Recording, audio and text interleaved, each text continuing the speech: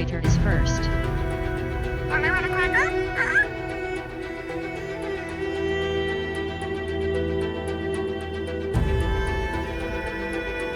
A new day, and nothing has changed. Aye.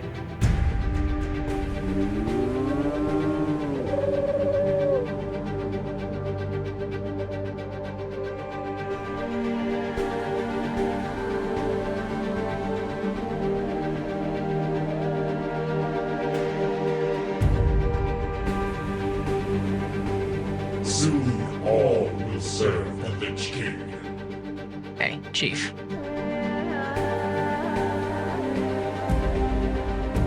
It's all good, man.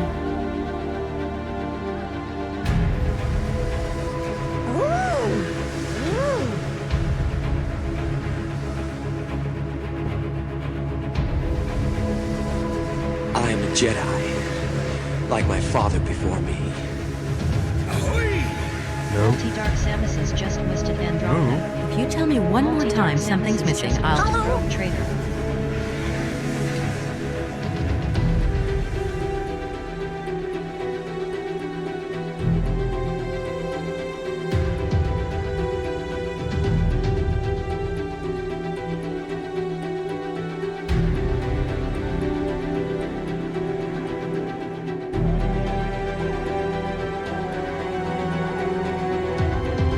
Frostmourne hungers.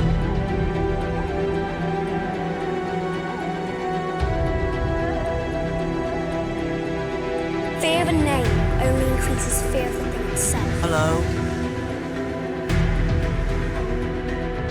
Hello?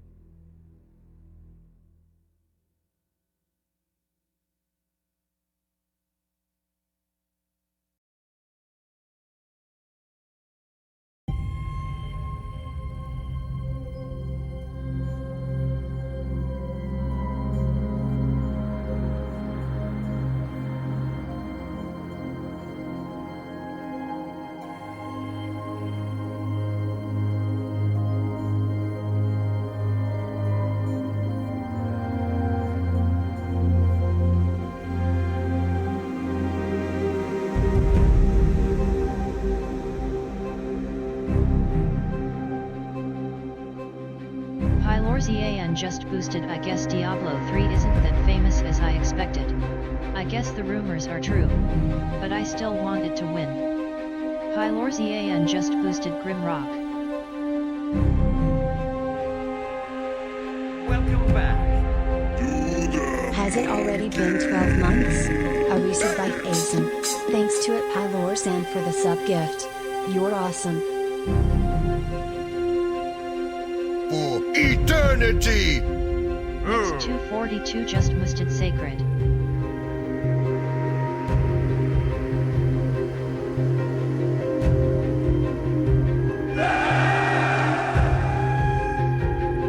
Israfel has just cheered for Next 200 242 bits. just boosted Mito Legend of 20 Grimrock mitral for the bits. children. Mitral headband tier Eternity! 100 mitral strong.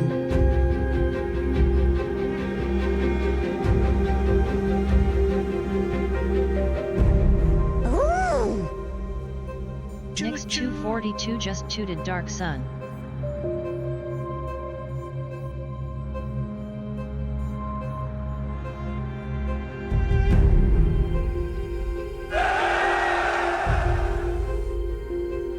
Pylorzan has just cheered for 200 bits.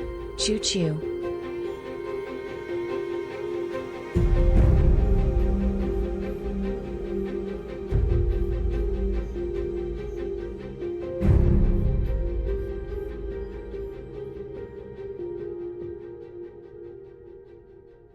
Zon just boosted well.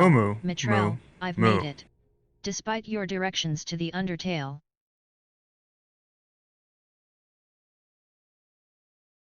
Moo.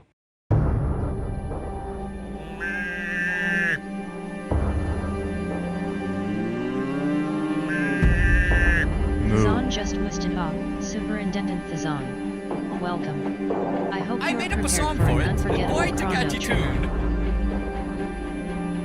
Thazan just boosted Oagats. My Thor roast is Obliterator scalding. has just cheered for 200 bits. Torment hype.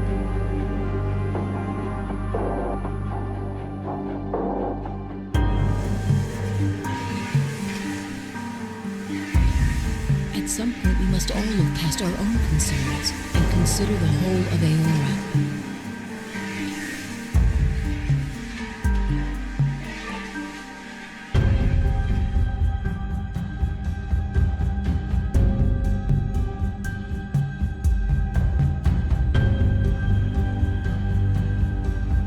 I regret nothing.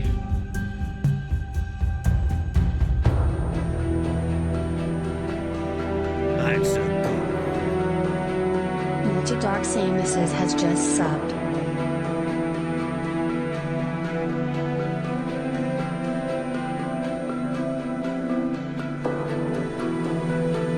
Jothiler's just boosted Kronder 2. Jothiler's just boosted Wasteland. Jothiler's just boosted Chrono T.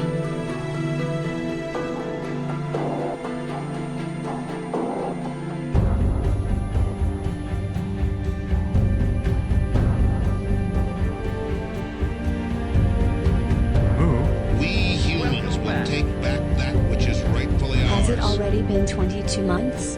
A resub by Nix242. Moo.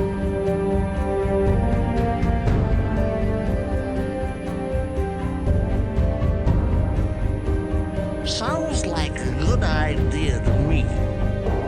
Welcome. Jatiler's just subscribed.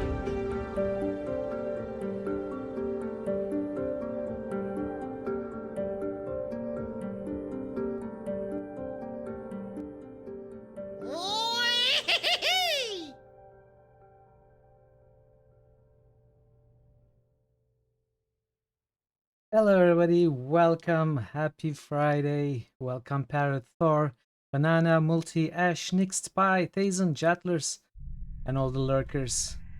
Thank you so much everybody for not only joining me early in the stream today, and also with all the bits, Ash, Pie, Thor, and gifted subs with again Pie, and Parrot, and resub by Nixt, and Thazen, which was a previous gifted sub by Pi again. Thank you everybody. You're all so generous.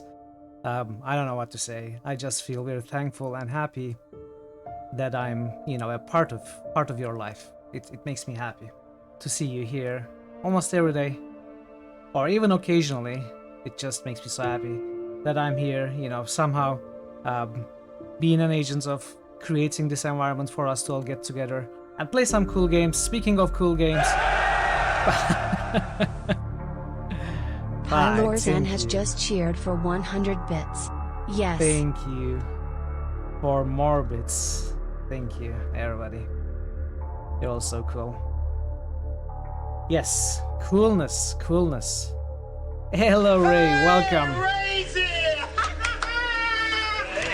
Happy weekend, Ray. Hope you're all doing great. What? Even more bits? Bye. Lorzan has just cheered What for are you 150 doing? bits. 69. 69, nice. Nice, 69.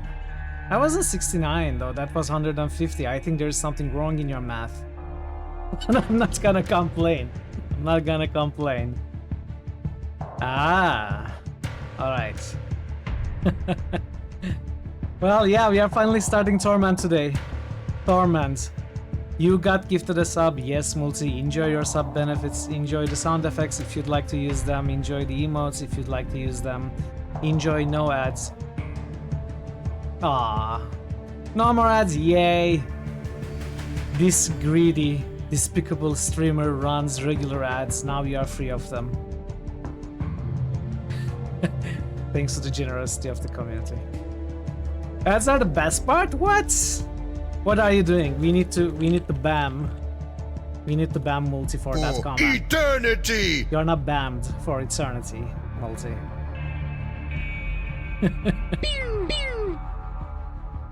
Yeah, so good to see you all.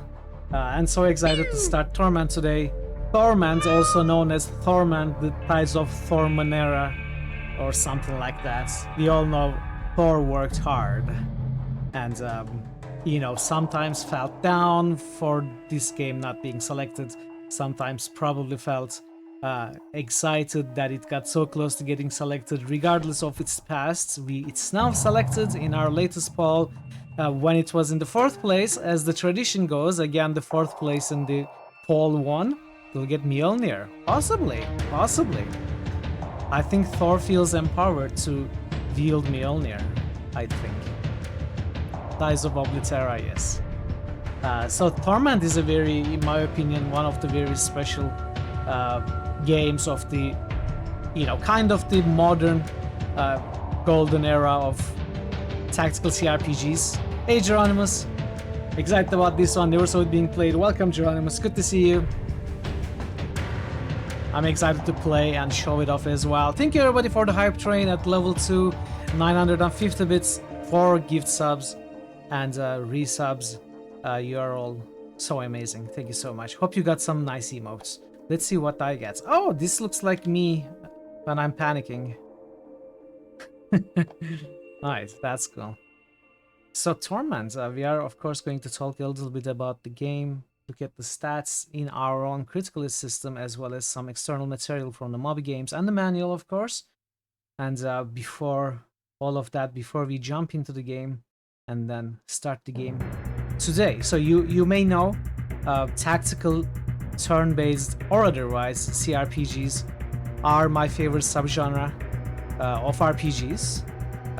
You know, starting with the classics such as Fallout and Baldur's Gate. I've always been in love with that specific kind of subgenre, and we haven't been able to play tactical CRPGs for a while here. We always got some, not that I have any problem with those other games, you know, I love them as well. You all know how excited I get when I play any of those games, but we've been playing a lot of action, either story focused or not action focused games, some dungeon crawlers, some third-person shooters. We played Mass Effects, we have played Arx Fatalis, we have played Fallout Tactics. But since Kingmaker, which we finished back in March this year, this is our first CRPG, classic CRPG.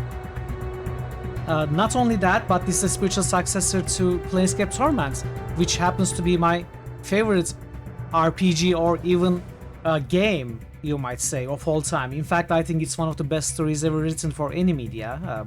I think that's just the, you know, the zenith of what a computer game might be. So this being a spiritual successor, of course, this doesn't really reach that level for reasons, but I think this is still a very cool game to play and experience, and with a good story, good characters, good writing, good systems, and of course good combat, and we shall see how it goes. Hopefully you'll enjoy it. The trash can. No, not at all. Look, dude. Which game did I ever flash so far? I've never flashed or you know, stopped playing a game that was selected in the critical hits list. I know you're joking, but you know, I genuinely enjoy any and all games that get selected. But of course, this particular subgenre is something different. And of course, this game is made by legends. So In Exile Entertainment, I think they are called In Exile Entertainment. It's formed by Brian Fargo. Brian Fargo is a very, very legendary name in the game development world and history. Of course, Brian Fargo has founded Interplay originally and went on to create classics such as Bard's Tale and Wastelands, and of course Fallout 1 and 2. In my opinion, those are Brian Fargo's best games. And Interplay, of course, grew to become a big company, and Black Isle was formed within Interplay. Black Isle went on to create legendary classics such as Baldur's Gate and Planescape Torment and Icewind Dale. And In Exile is kind of a joke name, you know, Brian Fargo being in exile from Interplay, along with other Interplay or Black Isle employees of that time. So they went on You've never heard of any of those games? Well, if you stay in the channel, I think you are going to learn. We do a good job of mentioning those games like multiple times a day. Of course, we all know you know those games very well, because otherwise I would have banned you. Anyone who doesn't know those games are banned instantly. Not to be confused with banned, but banned. So yeah, In Exile being like a fun, like a joke of being in exile from Interplay, formed by ex-Interplay and Black Isle employees. And they went on to kickstart and make Wasteland 2, I think Wasteland 3, and of course Torment Tides of Numenera. So these are all either sequels or spiritual successors to previous Interplay titles like Wasteland and Planescape Torment, and I think those are all very good games. I'm very excited to at some point play the Wasteland remake as well as Wasteland 2 and 3 as well. They don't get as much love and attention as some of these other games, but I think we'll get to see them soon, you know, at some point at least. Soon being in this decade, or maybe in this century at least. We had Azure Lane to those, the best mobile free-to-play game ever. So yeah, I think without further ado, let's go on to look at some materials. You'd be more inclined to boost Wasteland 2 because it's one of your favorites. It's stuck behind Wasteland 1. Why do you think Wasteland 1 is not a very good game, Thor? I was under the impression it's a good game. It's an okay game at least. So first, of course, as usual, we are going to skip Wikipedia and we are going to look at Moby Games, which doesn't have too much on it. In fact, you know, apart from the official description, it doesn't have much at all. So we are going to be taking a look at this short thing, and then we are going to look at the manual a little bit, and then we'll simply jump into the game. It should not take too long. We are probably be heading into the game pretty soon. I'm gonna boost Wasteland 1 though by the end of the year, so you can get to it. Alright, that's cool. That's cool. Yeah, I would definitely love to play all those CRPG classics. You know, some people say Wasteland original is more fun than the remaster. I don't know how to feel. I've never played the original, and it's pretty dated. I think it's like 89 or maybe 88. I'm honestly not sure how much I would enjoy such a dated game with all the, you know, lack of quality of life and, dare I say, bad graphics. I don't know, you know, after some point, like early 90s, I have absolutely no problem with graphics of that era, but prior to that, it can be a little much for me. But the remake doesn't feel dated at all, Thor. That's the thing. The remake feels just like the second and third game, because I'm going to be playing the remake, not the original. So you don't have any reason to, you know, worry. Played the original Wasteland for the first time years ago. Thought it was really fun. Oh, you think so? It does look a bit rough. Yeah. That's why I'm saying that. You know, people usually say the original is better than the remake, but I'm not sure how objective. I'm never sure how objective those kinds of comments are, because people tend to be affected highly by nostalgia, and they seem to always, you know, look down on remakes, and myself included for some games. But since I have never played the original Wasteland, I don't have any nostalgia for it. In fact, I learned about Wasteland years after I played Fallout, in the context of Fallout being you know, influenced by Wasteland. Nostalgia is the killer of games. I think nostalgia is a very sweet thing. It keeps you happy and enjoying the things that you have enjoyed in the past, regardless of how, you know, dated or old or whatever they might be. It's a very, very nice thing for a person to have. But if it stops you from trying new things, then it can be very dangerous and the killer of games, as you say. So I think you should always keep an open mind and always look at games objectively. And when you look at the Wastelands objectively, I think the remake is pretty good. But then again, I've never finished the game. I just started it. I played like some hours, maybe 10 hours. So I cannot say for certain. Better is subjective, of course. You know of Wasteland. Did you ever play Wasteland? No. I think the remake should be fine. I don't know if I can play the original, but we can definitely play, and I'm sure enjoy Wasteland at some point. But of course, I understand there are tons of other games, so we'll get to it sometime. So let's start looking. So it seems to have a Moby Games score of kinda 7.6, which is like an average or even below average of some of the games we play. And I would expect this game to have a higher score, honestly, but I think people define a lot of expectations for this game based on Planescape Torment, and I don't blame anybody because that is the route they chose to take when they were developing this game. You know, the spiritual successor of Planescape Torment, it will be just like that. It will be so good. You will be feeling. I mean, maybe they didn't utter these exact words, but that's the feeling people got. And now that they compare to obviously this game falls a bit short in many ways. Also because of the nostalgia factor, by the way. You know, nothing can ever compare to a game that you are in love with from your childhood, no matter how good it is, just because of the nostalgia factor. So Torment obviously couldn't reach that level of success, both objectively and subjectively, in my opinion. So maybe this might deserve a higher score, but just falls short due to Planescape Torment. Hey Sangnif, welcome. Good to see you. Happy Friday. Hope you are doing well. Finally, Torment! Yes! Exactly. We are getting to it today.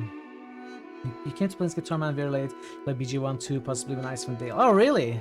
Well, honestly, Planescape Torment is just a unique example in my opinion. Whenever you may have played it, it just...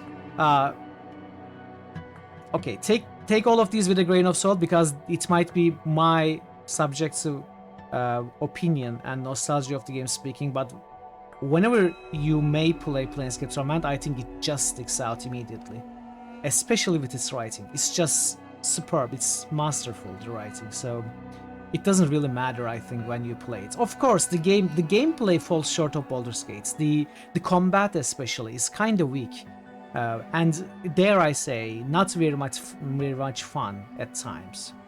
And the class system could be a little weird, according, you know, compared to classics. It's both the world and the writing, exactly. They go hand in hand, right? The world is amazing, very, very creative, just allows for anything really, as long as your creativity allows, and it's just so good, yeah. Anyway, this was made in 2017. It was a Kickstarter project. It got lots of support, of course, developed by In Exile. And it's a diagonal down, turn-based RPG, just like, you know, the classics, but turn-based. In fact, this has a crisis system in which it accommodates both combat and other turn-based tactical operations. Like, there are some stealth missions, there are some heist missions that you may do according to your kinda choices and stuff, and there is... You can go, as far as I know, you can go 100% pacifist in this game.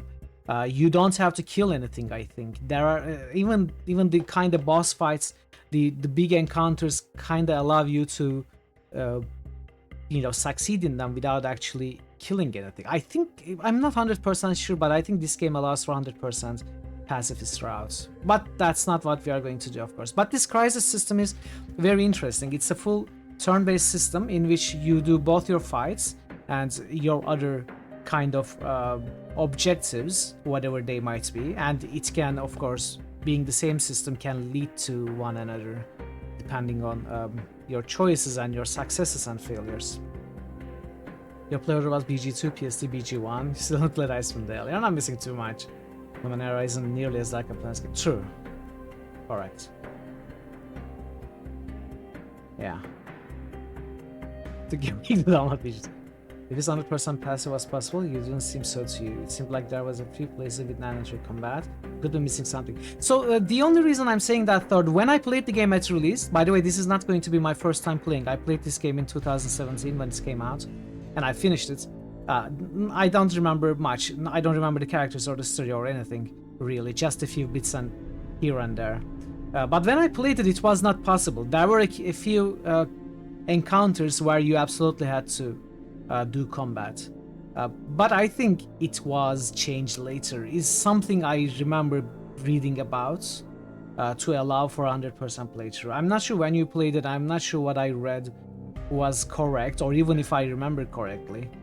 But even if it's not 100% pacifist, there is a big portion of the game that you can go pacifist.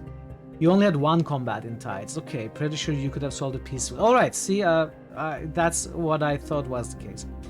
If you've played it before, how do I know what is a spoiler, what isn't anymore? Well, you're going to have to assume that everything is a spoiler, because everything is a spoiler for someone in chat, so it's not just for me. Have you played this game, Tazen, or are you just kidding around?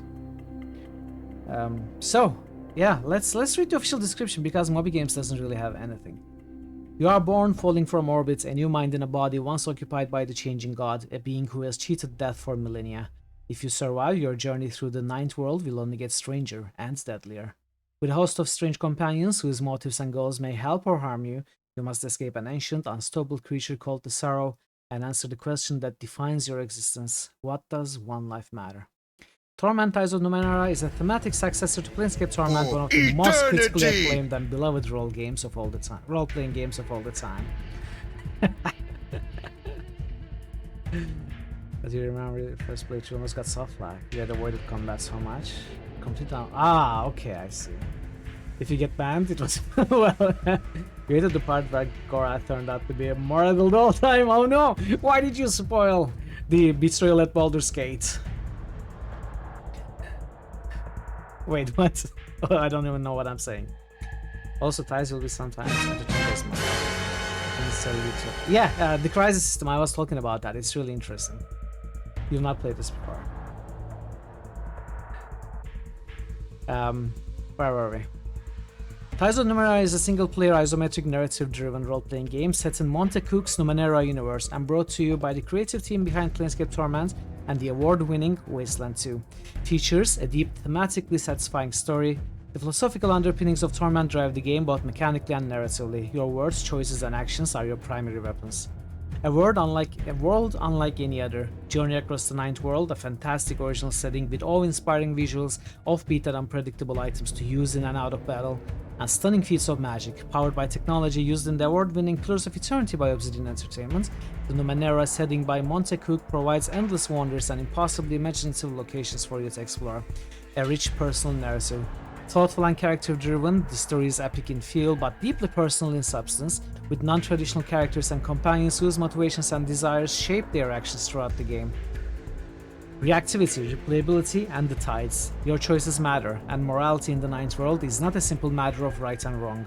You will decide the fates of those around you, and characters will react to your decisions and reputation. The result is a deeply replayable experience that arises naturally from your actions throughout the game. A new take on combat. With the crisis system, combat is more than just bashing your enemies, playing your way through handcrafted set pieces with combined battles with environmental puzzles, social interaction, stealth, and more. Generally don't think there's any mandatory combat unless the final thing is it. I don't know, we'll see, I guess we'll see, but I'm not going to go for pacifist route or anything anyway. So this is about it with the Moby games. It's a little bit underwhelming, unfortunately. There's not much here. I would have loved to read the Wikipedia, but as you know, I don't trust Wikipedia anymore. With all the spoilers that can be found anywhere in the article, so we are not reading that. It would be cool to read about the history, but you know, it's something you may want to do in your own time. The story of In Exile and Interplay and Black Isle, of course, I think for any RPG fan is worth knowing. So this game could be a good excuse to, you know, read a little bit about those masters of RPGs, I think. But yeah, let's jump into the manual. Of course, we are not going to read it from cover to cover, as we never do, but we are going to look at some of the especially, you know, systems like, well, we'll get to them. What is Numenera? It has taken time for me to return here. Hey, I lost Prince. my way, but I've been stronger for the journey. How are you, Prince? Good to see you. We've never driven manual. Do we do it automatic barrier? I'm sorry, you just gotta learn. Visas? Hell yeah. Numenera is a tabletop game created by Monte Cook. On its surface, the setting is a medieval world, but it has seen a billion years worth of civilizations rise and fall. Those who live within it call it the Ninth World, claiming the 8 great ages have come and gone before. We don't know what happened to those ages of glory or why they fell, but even if there were really 8, it's enough for us to know that they're gone. Each prior world has left some trace of its passing, whether small oddities and tools, great machines, vast and floating cities, or moons of living flesh and cunningly worked metals. Magic, they say, is just science we don't understand yet, so it is in Numenera. The world is filled with mysteries beyond comprehension, relics of bygone ages. The miraculous tools of the forgotten past wait among the ruins for enterprising wanderers to pick them up, or for the unwary to trigger their effects. These devices are known as Numenera. But I want to do the legality of the Planescape setting. I'm not sure what you refer to, because this game takes place in the Numenera setting. Oh, you are not asking with regards to this game. Yeah, Wizards of the Coast owns Planescape right now. I triggered my trap card. So tides, this is a big thing in this game. Reason. Blue is reason, insight, and wisdom. Gold is empathy, compassion, and charity. Indigo is justice, equity, and compromise. Silver is... I cannot read this. Does it say tame? Fame. Fame, admiration, and power. Red is passion, emotion, and action. It used to be TSR, yes.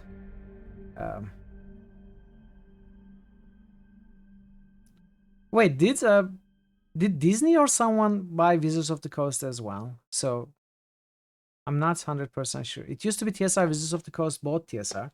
And did someone buy Wizards of the Coast?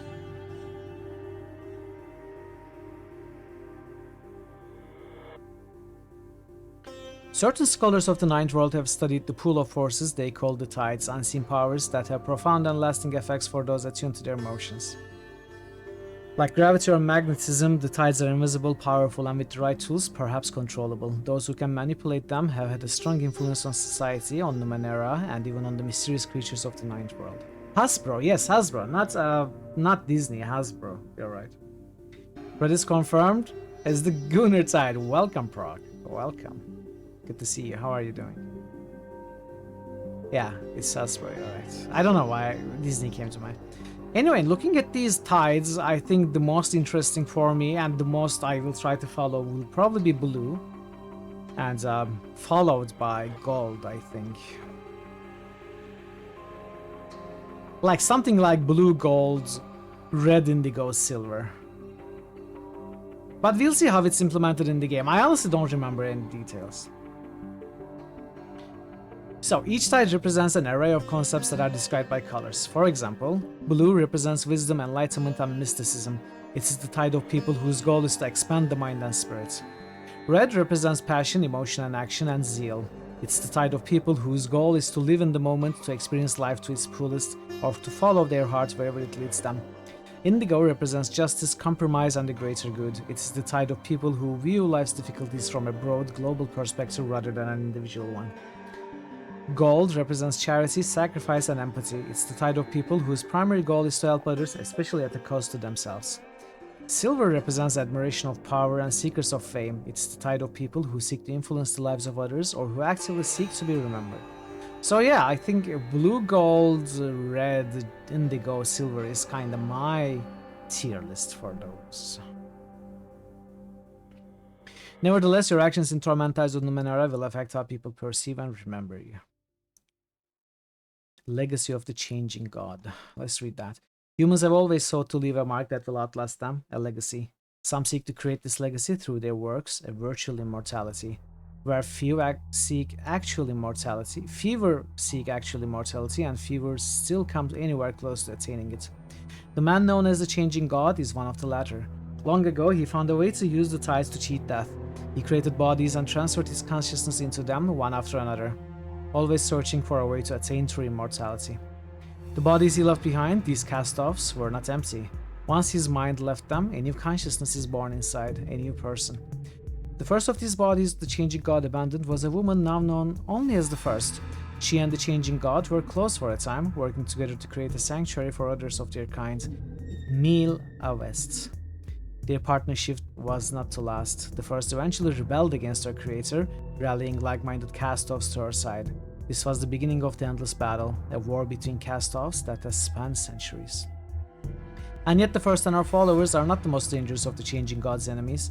Another creature hunts him and all of his children, a tireless immortal and seemingly unknowable force called the Sorrow. You are the latest and perhaps the last of his many, many cast-offs. Already an interesting story and kind of, feels in some ways similar to Planescape Torment. Of course, not really the same, but the cast-off idea and finding those that are like you but not quite you, and cast-offs of an immortal being, those are reminiscent ideas from the Planescape Torment story. Clementine will remember that, yes. Shortly after beginning Torment Eyes of Numenera, you will find the last cast-off, the character whose story you are playing out. The decisions you make in the game's early stages will resonate throughout the rest of the experience, so make your choices wisely. The basis for the Numenera character system is used in Torment Eyes of Numenera is the statement, I am a... My mind filled these in the dirtiest way possible, so I'm not going to say them. I'm a blank blank who blanks. These are filled in by the descriptor, type, and focus respectively, and are the most basic details of any player character in the Ninth World. For example, this might be, I'm a clever Jack who brandishes a silver tongue, or I'm a strong-willed glaive who masters defense. Glaives are the elite warriors of the Ninth World. Jacks are intrepid explorers and adventurers. Okay, let's read them. There are 3 of these. These are the types. I'm a hungry bird who pecks, yes. Your type is similar to a character class in other role-playing games. It defines your statistics and determines abilities and skills available throughout the game, though it does not radically change the storyline. Once you have selected your type, it cannot be changed. The 3 types are: Glaives are the elite warriors of the Ninth World, using weapons and armor to fight their enemies. Hunters, guardians, and soldiers could be glaives. Sometimes warlords, bandits, and even athletes are glaives. Glaive is a common slang term used almost everywhere for any person skilled with weapons or a martial art, but in truth it applies only to the best of the best. Glaives are warriors who command abilities far beyond those of a typical person with a sword. Most glaives are either strong, using their heaviest armor and weapons available and having a high might, or fast, sticking with light and or ranged weapons and armor and having a high speed. Some don't rely on weapons at all, preferring to use their bodies in hand-to-hand combat. Hey, wasn't the prediction we are the Master Fister? Maybe we will go unarmed glaive. Yeah, let's see which one is the most roguelike. The one that I say, I'm picking this, it will be the most roguelike. Your rolls the adjective dice. Hapless rolls the dice. Student. You are the Master Fister now.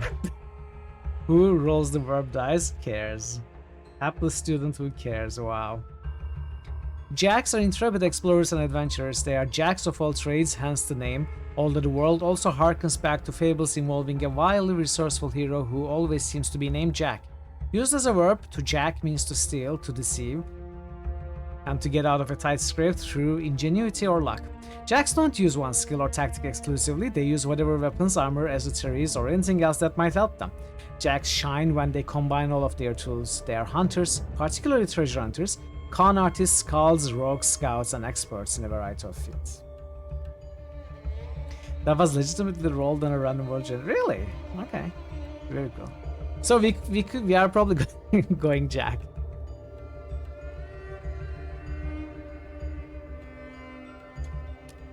I think we are going Jack. Nanos are sometimes called mages, wizards, sorcerers, or witches by the people of the Ninth World. You know Jack sounds rogue, and that's your choice, but you're going to strongly suggest beg for you to pick Nano. Really? Okay. Alright, sure. Why, though? Nano sorcery is also a common term, with their abilities referred to as nano sorcery. Some claim to be representatives of gods or other supernatural agencies. Okay, sure. Access to most lore and contents. You played a Nano. I think I played a Jack, I think, in the past. Alright, we'll go Nano. We'll go Nano. You know, I think this is a good game to make exceptions. When I played Planescape Torment, I played a mage. High Wisdom Mage, because that is the way you get most out of the game. So I think maybe, if I'm understanding this correctly, Nano is the way to get the most out of the game. In the future, they're gonna write manuals where classes are mysteriously called Johns, after the 21st century habit of referring to a protagonist as John Dark Souls or John Baldur's Gate. In Italian, nano means dwarf. Oh, interesting. This comes from... Yeah, we are gonna get that. Whatever they are called, nanos masters the mysteries. Nanos master the mysteries of the past to such a degree that they seem to perform miracles. They tap into the Numenera to alter reality or learn things that they couldn't otherwise know. High-end nano is gonna get you much more out of the game than anything else. We will do that, Sangnif. Thanks for the heads up, Thor, Sangnif, and, you know, everyone. That's a good heads up. The term nano is derived from nanotechnology that is omnipresent throughout the Ninth World. Sometimes people call these invisible numinous particles that infuse the landscape nanospirits. The alignment system including Mitral Good. Yes, of course, Mitral Good is... You know, it changes. It usually serves me. Descriptor. Your descriptor is a short statement that defines a character's personality, such as wrathful or intelligent. There are a large number to choose from, and they reflect what kind of person you will be. In gameplay terms, descriptors provide a number of benefits to statistics, skills, and in some cases, special abilities as well. But they also often come with penalties. Once selected, a character's descriptor cannot be changed. John Uranicus, yes. Focus. Unlike your descriptor and type, you will pick your focus later into your journey. Your focus provides you with an additional set of abilities, and any character type can pick any focus. The companions you will encounter also have their own unique foci exclusive to them. You can think of a focus as an almost superhuman trait that makes your character stand out from the other explorers of the Ninth World. As you grow in experience, you will unlock new abilities unique to your focus. Once you have selected your focus, it cannot be changed. Benefistics to statistics. Yes, fistics. Using description and focus, you can kind of tune your nano to be more roguish. Cool. Brandish the silver tongue. You know the right thing to say in every situation. Should I? Since we are going to get these later, I think I'm not going to look at them right now. Well, let's look at the stats. The only class is rogue. You get to pick subclasses. Range rogue, pistachioed range rogue, range rogue with a wise beard, Skyrim stealth archer. Well, that is only one real choice there, right? It's the Skyrim stealth archer. Need to get the Numenera group together. Have you been able to find anyone for the smack for Alpha Centauri? Sangnif. How is that going? Your stat pools are just as important as your health. Each character has 3 stat pools, might, speed, and intellect, which represents the limits of their physical and mental capacity. Stat pools are used to fuel abilities during exploration and crisis modes, but can also be used on effort to increase your chances of success on challenges you encounter. Or to power up your basic attacks and abilities when in a crisis. Stat pools. Okay, so these all have their own pools that you can spend during encounters. Okay. You forgot about that? Okay, then I think no one was interested. I guess. While stat pools represent your capacity for applying effort, edge is your natural inclination in using a particular stat pool. Might edge, speed edge, and intellect edge will reduce the cost of activating an ability and provide 3 levels of effort when attempting each restrictive type of challenge. This applies not only when exploring and engaging conversation, but when using attacks and abilities in crisis as well. You can spend your stat pools towards effort when attempting challenges, and your max effort level determines exactly how much you are able to use. A higher max effort level makes it possible to spend more effort on a given challenge to increase your chance of succeeding or effectiveness, but remember that it will also deplete your stat pool reserves faster. Okay.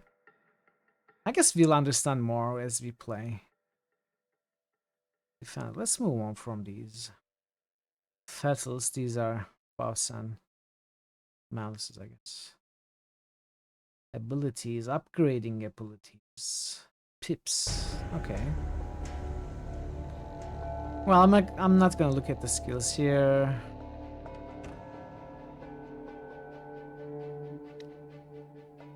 Let's look at what Numenera is about. The Numenera is anything left behind in the Ninth World by prior civilizations over millions of years. These things were created by races and civilizations so advanced, and in some cases not originating on Earth, that their intended purposes are incomprehensible. However, the denizens of the Ninth World have often found new purposes for the Numenera, providing them with incredibly powerful, almost magical tools and equipment to use, but ones that are little understood.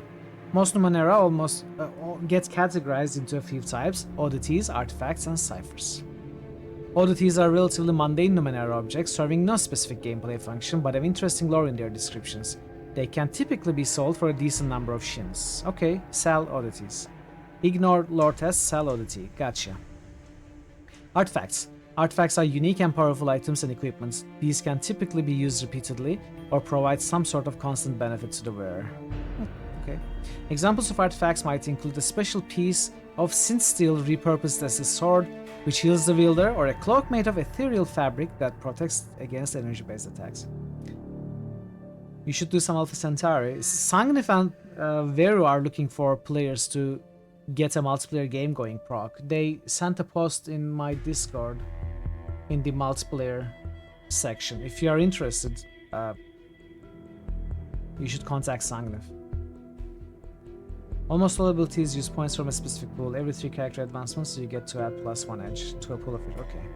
Edge reduces points spans by 1. Okay. It's a long and complicated way of saying that. If you want to make a nano rogue, then you are gonna want to put your edge in speed. Yes. You can do rogue shit for free. Yeah, cool. Okay, I understand. But we will go ints. Then secondarily edge. I'll find a way. I'll figure something out. You know, I was talking to Pi on Pi's stream.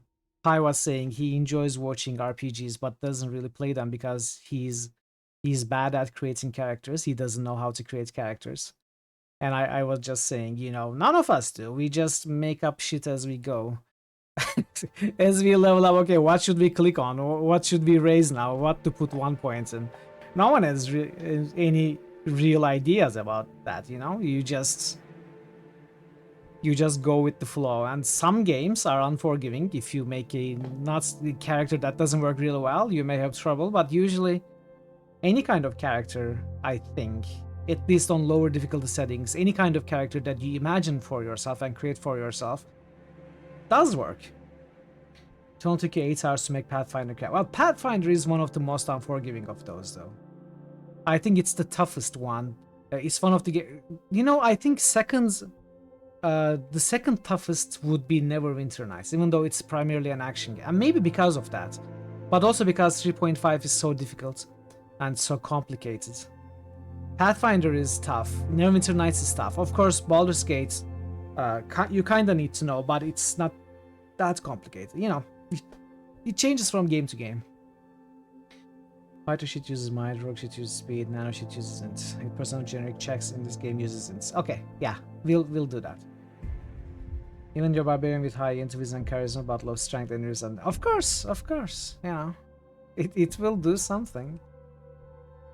What's important in RPGs is you get to experience a story with the character you created. Nothing else really matters. If you have to go low difficulty, then by all means, go low difficulty. The most important thing is you do you. I think that's the beauty of RPGs. You know, I fully respect and enjoy watching those who play high challenge, high difficulty games, you know, like the no reload, SCS Insane, Baldur's Gate, stuff like that. I enjoy them immensely, and I respect people who play them. But I would never play it like that. The way I enjoy it is I think of a character, and I want to experience the story. And if I can play on an average or high difficulty with my character, then I'll do it. But if I cannot, then I'll just lower the difficulty. I wouldn't be bothered by that. So anything goes, really. You shouldn't be... Obviously, you gain more experience creating better working characters as you play. It gets better, of course. It's something learned. But even without that experience and knowledge, there is no reason not to enjoy RPGs, in my opinion. Anyway, ciphers. Ciphers are among the most... your opinion, you filthy little mudblood. Okay, Draco, I'm sorry. I'll shut up. The ciphers are among the most powerful Numenera objects encountered, but their immense power... By the way, it was so interesting. I was just talking about my opinion about the RPGs and the characters and the stories and difficulties, and Draco comes up and says, "No one asked for your opinion, you filthy mudblood." Fine, dude, fine, I'll shut up. My fault. I'm sorry. Ciphers are among the most powerful Numenera objects encountered, but their immense power means that they are often unstable. Ciphers are differentiated by the fact that they can only be used once. After they have been activated, they burn out, destroy themselves, or are otherwise rendered inoperable. Does that mean Mitra is a magician? No, I'm a filthy mudblood. Additionally, ciphers' unstable nature and bizarre properties mean that they have strange interactions when several are in close proximity to each other. Most people can carry 1 to 2 ciphers without issue, but while those who know more about the Numenera can carry more. But carrying too many ciphers will cause them to interfere with each other, producing negative symptoms. This cipher sickness worsens with each new cipher, potentially leading to a catastrophic explosion. So, I will feel like I should keep and not use those one-use items, but I will also be penalized for hoarding them. That kinda sucks. Welcome, Adam. Mudbloods are mages? I thought Mudbloods were regular humans. Adam Ciuda just boosted Dungeon Siege 1. Maybe Adam I'm Ciuda wrong. just boosted Diablo 3. How are you, Adam? Good to see you. Thank you so much for the good stream wishes. Adam Ciuda just boosted Mass Effect 3. Mudbloods are mages with one parent being a muggle. Ah, okay. Alright. Muggles are non-mages. You're right. I don't know my Harry Potter lore. They're more like hybrids, okay. Well, I guess I'm a mudblood then. My RPG side is the magician. My real life side is the useless muggle. So when they combine, I become as a streamer, I become a mudblood. Effort. One of the most important concepts in Torment Tides of Numenera is spending effort. When attempting a challenge or task of almost any kind, including attacks, it's possible to spend stat points in order to increase one's odds of success. This is known as using effort and includes anything from digging through some rubble and scavenging for valuables to negotiating important diplomatic relations, picking a troublesome lock, or puzzling out the secrets of a lost civilization. Additionally, some abilities and normal attacks during crisis mode can also be improved by using efforts. Alright, so we'll figure that out as we play. Your companions can also assist with most types of challenges during regular exploration gameplay, provided they are active and present in the party. When they are available to assist, you can select them in the effort pop-up instead of the last cast-off and review their possible odds of success. Okay, that's cool. Companions cannot help with certain challenges unique to the last cast-off. During a crisis, companions also cannot assist in challenges, but they can be directly controlled at time. Okay. Cool.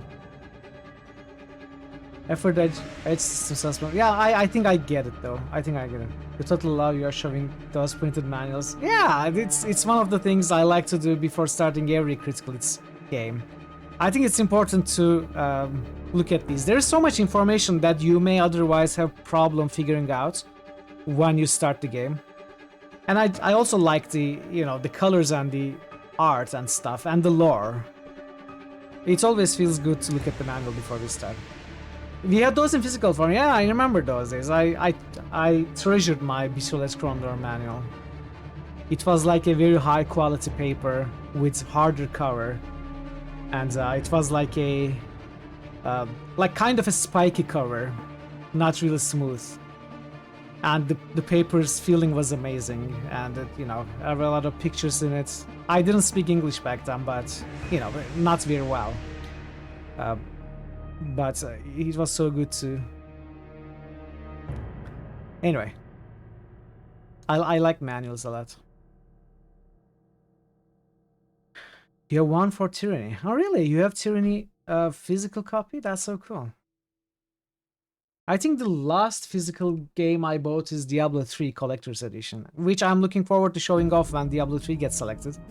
We are going to not only look at the manual here, we are also going to look at the Collector's Edition books and contents from the, I guess I'll have to show it with the camera or something. We'll figure something out. It'll be cool. Since then, I haven't really bought any boxed games, I think.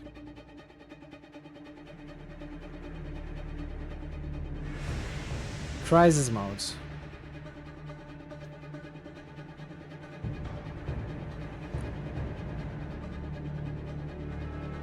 Well, I guess we'll figure this out as well.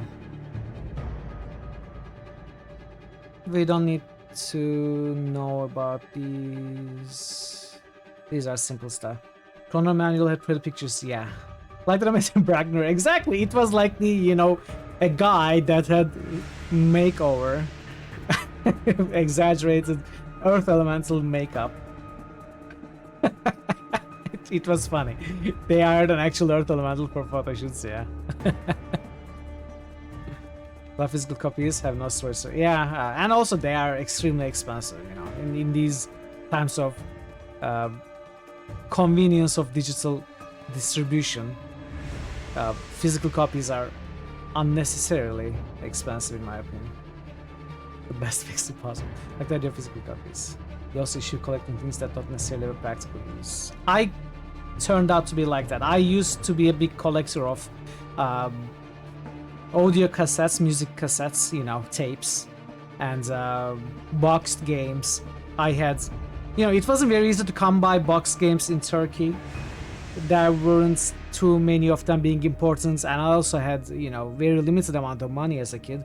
But I kinda scoured all the PC shops and flea markets and grabbed what I could. Also bought some from eBay. I had like I don't know, maybe 100 or 150 boxed games, and I also I also collected music tapes. At some point in my life I sold all of those. I kind of half regret doing that, but also not.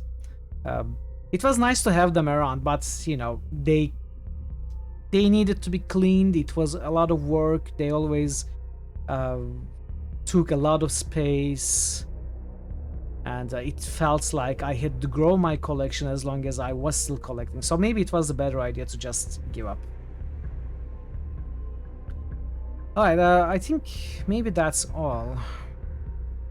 Location. I'm not going to look at the locations. Those are kind of spoilery maybe. We'll figure out as we play. So the glossary could be useful, but we may refer later. Tips. Let's read the tips. Dying is not always a bad thing. Some characters will be more willing to talk to you if they've seen you come back from the dead. So, okay, so we can come back from the dead. We don't need to really reload all the time. Torment as a Numenera reacts to your failures as well as your successes. Sometimes what you get from failing a challenge is more interesting than the reward of a success. Alright, that's cool. Some Disco Elysium vibes. You should use ciphers frequently or trade them between party members. This will benefit you and help stave off cipher sickness. Examine everything and explore everywhere you can. You may uncover a new path or option you weren't previously aware of. Shins are sometimes needed during conversations, typically for bribing the underhand. You may not want to spend all of them on a shopping spree. Be sure to use your companions to assist when completing challenges. Their skills might give you the benefit you need to solve one. Anyone can potentially succeed at a task or challenge if they spend enough effort. Sometimes it's more beneficial to use effort on an otherwise less competent character, especially if they don't have as much use for a particular stat pool otherwise. You can only bring 3 companions with you at once for a total party of 4. These companions will unlock new options, opportunities, and offer insights on situations, so pick your followers carefully. So the one thing I probably want to is try to, at different times, have all different followers in my party to all do all of their follower quests and stuff, unless you really tell me that I should. Like, I tend to forego that kind of all follower content in all games, or sometimes do it off stream, but that's the one thing that I won't particularly go out of my way to 100%. But I just might if you tell me that it's important or something, you know. You won't be able to see everything in the game in a single playthrough. Don't worry about missing something the first time around. You can always play again for a different experience. You can use certain items and abilities even during conversations. Keep this in mind for when you need a little extra boost to succeed in a challenge. That's it. The system is super simple. Everything has a level. Multiplied level by 3. See what you need. Succeed on D20. Okay. Initial effort applied to a roll lowers the level by 1. Okay, 3 lower. Cool. Effort costs 3 stat points. Abilities also cost stat points, can be combined with efforts. Edge reduces the total cost of an action by a spell. Okay, I'm not keeping all of those in mind, but I will understand more and remember more as I play. Attack that costs 2 might, with 1 effort increasing the cost to 5, and an edge of 2 would cost a total of 3. Okay, I see. I think. There's only one companion that you really want me to play with. The rest are great. One is one of your favorites of all time. So whenever we come across that character, but not before, let me know, and I'll try to pay special attention to her. You explain the entire course in a single Twitch message. It's very, very simple. Okay, cool. Yeah, it does sound simple. I just cannot, you know, read that and keep that in mind without the context. I'll have to see the menus and stuff, and then I will understand it fully. So ads are coming. We are going to roll the ads. I'm going to be boosting in the meanwhile, and enjoy your work. Hopefully it's not very busy today, Pi. I appreciate the lurk and everything. And yeah, hopefully I'll see you later. Yeah, we are going to run the ads. After the ads, we are going to start the game. And if you're not a sub, you may get ads up to 3 minutes. Hopefully you won't, or get a shorter one. But we shall be here waiting for you. And yeah, see you in a little bit.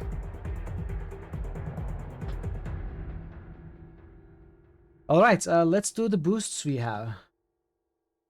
We do have some boosts. Andromeda. Eshrafel just boosted Pathfinder. Eshrafel just boosted Scald. Life-giving water. Procyon Lauder just boosted Die. Thor Obliterator just boosted Banner Saga. Thor Obliterator just boosted SR Returns. Procyon Lauder just boosted Banner Saga. Eshrafel just boosted Darklands. Procyon Lauder just boosted Banner Saga 2. 3000. Thor Obliterator just boosted Wasteland.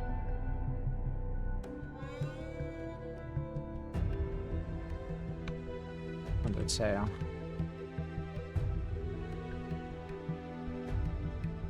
Prince_Robot just boosted Pillars 2. Prince_Robot just boosted Dorklands. Prince_Robot just boosted Sacred Gold. Under Wasteland.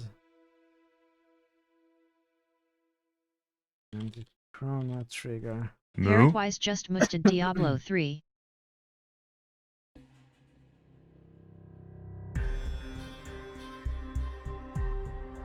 Diablo at the top. Mass Effect. Sunnif just boosted Colony Ship. Parrotwise just boosted Grim Dawn. Dragon Age.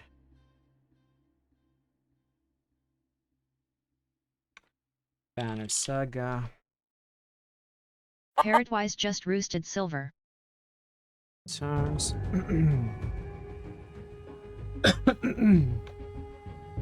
Another Banner Saga.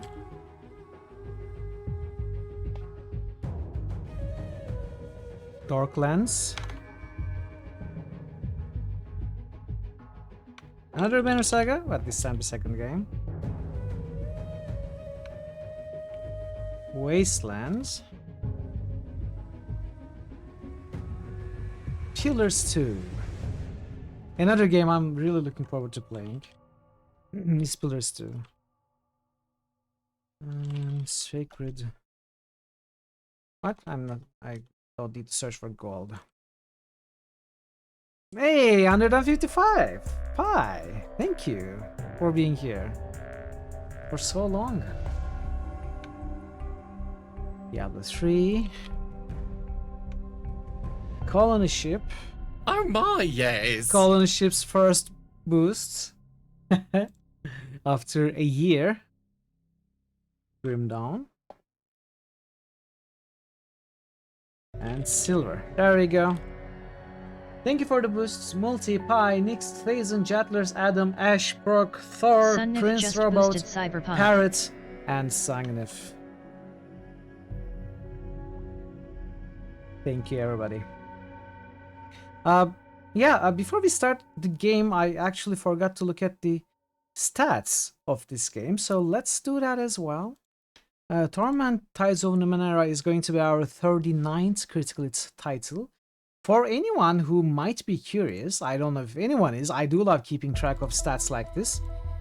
But it's going to be our 178th game, not counting the extra viewer requested games that we did not finish, like Rimworld and stuff. Not counting those, it's going to be 178th game that we are going to finish.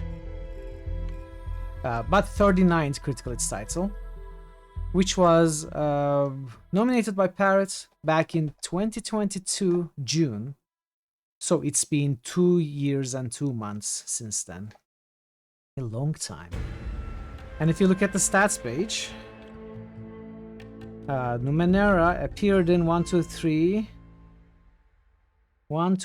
4, 5, 6, 7 polls. It won its 7th poll, in which it was in the 4th place, the last place. It is the top 6th most boosted title with 388. And also, does it appear anywhere else? I think it was, wasn't it? I guess not. Yeah, okay. It doesn't appear in any of the others, but it's the top 6th most boosted game. And it's selected. Very cool.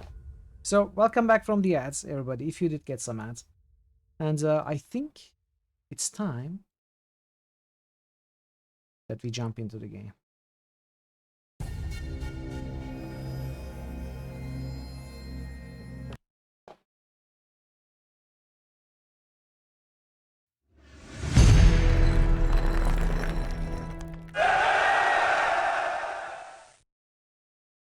Thor Obliterator has just shared for 300 bits.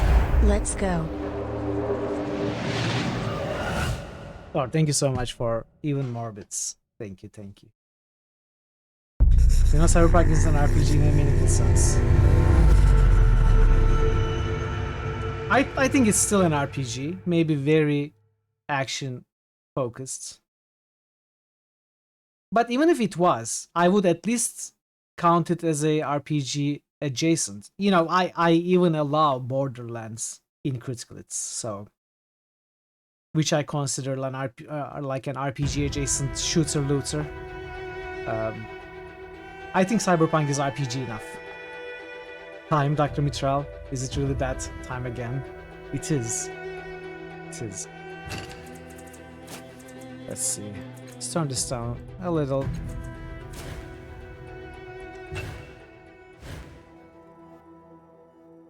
There we go, starting from 1925 hours and 15 minutes. Our 39th game. So, Axe Fatalis forced upon us a male character, which means we shall choose female. Your mind wakes in darkness. Aching cold sets into an unfamiliar body. A distant howling surrounds you, louder with each passing second. Insistent and invisible hands slap and tear at the membrane that protects you. Your first emotion is an involuntary and formless panic. You feel you have forgotten something important. As if it once meant the world to you, but the details slip away as you grasp at them. You force your eyes open. Look at this body. The body is... wait, you are wearing a form-fitting suit of some dark material. You recall that you were wearing something much more elaborate a short time ago. You have smooth, light brown skin, 5 fingers on each hand, 5 toes on each foot. Good muscles, strong but not bulky, and slim hips. Your palms are soft, as if they have not done much labor, but scars and burns on the hands and wrists suggest that you haven't always been careful. Why can't you remember this? Without warning, the cocoon that surrounds you shreds and tears away. You are falling. Above you, a small moon is slowly collapsing in on itself. The world is many kilometers below you.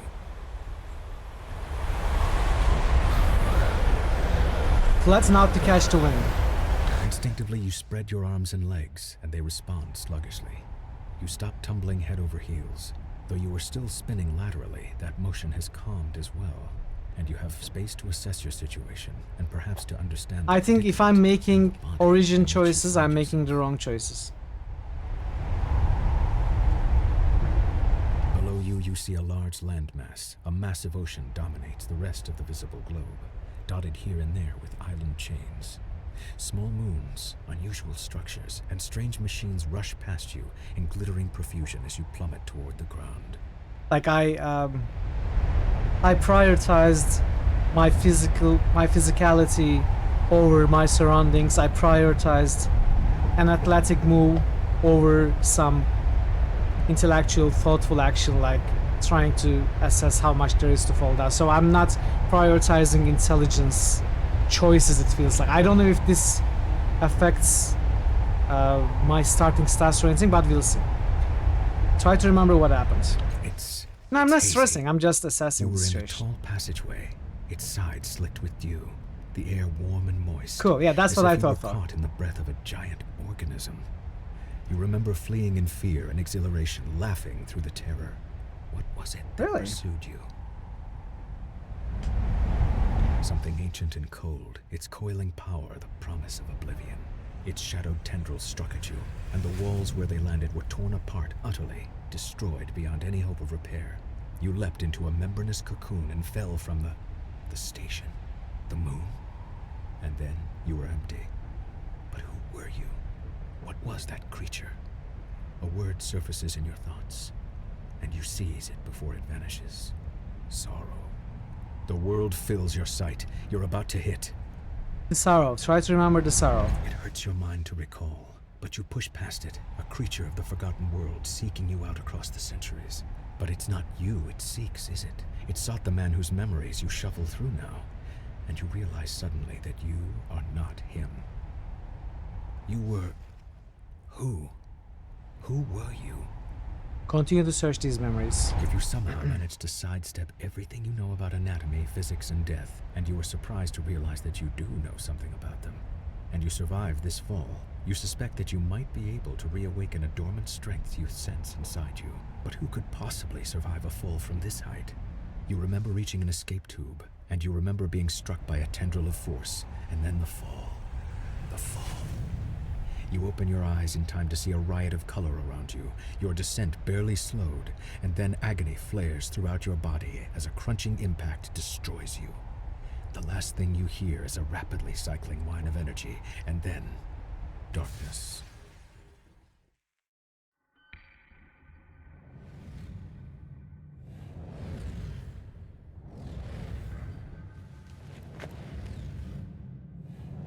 Guess we survived.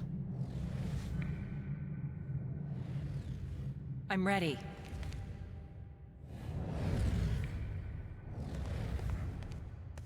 All right.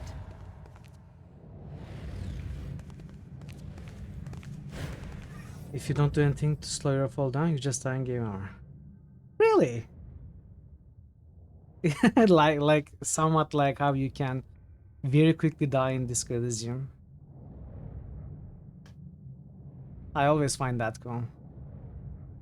Jumbled thoughts cloud your head as you study the empty bowl before you. Drops of liquid fall from the ceiling, spattering on the ground next to the bowl. The light from every drop is reflected in the bowl's rounded hollow, as if it hungers for that light and needs to be filled, yet the bowl remains dry. Examine the bowl. You trace your fingers over the slippery, overlapping scales that spiral up from the bottom of the bowl. The sharp-toothed rim plucks at your skin. It's going to be tricky to move this ball without slicing your fingers on the edge. You might have to put some effort into it. Reflected light streaks across the surface of the ball as another droplet falls from the ceiling. Hey dude, welcome. How are you doing? Hey! Happy Friday. Hope you're doing well, dude. Carefully move the ball beneath the liquid. You encountered your first task. You have 3 stat pools, might, speed, and intellect, that you can spend to increase your chances of success. This is called using effort. To more easily move the ball in front of you, use left click to spend might for a higher level of effort. Don't worry if you fail this task. In Torment, failure often results in interesting outcomes. So if I don't spend... Okay, this is, you know, if I spend 2, it's 100% each. Efforts adds 30% to the chance, something like that. We'll go with not spending anything. Let's see, what do I do? Click on this. This.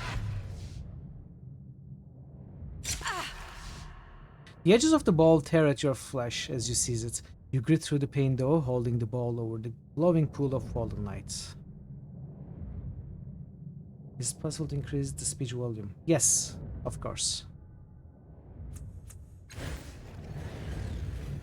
As soon as I get control. Draconic Dude just boosted Zoria. Blood trails from your Draconic fingers Dude into the just hungry boosted depths Solasta. of the ball. Drop by drop, it fills, your blood mixing with the light until the air itself takes on a Draconic strange Dude reddish just hue. boosted Eye of the Pupils Beholder. spread over the blurred outline of your reflection. A sanguine radiance spills across the segmented floor, washing away the nearest shadows and pouring into your mind, melting the ragged edges of your fragmented thoughts. You are not whole, not yet, but you have begun to heal from the damage done in your long fall. A voice calls out from somewhere high above, beyond the reaches of the spreading light. Hello? Are you still alive down there? We are up here. Build the path up to us and be careful, I think. I couldn't read. Alright, speech volume you say. I think I will raise the volume overall, like to 60. Turn down these a little bit. We'll try like this. Fine. Keep telling me how the volumes are.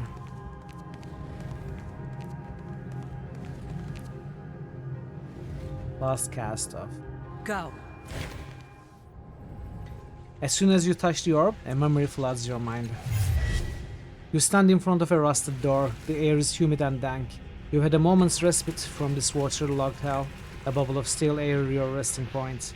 You breathed water before, and you lived decades beneath the waves, but this body is an air breather and the constant pressure has been crushing you ever so subtly. Worse, your companion's mind seems to be wandering from the task at hand. He's a genius with machines, as you well know, but now he seems distracted. The device in his hands is covered in knobs, wires, and antennas. He believes it can get the two of you through the corroded door, but he's merely staring at it. Perhaps he's lost faith in his invention. That is hardly your concern. This mission cannot be delayed. It must proceed. This is taking too long. Cast a spell, an esotery, to fix the device yourself.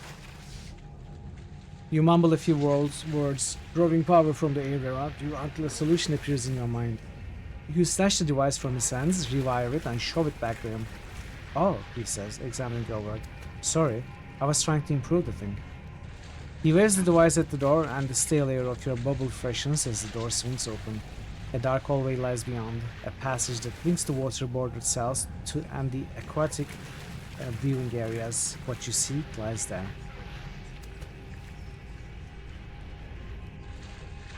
Voiceover to at least 80. Okay. Moments later, you're underwater again, your hands closing around a strange yet familiar artifact. You needed to complete something. It hovers above a pedestal, rotating in the dark water. Hey Unlock, welcome. How are you doing? Happy Friday. An electric current runs through your fingers as your hand crosses the vertical plane of the pedestal, and an iridescent field coalesces so fast that the wave of pressure dazes you for a moment. The rising pulse of a sonar alarm ripples through the water. The guards won't be far behind. Disable the sonar pulse. You focus on the cloudy base of the pedestal. Your fingers instinctively find the control panel for the jeweled force field, almost as if you had built it in the first place. You remove it, casting it to the side, and you reach inside to deactivate the crystals that power both the pulse and the pedestal. As you remove them, a scaly hand falls on your shoulder. Your head whips around and you see only the inky blackness of a Piscine eye. Piscine like fish-like? Does it mean fish-like?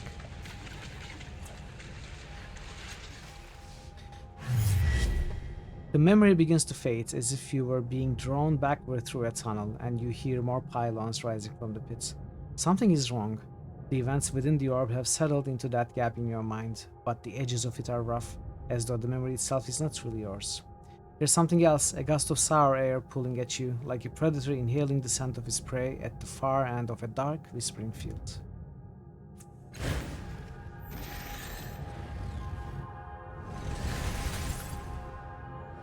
As opposed to equine. I'm not sure how it's... Barbie and the Fish Adventures. I'm going. Okay, we have highlights. Tab highlights all the objects. Let's which is go. cool. The mirror looks strange, as though what you see in it is real and you are I'm the going. reflection. The light around the door's frame dims and flares like a roaring fire in a high wind. No sign or symbol tells you what might be behind this enormous door. A dull chill radiates from its bronze segmented surface, and the thick metal wheel seems frozen in space. Countless scratches and wounds mar the surface of this door. Someone made a great effort to get inside, to no avail. Yes, now. You stand beside a woman on a verdant crag. Beneath the two of you is a broad plateau towering above the overgrowth far below. Strange machines have been built into its cliffside, presumably for reconnaissance or defense. A metallic disc gleams from the center of the plateau. Your self-aware humanoid machines drill into the base of the cliffs below. If you were looking for a sanctuary, and you were desperately, this seems like the right place. I don't know about this, the woman says, her voice flat and neutral. Her face is turned away from you. What makes this place any more secure than other ones we've found? Draw her attention to the hidden details that your more experienced eye can clearly see. You shade your eyes against the bright sun so that you can point out the thin bands radiating out from the metallic disc, how the energy from those bands affects the local fauna, suggesting an enormous source of prior world energy. She thinks deeply. It's geologically sound. Have you run the sounding samples and checked the strata? No magic caverns or weaknesses showed up on your resonance scans. She waits for your affirmation and says, "Alright, I'm convinced." The two of you sketch your plans for the sanctuary, drawing schematics and architectural diagrams. Then you descend onto the plateau to examine the open ground. The woman suggests having one of the servitors build a shelter for your time here. You try to draw one of the constructs away from its task, but it doesn't respond to your voice. When you lay a hand on its shoulder to reinforce your command, it whirls and strikes you across the face with inhuman speed. It turns back to its task, ignoring you. Your companion helps you rise, laughter in her eyes. It seems your construct has other ideas. What's the matter with it?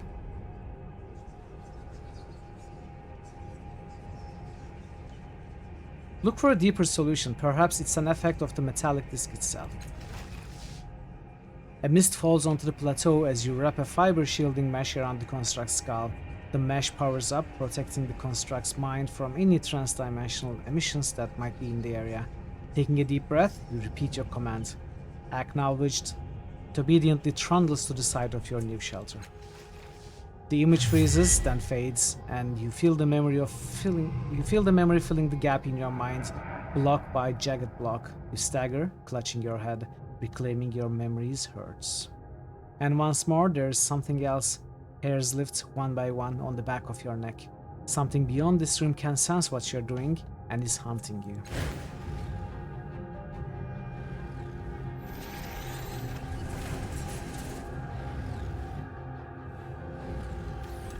I'm going.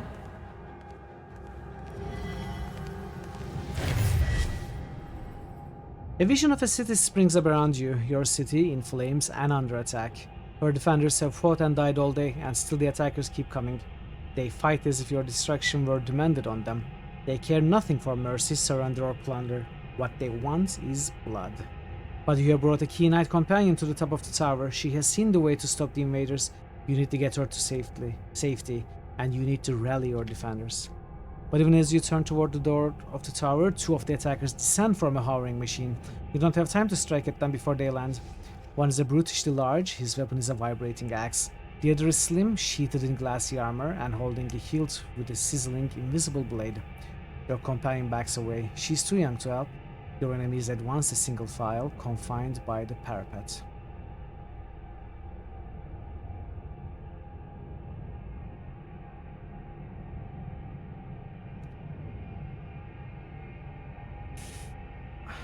Fight defensively and figure out who presents the greater threat.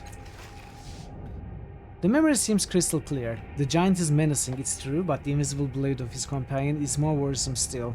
The energy field that flickers and wavers around it suggests that she can carve matter at the molecular level, tearing pieces of her target into nothingness. If you are to save yourself, your best bet is to tackle her first. She's stuck behind the giant, waiting her turn to attack you, unable to bring her weapon to bear until he's out of the way. But it's clear that she expects him to handle you, and her eyes roll behind you, her focus on your ward. She's certainly not expecting you to die between the giant's legs and come up inside her guard. She can't bring her blade to bear in time, and you drive your dagger up under her chin. You catch her before her deadly blade drops onto you and spins her around.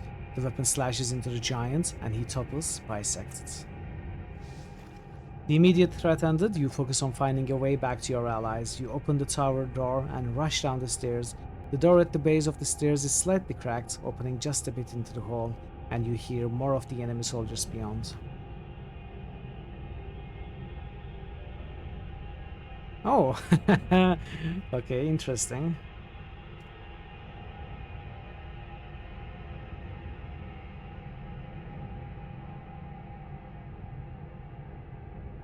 Hurl yourself against the door and knock them to the ground, I think.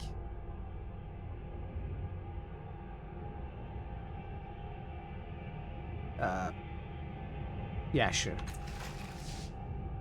You rush through the dim shadows, dropping your shoulder into the door at the last minute. It bursts open.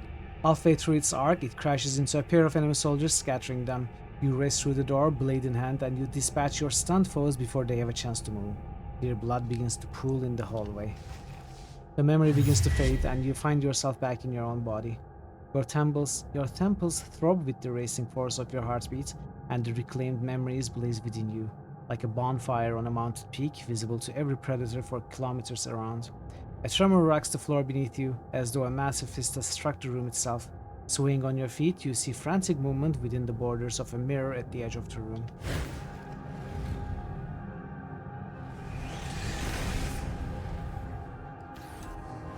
Ready.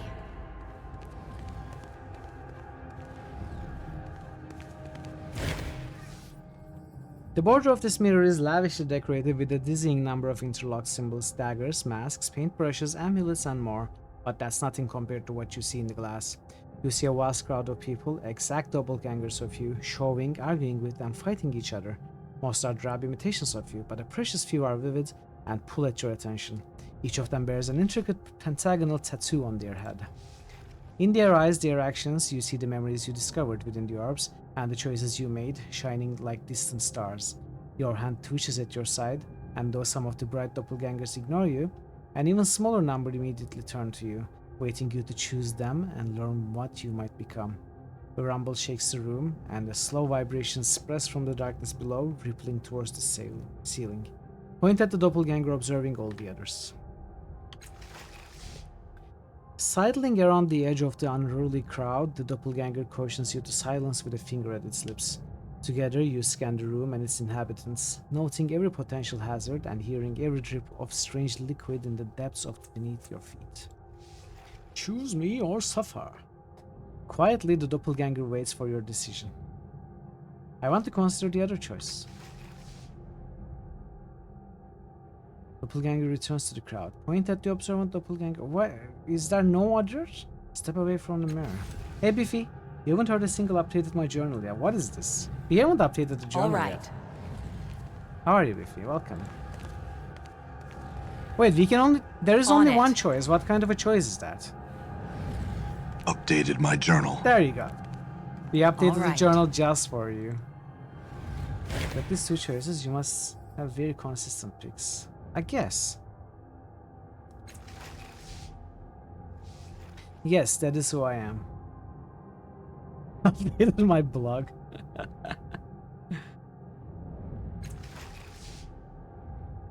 Gain descriptor observance. Well, I hope it's a good...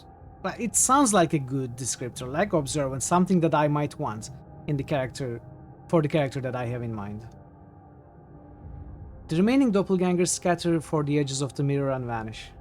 Sounds like a good idea to me. Your chosen identity steps forward, its appearance changes as it steps out of the rippling glass. Its face exudes intelligence and confidence. Shadows of several devices shimmer all around you. Technology of several kinds from a myriad of past ages. You get the feeling you would be comfortable with all of it. The word nano sounds in your mind. Hey Veru, welcome. Happy Friday. What did you miss? What kind of character? We haven't really created the character, but I have been advised to make a nano. Of course, I was going to make a Jack, but instead I'm going to make a roguelike nano with high intelligence and secondarily speed. But we haven't really created the character yet. We just looked at Moby Games, we looked at the manual, and this is the, I guess, pre-character creation, what's the word? Prelude. I can breathe again. Your doppelganger continues walking, stepping into you, filling you, making you whole.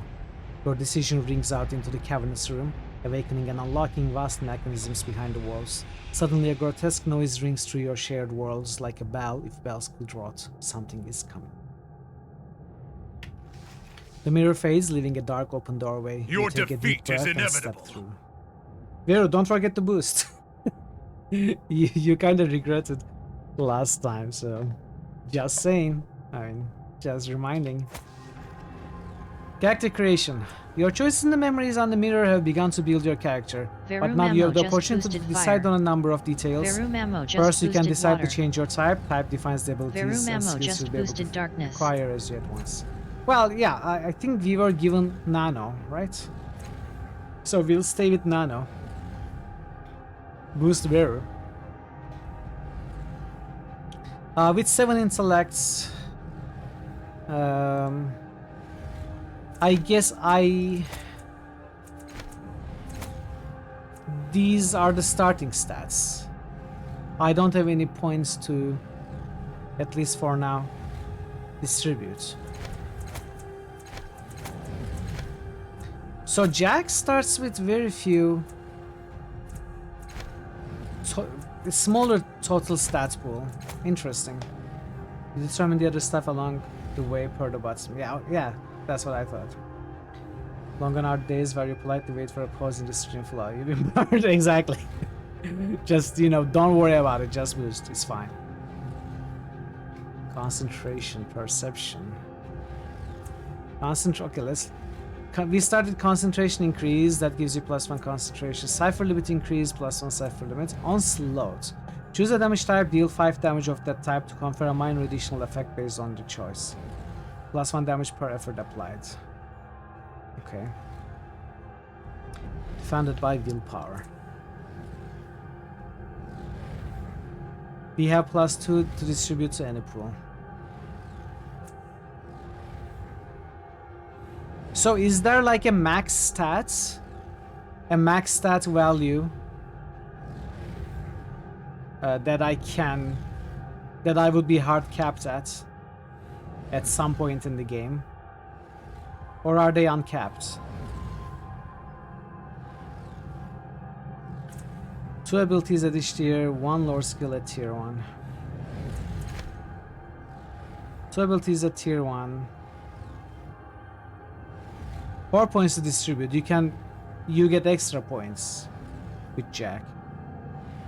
Makes a min-maxing to your extent fairly unfeasible. Anyway, yeah, we'll move on from this. Stat pools are the resources you use to apply effort or activate abilities. You can distribute points as you see fit. Glaives tend to favor might and or speed, while nanos favor intellect. Jacks usually benefit from a balanced set of points. So we have 2 to distribute, right?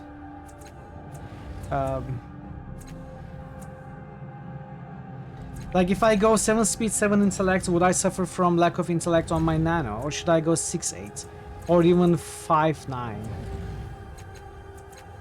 I'm thinking something like 6-8, and next level we'll put another speed, next level another... I don't even know if we are going to put points at every level.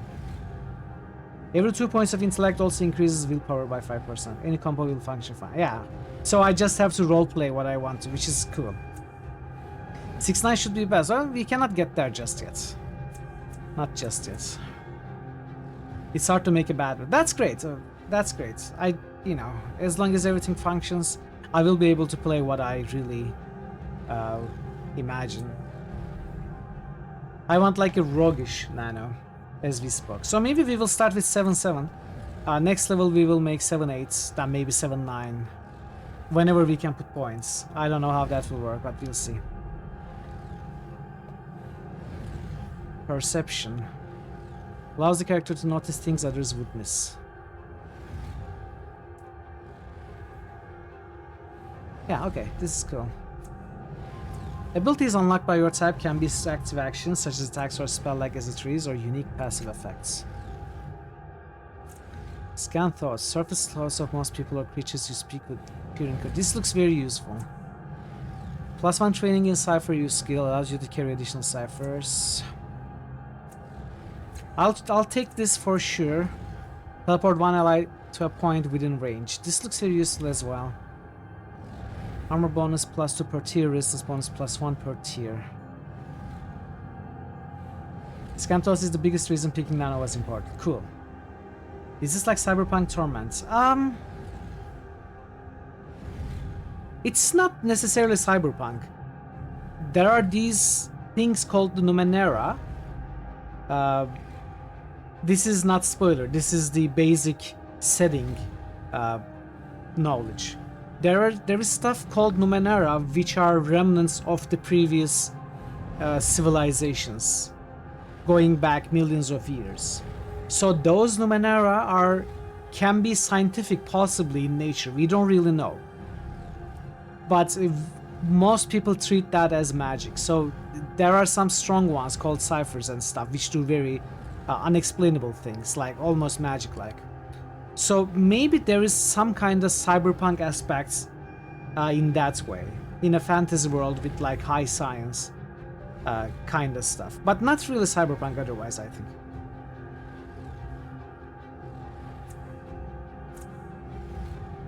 I like this passive, but I think Quantum Leap is going to be very useful tactics-wise.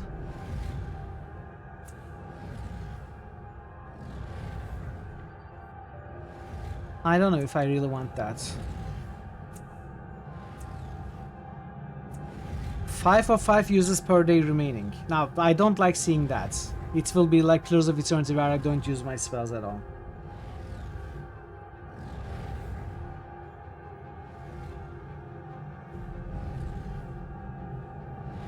Yeah, but I don't think this game will take very long there, just saying, you know. Maybe a couple of weeks, maybe a little longer than that.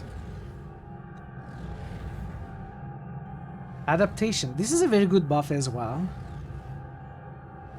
Consumes action active 3 rounds. We'll go with Quantum Step. No, we'll go with that. I don't know. Very difficult choice. Maybe I'll go with Resourceful.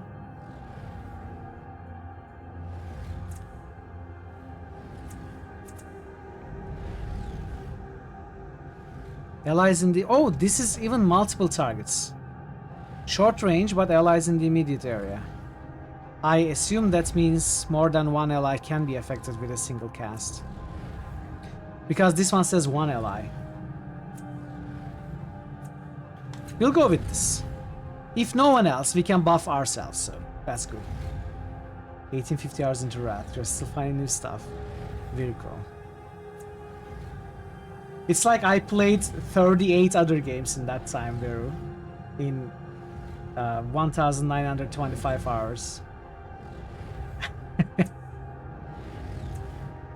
Most skills can increase your chance of success of specific kinds of actions and tasks, but some give other passive bonuses. Each skill starts with the novice level, can be increased to trained and specialized, granting greater bonuses at each level. Descriptors often leave some skills at the inability level, meaning they inflict penalties. When upgraded, these return to the novice level. 9 out of 10 doctors agree that boosting Wrath makes you more attracted to people who specifically want to be attracted to you. Ah, really? Interesting. So we still cannot increase perception. I guess I have to choose something. Okay, I have to choose a lore skill at level 1.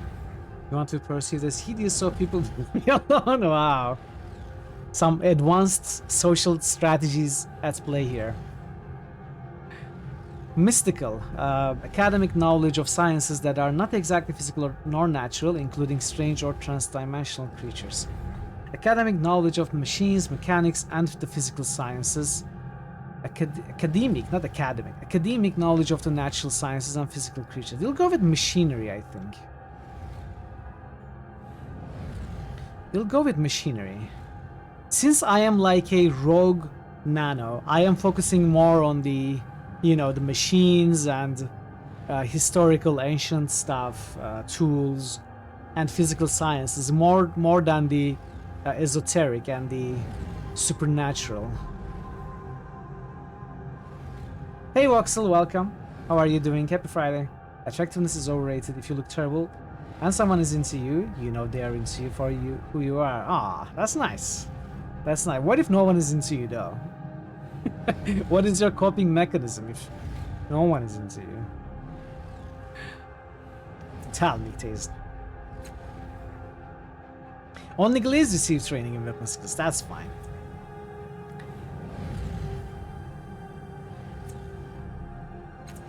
Descriptor. That's also perfectly fine. These people are. Although you chose your descriptor from among the many doppelgangers in the mirror, you now have the chance to view the specific bonuses and penalties it grants. You can also examine the effects of other descriptors and choose any one if you wish. I kind of like observance. +1 perception, +1 concentration, -1 running. Perception stealth initiative.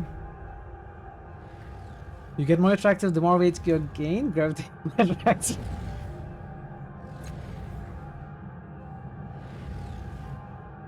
Oh, charming gives you -1 intellect. Clever, +2 intellect. +1 deception. Ah, -1 training in mystical and machinery. Ah, +2 intellect could have been so good. +2 speed, +1 quick fingers, -1 smashing. What is smashing? Difficult task marked with the skill. Finally honed able to break things. Quick fingers. Fine motor control, ability to manipulate delicate. This could be like lock picks and stuff. Graceful could be good for us, honestly. Smashing is toss.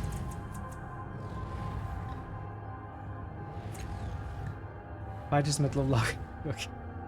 +2 intellect, +1 to anamnesis, -1 to concentration. What is anamnesis? The last cast off can access the memories of the previous consciousness. This skill represents your focus and acumen when attempting to recall those experiences. You know what? This sounds amazing. I think I may go with this. I think it was also mentioned a little bit ago on chat that anamnesis is very important, right? So, paired with +2 intellect, this might be what I go for. Do you have an AFK? What timeline is set in? This has nothing to do with any of the timelines that has anything to do with either real life or any of the other games we played. This is like, in this game, the time you live in is called the ninth. The world you live in is called the ninth world, meaning it is the ninth big civilization after like 8 failed or extinct civilizations, and those 8 civilizations span maybe millions of years. They don't really know. So this is like a highly what's the word, like its own thing, but it's like a magical world with technology from the past, not truly understood technology from the past, laying all over the place. I think intelligent is good, so let's stay with that for now. Highly irregular. What is highly irregular, Parrot? +1 intellect, lower natural or machinery healing. Perhaps you'll be one of the real big shots.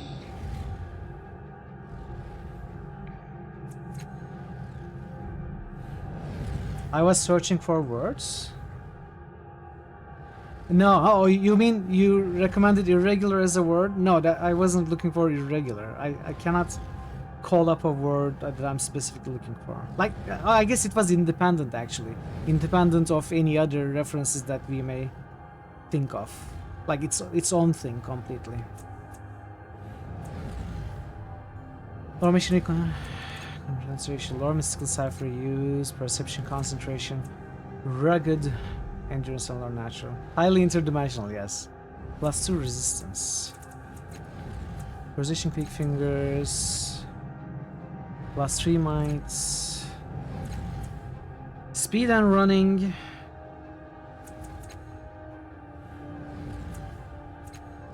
Oh, I will go intelligence.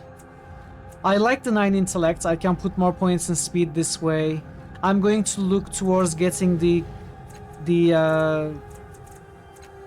quick finger skill as soon as I can. I don't know how we learn skills. We'll figure out, I think. But we'll go with anamnesis. Are you playing word games? I love word games. Why don't you play some word games? Humongously Mercer, yes. Are you sure you wish to proceed? This is your last chance to change the last cast's character type or descriptor. Yes.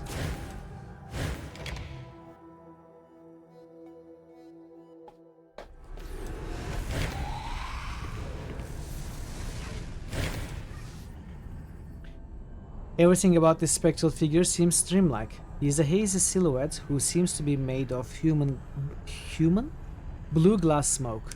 He wears stylish, well-cut clothes. His handsome, bearded face seems hauntingly familiar, though you've never seen him before. He breathes a sigh of relief when he sees you. As the manual said, you'll get another chance later to further customize specialize. Cool. Have a great time. Yes, Vera, thank you so much. Enjoy your spoiler arc. Don't get any spoilers. You would definitely enjoy this game if you played. Do silently do your rituals to the minds of viewers. Okay. Thank you, Vera. I'll see you soon. Hey, GM Farmer. You are from the same place as Humongous from Mad Max 2. I don't remember that. How are you, Farmer? Good to see you. Happy Friday. We weren't sure that that would work. Waiters. You pulled our strength and channeled it through me to reach you, to wake you up. He glances at the other figure, Seer, and frowns unhappily. It took more out of them than we thought. The other reflections, they are more like shadows now.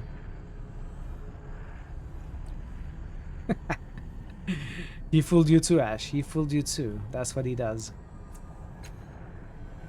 Look, I'll bet you got a lot of questions. This whole place is basically your mind. Your body's still out there in the real world, healing from that fall.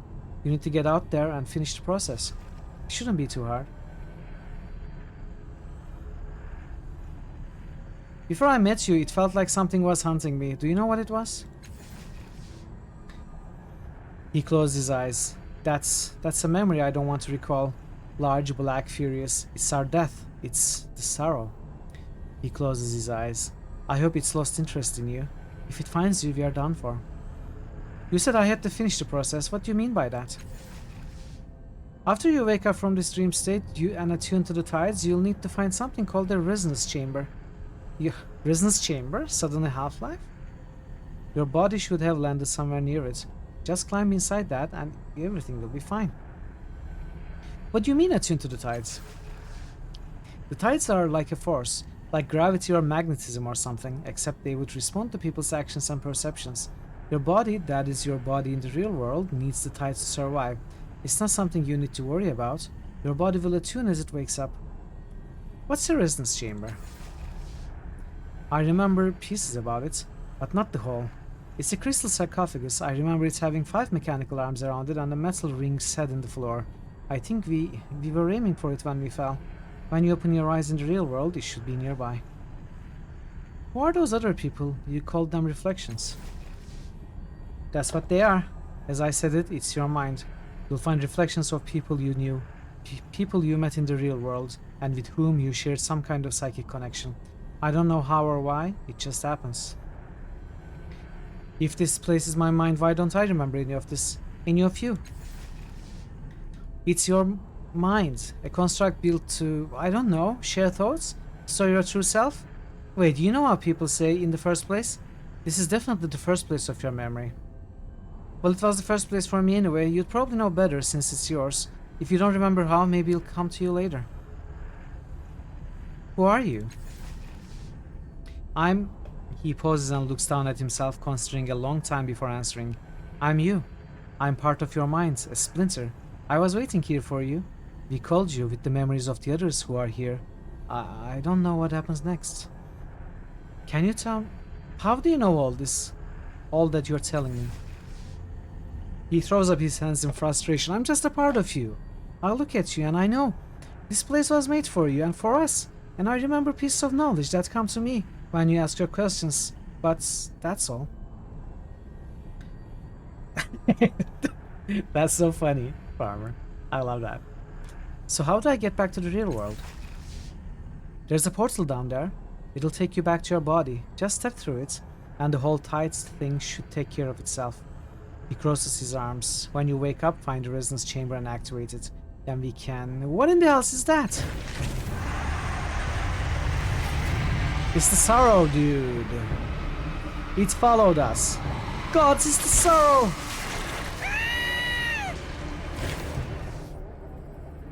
The sorrow is anchored to those reflections. It's devouring their power. We have to get rid of them. Destroy its anchors or else sorrow will erase us forever. Crisis initiated. Kill the reflections anchoring the sorrow to the mind. A crisis begins when you enter into a dangerous situation. Crises are turn-based encounters where you can fight, sneak, manipulate the environment, or talk your way out of trouble. Tentacles, little did you know it was that type of game. Wink wink nudge nudge. Each turn you can take one action to attack or activate an ability. You can also make one move. Sarah from Metal Gear Solid 3. This time of day, in this part of the country, looks entirely different. That reflection near you, kill it. You'll loosen the sorrow's anchor. Use left click to attack an enemy or and move to a position. Try click to highlight character now. What if I try cast... Well, let's... Effort can be applied to attacks to increase your chance to hit. As with other tasks, each level of effort increases your chances by 20% at the cost of 1 point from a stat pool. Unarmed attacks use speed, other weapons and abilities may use might or intellect. Now we'll go base. Miss! No, no, no, we can't afford a miss. Next time you got to hit it. What in the... It's escaping. It's going to hide inside your mind.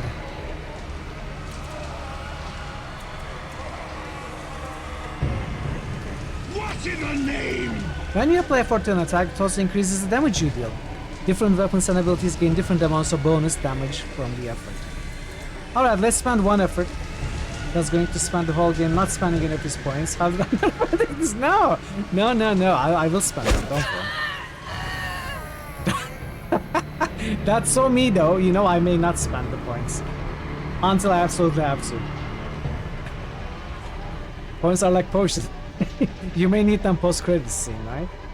You've already used your action this turn and you will need to wait until next turn to deal with another reflection. You can move somewhere to spend your remaining move, but if you want to end your turn early, you can click the end turn button in the lower left. Now we'll move. Yes, now.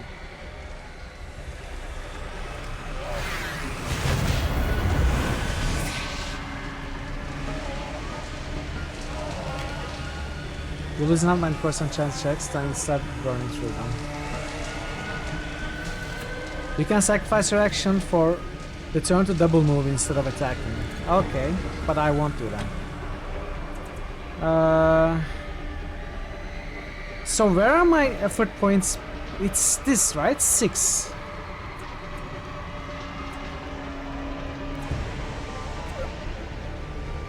Let's use one. You can use points to speed up cutscenes so you don't have to sit through them for very long. Oh really? Wow, that's very useful. Yeah, okay. What's it doing now? I didn't read. Pedals are temporary conditions or stats effects that can improve or reduce a character's stats. So I just place the pedal on the remaining reflection. You can't remove this pedal, but you may find a way to overcome it. So... what happens if I right-click? How do I learn what this fiddle is? Is there like examining? Because right click doesn't do anything.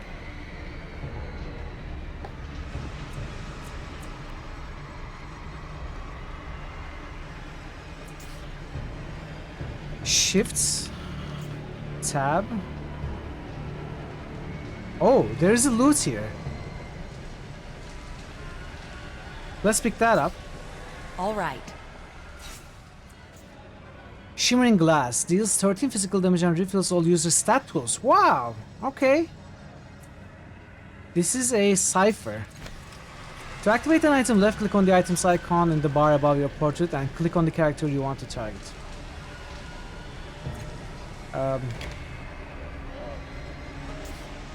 I think since this is our mind, this probably won't go into the real world with us, so we probably should use it.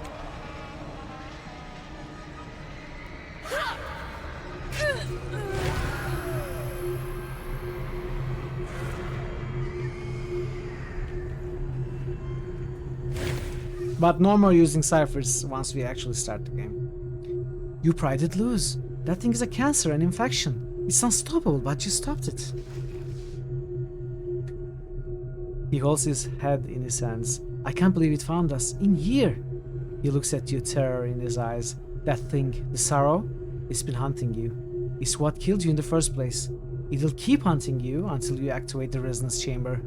I didn't remember until I saw it, but that's why the chamber is so important. You have to get back and activate the chamber before it's too late. Child used consumable within 10 seconds of acquiring it, because we would lose it, right? Otherwise I would keep it. The portal to your body is that shimmering dome there. Go now!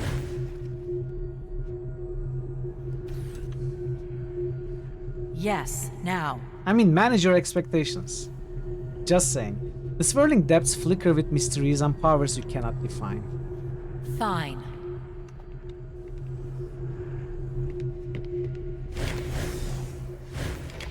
That's an accent. I'm sorry. I didn't mean to. Where did she fall from? Her body's smashed to talk. It's a wonder she's still breathing. The boo-boo today. All I saw was the corona, not her origin point. But look, she's healing already. Spontaneous regeneration. I hope you enjoy it. I definitely want pictures once you receive it, though. Definitely want pictures.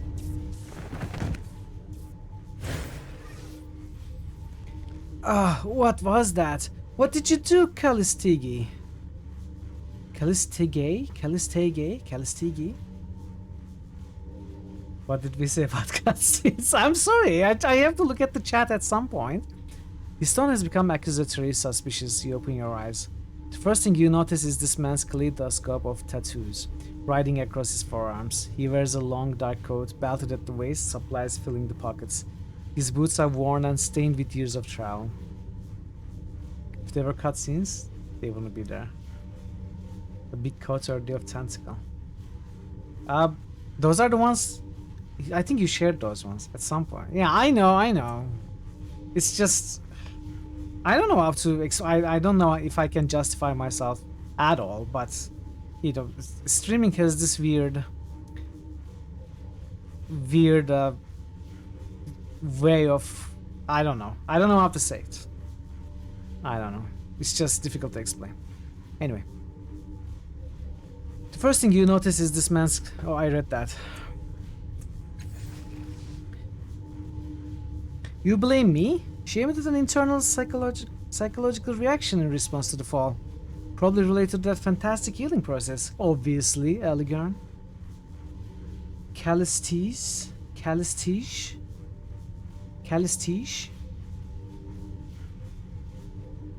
Is that right? Calistige. Her voice rolls and hisses, and you have to rub your eyes to be sure that you are not seeing double. Faint echoes of her actions trail from her, each nearly mimicking her, though some act and react to stimuli that you can't perceive. Her vivid hair and outrageous clothing remain constant through these shadows. Oh yes, it's obvious, Calistige. His voice is grim and clipped, and he sees you looking at him. Pylorzen has just cheered for 50 bits. I wonder how Mitral's TTS pronounces GIF. Yes. Will it be GIF or KIF? Hell yeah, GIF. Of course. TTS knows best. It's really weird to me that the inventor of GIF pronounces it GIF. Whereas it obviously has to be GIF, you know. And there was much rejoicing. Thank you for the 50-bit spy. Scan thoughts. She is the changing god. Callistiche is deliberately blinding herself, but why? Alright, chat. I'm going to pause here. I'm going to take a short break, like 5 minutes or so, 5-6 minutes. I'm going to run the ads in the meanwhile. You know, get something to drink and stuff. Lots of reading, so I should take a little bit of a break before throwing myself back into it. Bring a drink with me as well. So I should be back, as I said, within 5 to 6 minutes. If you're not a sub, you may get ads up to 3 minutes. Otherwise, enjoy the clips and everything. I shall be back very soon. See you in a bit.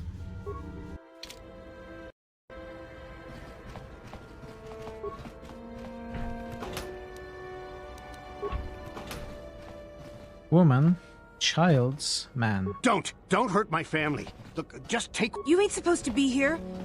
I remember when a person didn't have to worry about thieves rummaging through their home.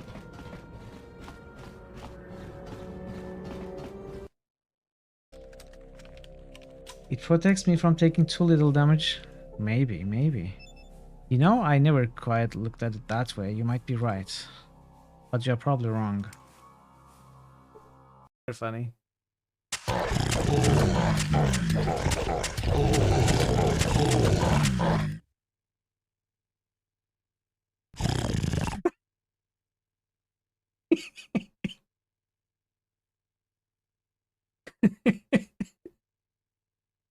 Where are you going, dude? Wait.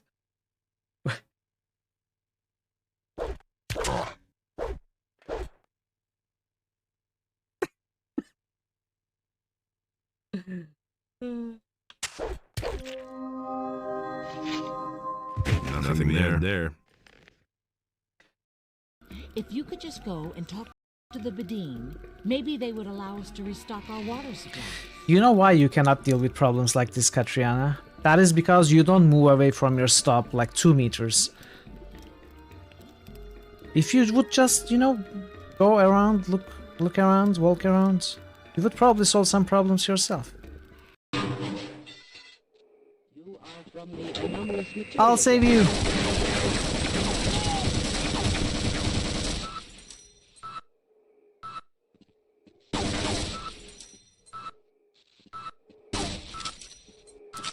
I tried. Don't think climbing the terrain like that is the game's feature. Okay, I'm stuck again. No, okay. I'm saved. Is there fall damage in this game? I guess it's safe to say there is fall damage in this game. Okay, we found the cat. Chat, I want you to spam for the cat this one. And for the hamster this one, okay? When we do it, when we talk to the cat. Wait, not yet. Alright. Meow.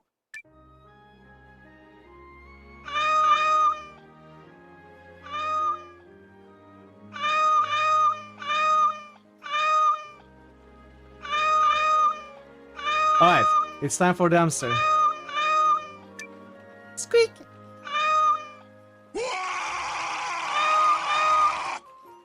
No, it's hamster time, it's squeak time.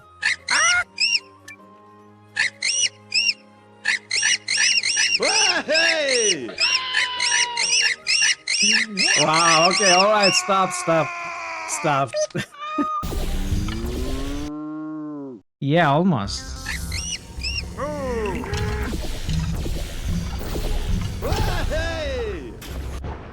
Come on. The game is choppy.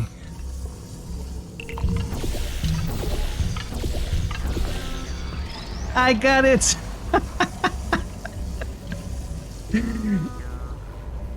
Is this how it's supposed to be done? Or is... Can I do this? Nope. I can't do this.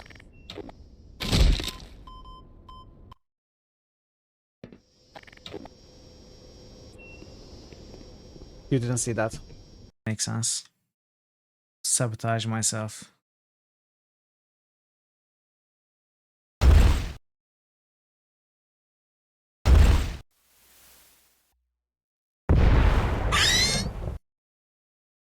Whoops.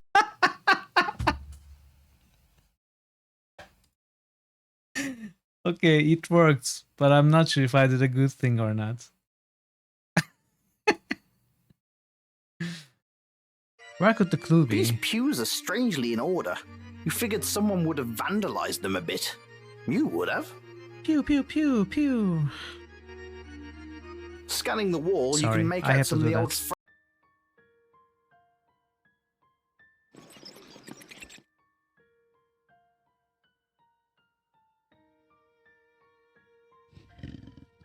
Okay.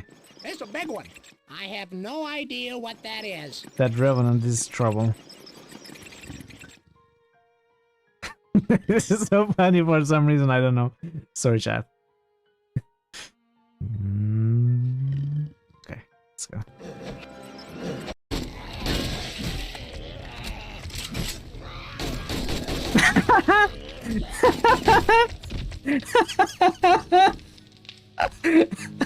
QP comes in behind the soldiers with nothing but jocks and sunglasses.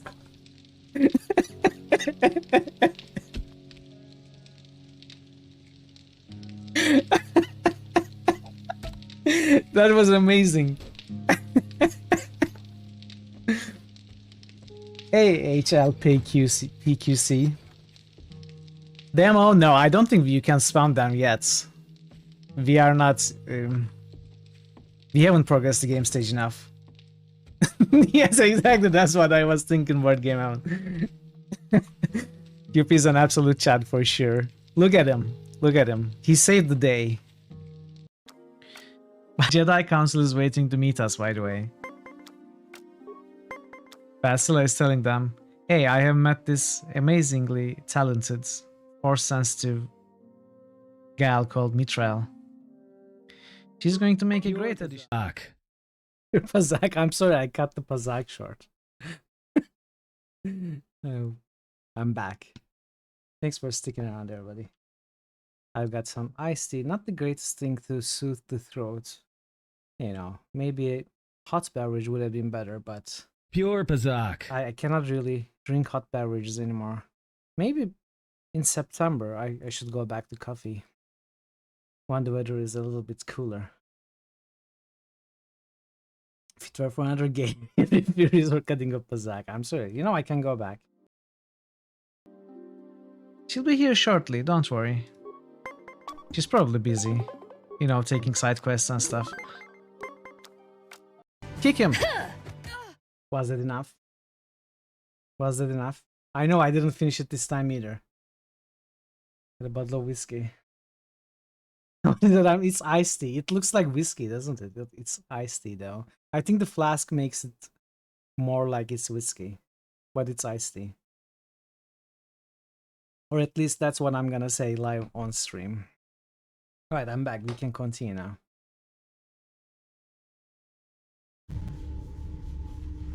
Scan thoughts. She's the changing god. Calistige is deliberately blinding herself, but why? Welcome back. Thank you, Thazen. Pure Pazak.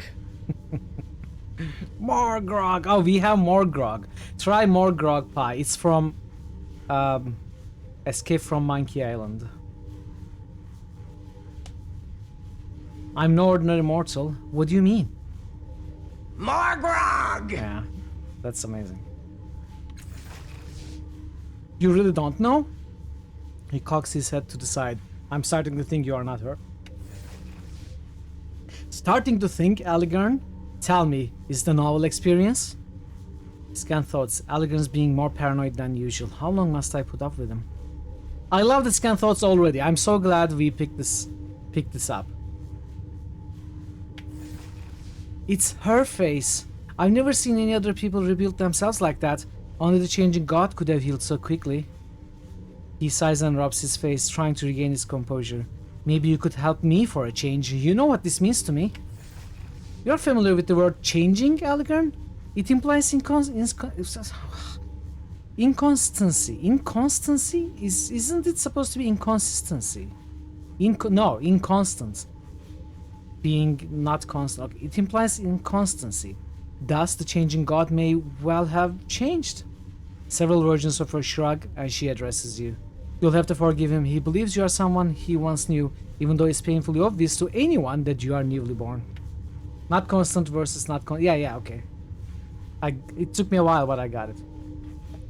Her most solid self cursed sees, while others bow or spin.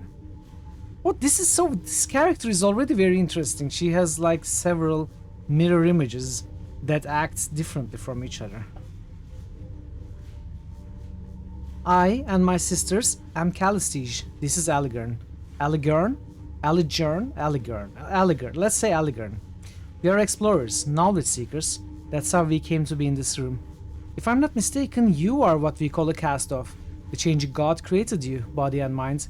Your sire used your body for a time, then abandoned it for reasons of his own.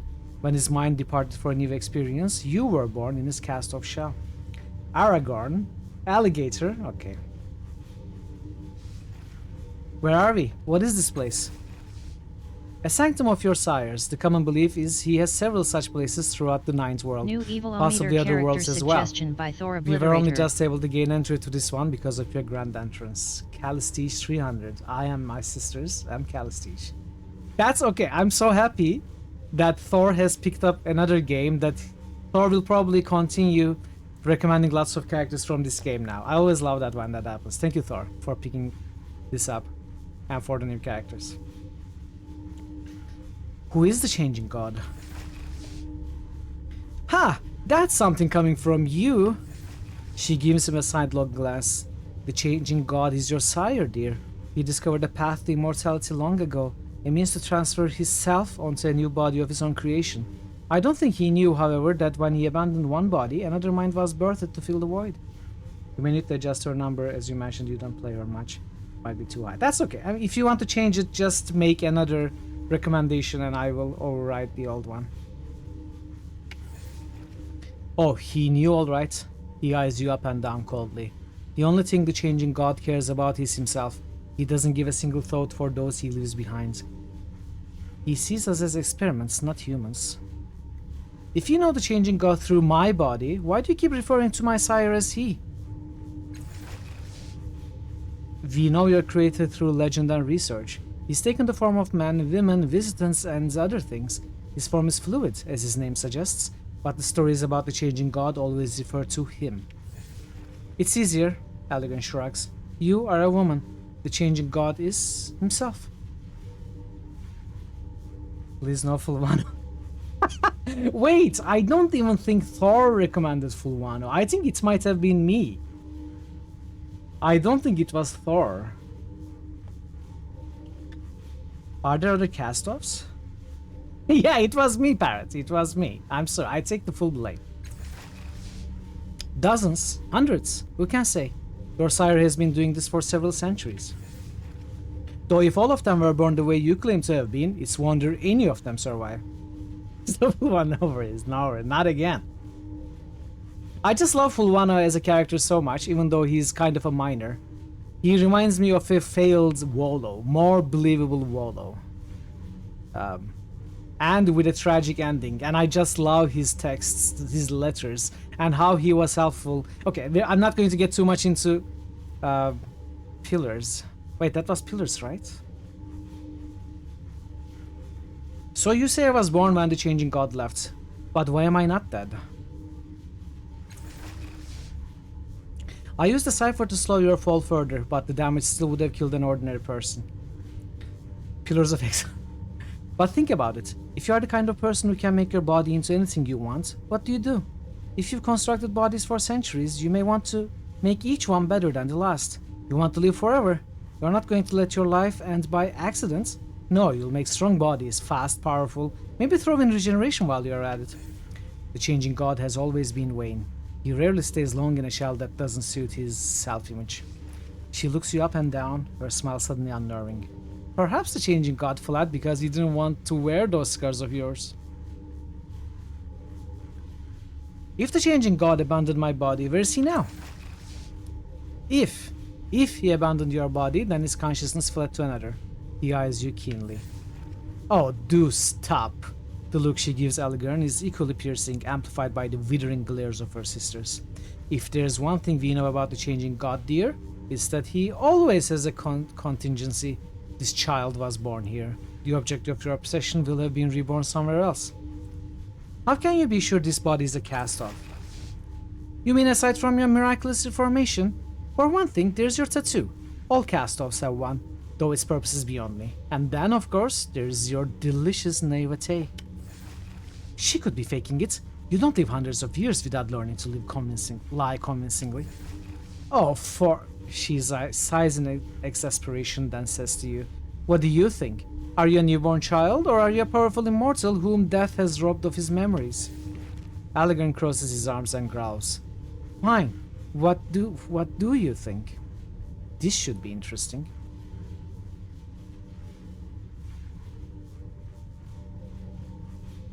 You obviously knew the changing god, Elegern. What do you think? Am I him? It's really cool hearing these voice lines acted. So easy to just gloss over them when just reading. Yeah.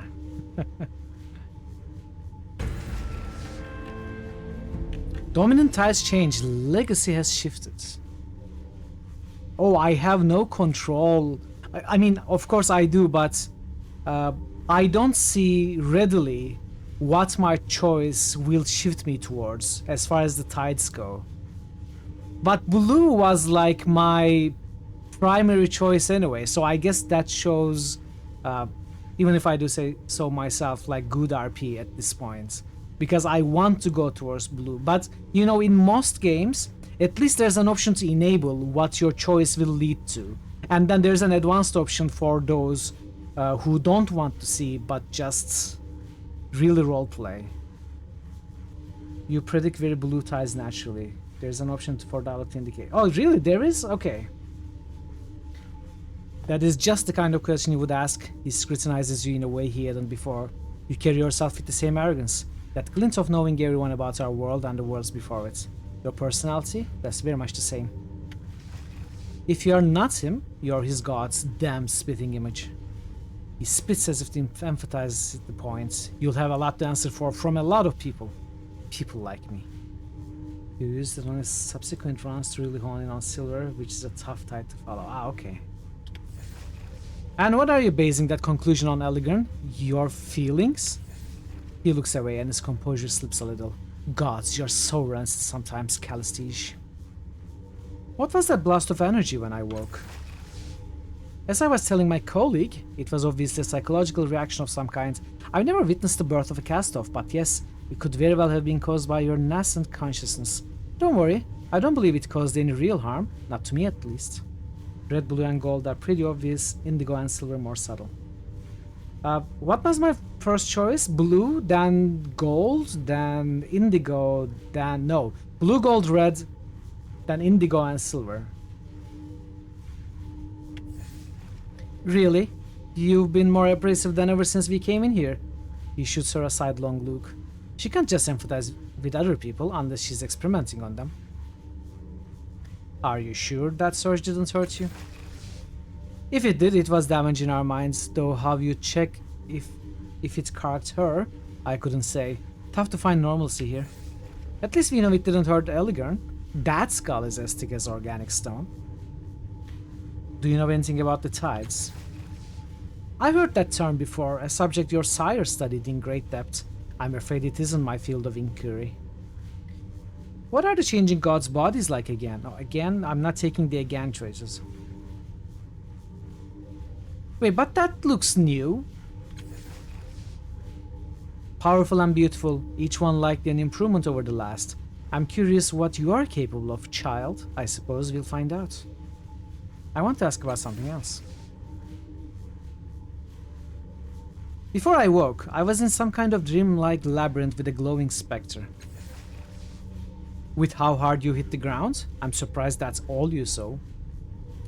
Why do you seem to hate the changing god so much? His face is calm, but his voice is bitter and tired. You should know, shouldn't you? You've ruined lives, committed crimes, and now it seems like you've forgotten the harms you've engineered. You left a trail of the dead and dying behind you. She and her echoes share an expression that is equal parts amused and appalled. She is not the changing god, Elegern. If falling from the sky didn't kill me, is there anything that can? An excellent question. Having seen your regenerative abilities in action, I suspect they are primarily physical, a regrowth. If that's the case, you'd be unable to survive most varieties of physical or molecular decomposition, disintegration, conflagration, and so forth. Degenerative diseases could pose a problem, and I know of several entities capable of psychic destruction. As she speaks, a vision flashes into your mind. It's not yours, exactly. Somehow you know this is a memory of the changing gods. You're in a dark room, lit by a myriad of blinking lights and holograms from the many machines surrounding you. What about a body that can withstand Sorrow's attacks? Says a voice. It seems to be coming from one of the machines. No, you reply. The thing has no respect for barriers of any kind, physical, temporal, psychic. This is the only way. It's gracious. With a series of gestures, you bring up an image of a crystalline pod. If the resonance chamber works, it will give us the power to stop the Sorrow's hunt once and for all. We just need the right focal point, a catalyst. The memory fades. Callistich is still talking. You realize that the device you saw in the memory is identical to the one behind you. It looks just like the Spectre had described it, a transparent sarcophagus inside a crystalline dome, with mechanical arms arrayed around it on a metal ring. Unfortunately, the dome is shattered. The sarcophagus is cracked, and one of the arms is in pieces on the floor. Whatever its function, it clearly needs repair. Or flesh-eating viruses, one presumes disfigurement by the iron winds would likewise be devastating enough to... I think she gets the point, Callistich. I saw a vision of myself in another time and place just now. You didn't see it too, did you? I saw you stare into space while Callistich graphically described all the ways you could die, but that's about it. He snorts. I only noticed because I did the same thing. Do either of you know anything about the sorrow? I've had my share of sorrows, but never the sorrow. What's that, a disease? Her mouth compresses in a tight line. I know nothing about it. Do either of you know how to fix that crystal chamber here? Making a note. Making a note? Where is updated my journal? Where is it? Well, I guess we'll have to get used to it. Updated my journal. Also, we are going to have to request that sound as well. We are going to have to add that. Making a note. Elegant chuckles, then firm and certain he says, and not likely, though it might not be impossible. You need people with the appropriate knowledge. I'm sure the cult of the changing god will hold the answer. New channel SFX request by Parrotwise. There we go. New channel SFX request by Thor Obliterator. Thank you both. Her distaste is evident in the expressions of her echoes, although the face of the one in the lead remains carefully impassive. You turn to the insane to help a newborn. Where is your judgment, Elgern? I will take her to the Order of Truth. The Order of Truth? Are you mad? They would sooner take us apart. What's the Order of Truth? Knowledge seekers, the learned who try to wrest secrets from the hearts of the prior worlds. They gather in the city to exchange their findings and help humanity build a brighter future. She smiles brightly. Our friend Elegern here was once one of them. Frauds, quacksalvers, and charlatans. They don't have all the answers, and I'd not trust them with the changing god's secrets. You're just angry they couldn't help you with yours. Her echoes tinkle laughter. But I'm being too cruel, dear Elegern. Let us take our friend, our new friend, to the Order. Enjoy your food, Ash. Thank you for the lurk. What's the cult of the changing god? Despite what she says, they are not insane, they are eccentrics. She laughs, but he soldiers on. They are worshippers of, well, of you and your sire, the changing god. They devote their lives to understanding your kind. Elegern, will you take me to the cult of the changing god? Callistich, will you take me to the Order of Truth?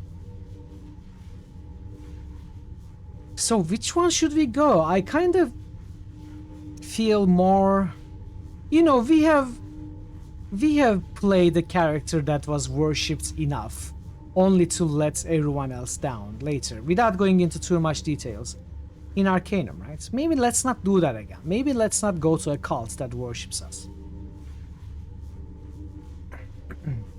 Let's go to the Order of Truth. That they sound more like my kind with looking for knowledge and stuff.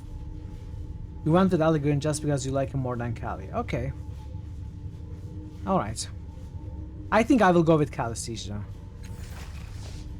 Of course! Once I provide an introduction to the priest, we'll have your chamber fixed in no time. You'll end up without your clothes and broken in a ditch while she laughs it off as a good experiment. It's probably best I come with you as well. Suspicious as always, Allegrin. Child, the world is an exciting place, but it is full of dangers. Rest assured. One of us will get you safely to where you need to be. I'll be right behind you. A sunny smile crosses our faces. I shudder to think what Allegrin might do to the child. How old is this woman and how old are we? Like I don't know what she looks like from here obviously, but she doesn't look too old to me, but keeps calling us a child. Okay, maybe we are very young. We look very young anyway. You are 7 years old, yeah. I think we are slightly older than 7, maybe 17, maybe 27 at most. Technically we were just, maybe you're right, maybe that's why she calls us child. But I don't think that's it.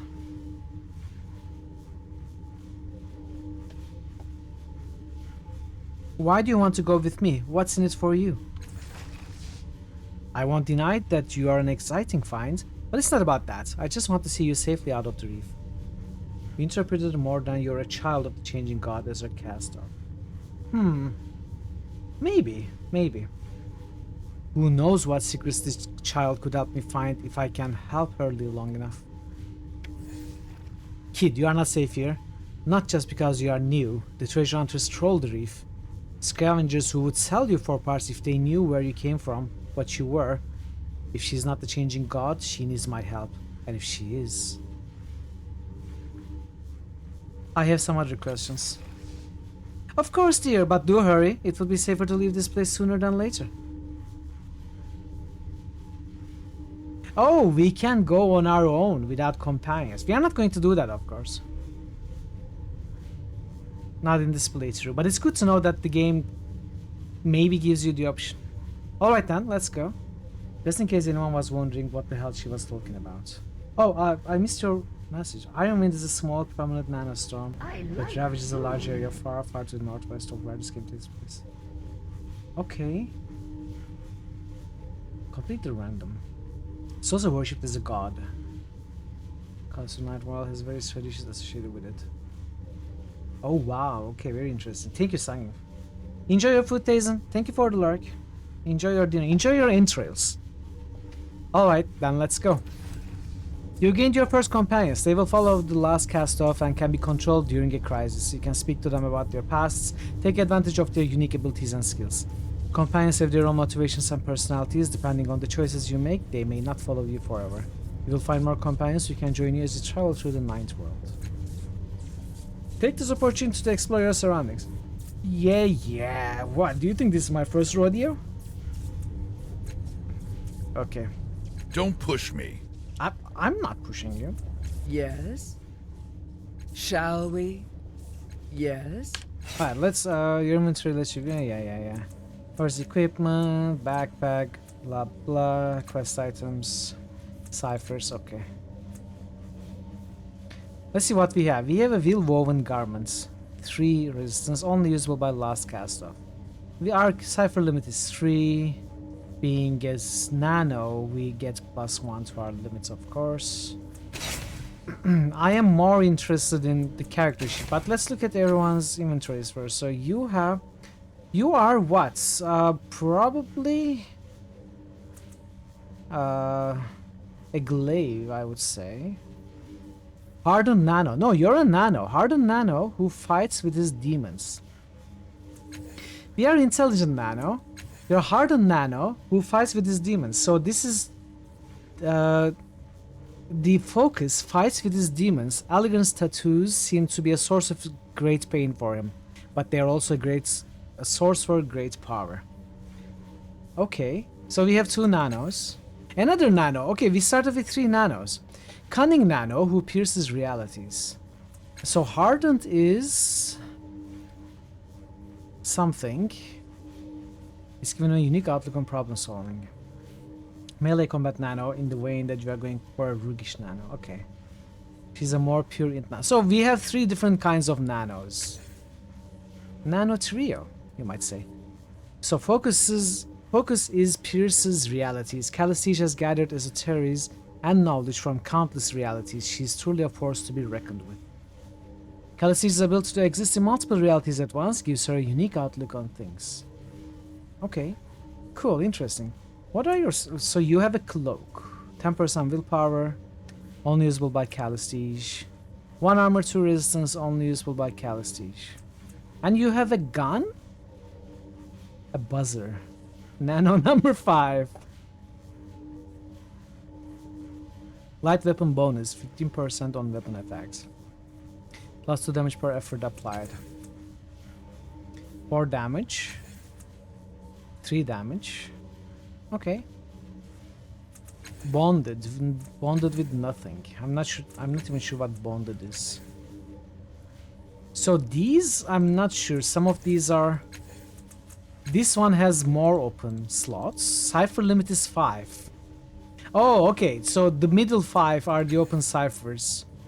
But these outer ones, I'm not sure what they are. I guess those are artifact slots, which are permanent ciphers. Yeah. But the outer 5, I'm not sure what they are. Because these are the open 3. These are the open 5. What? What was that, Sangner? Okay, Alligern has 31 hit points. 6 might, 6 intellect, only 2 speed. You have 9 intellect, 2 might, 4 speed. I have 9 intellect, 7 speed, 5 might. So being a cast-off, I have good stats compared to the others. I asked, I know. Well, thanks for the invite. Hey Becca, Torment won? Yes, Torment did win. How are you, Becca? Welcome. Good to see you. Alright, let's look at the character sheets. So you have inner weights. This is the Dispel. Living tattoos. While active, use similar actions, attacks, defensive as 3 ciphers, or healing as 3 ciphers multiple turns in a row to chain its increasing effects. Using a different kind of action breaks the chain, removes the fettle. When the chain reaches 4, the fettle is removed.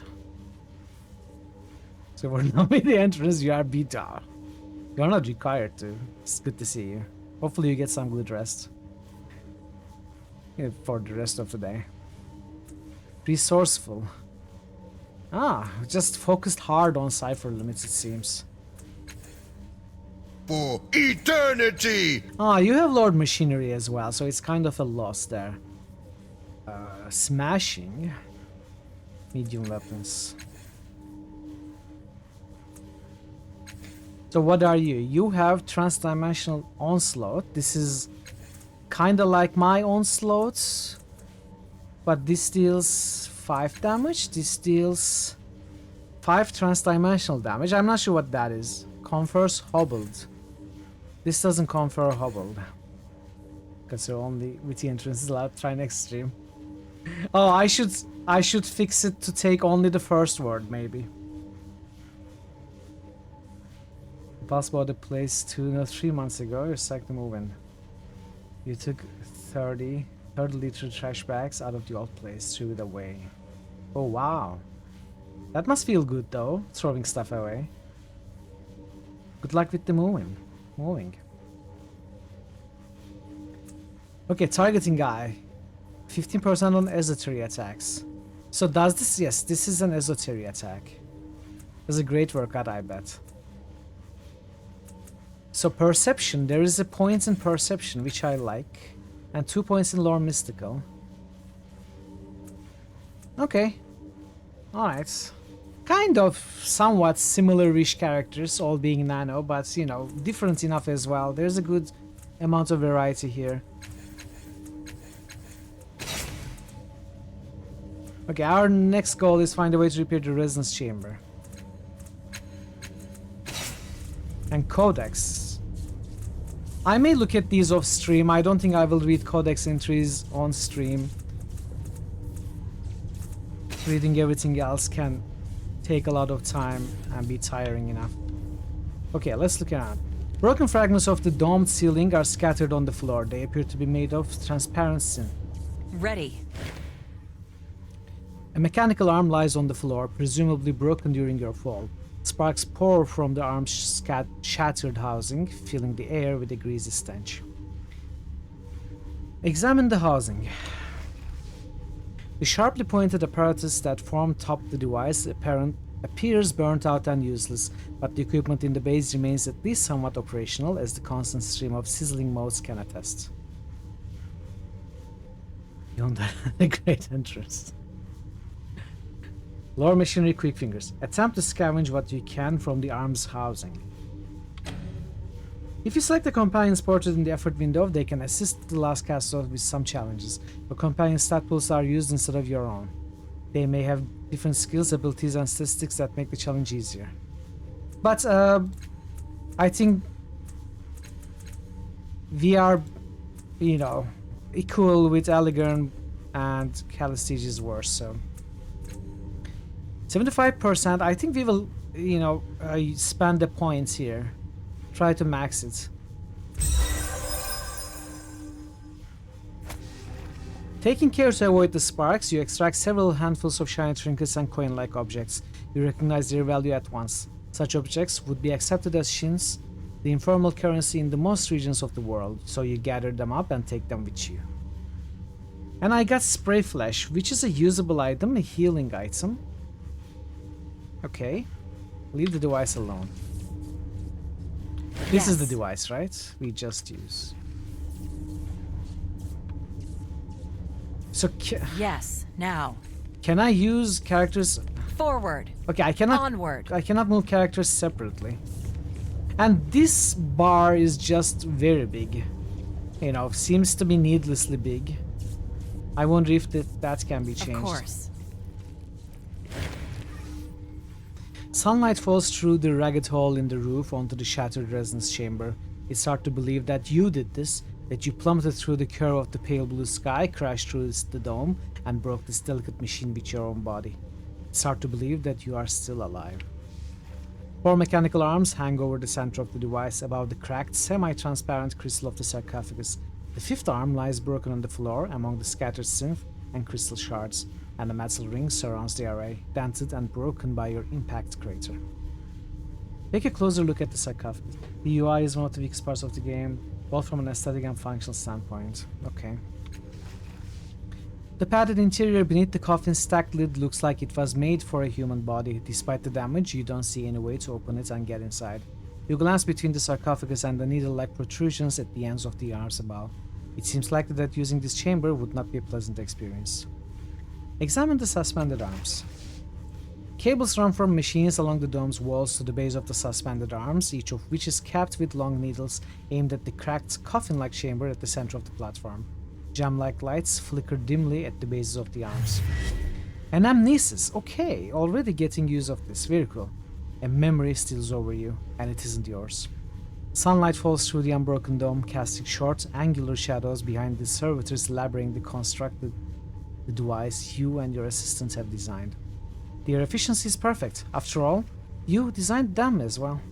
The components are nearly in place. A ring for bounding, a platform for focusing, and 5 injectors, 1 for each tide. It's a moment before you realize the memory has faded and you've spoken aloud. Inspect the metal ring. You feel the slightest hint of resistance every time you cross the ring, and now that you are paying attention, you note that your breath is echoing in your ears, as though you were inside the glass dome. When you step outside the ring, the feeling passes. Lower machinery. You kneel to inspect the broken section and take note of the field projectors inside. They are omnidirectional. Don't inject tide. No, you probably don't want to. The ring exists to protect anyone standing inside it, but also to contain tremendous amounts of power. Examine the shards on the ground. Jagged fragments of crystal are intermingled with synth from the shattered dome above. The crystal shards glitter in the light like captive suns. Step away from the machine. Yes. Let's see.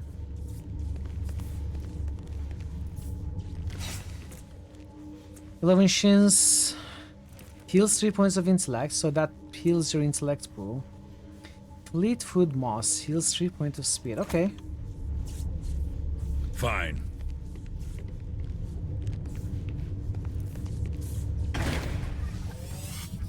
A slate black, unimpressive device hunkers before you. As you reach out to touch it, the triangle of lights on its casing blazes into life, and an image unfolds in your mind.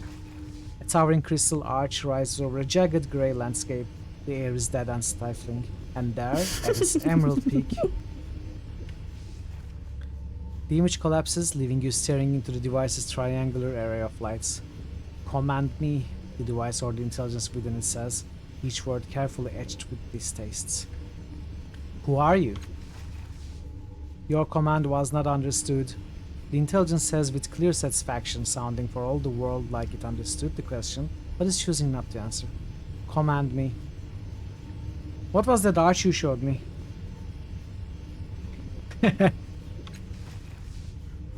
Your command was not understood. The intelligence chuckles, its lights pulsing. Command me. What commands do you recognize?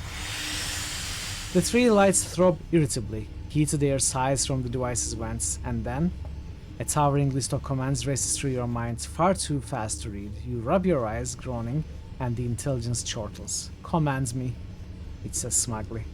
Smashing now! Show me that list of commands again. Slower, please. If anything, the list pours through your mind even faster than the last time. Command me. The intelligence drawls. Show me the arch again. Physical instrument. The device is mocking you. Smash it to pieces. The device's triangle of lights throb in time with the growl of engines within its casing, and the mental image unfolds once more. You see a huge crystalline arch on a jagged field. The arch is divided into rectangular cells, all of which are numbered, and they all appear to be transparent and empty, except at the arch's pinnacle, one cell is lit in a brilliant, pulsating emerald. The number 0 is printed on its side. Anamnesis. Try to remember more details about this strange place. Oh yeah, sure, we'll go with 95%.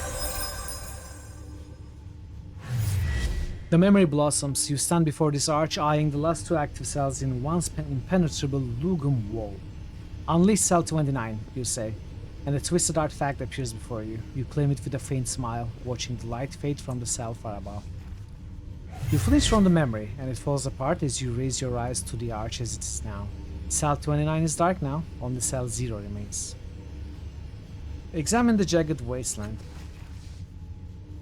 Dry grit whirls across the empty plain. Many kilometers beyond the arch is the faint outline of what seems to be a broken tower, except that it's slowly stretching into the great air.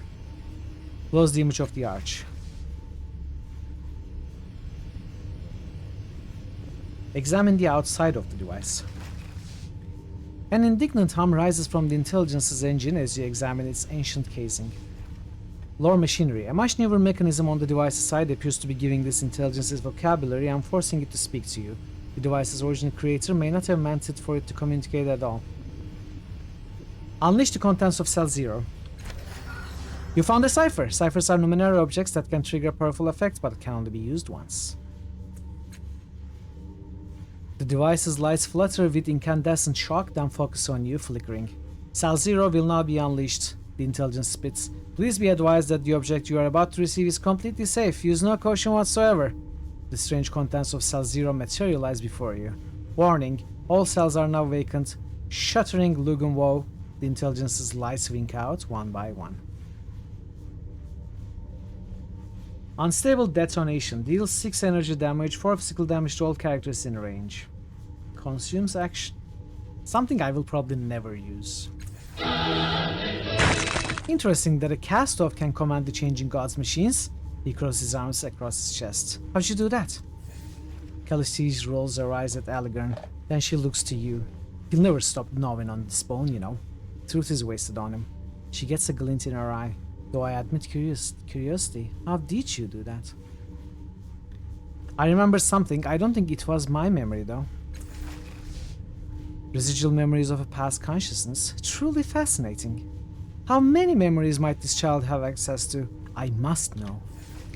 Oh, don't act like you know what that means. It's just as likely the machine has triggered something past her amnesia. She gives you a meaningful look, then mimics teeth gnashing like an animal lowing at a bone. Fine. Tiny glowing moats flow through the interior of this tower. Each one is surrounded by much smaller moats, like thousands of worlds circling their We shall suns. see. The flexible tubes that are attached to this machine appear to be later additions. Someone cobbled the device together and its function is unclear. Did we look at this? Broken fragments of the dome ceiling are scattered on the floor. They appear to be made of transparent synth. So we got 3 experience. How much is 3 experience? We need to reach 180 from 40. Or I guess from 0. Maybe we gained 40 in the tutorial sections or something. So 3 isn't much, but also the XP that we need isn't like as big as Dungeons and Dragons, like 1,000 and 3,000 and 6,000, 10,000. It's like very smaller amounts. But even then 3 isn't much. But I guess it's an extra, like a very side Allow me. thing.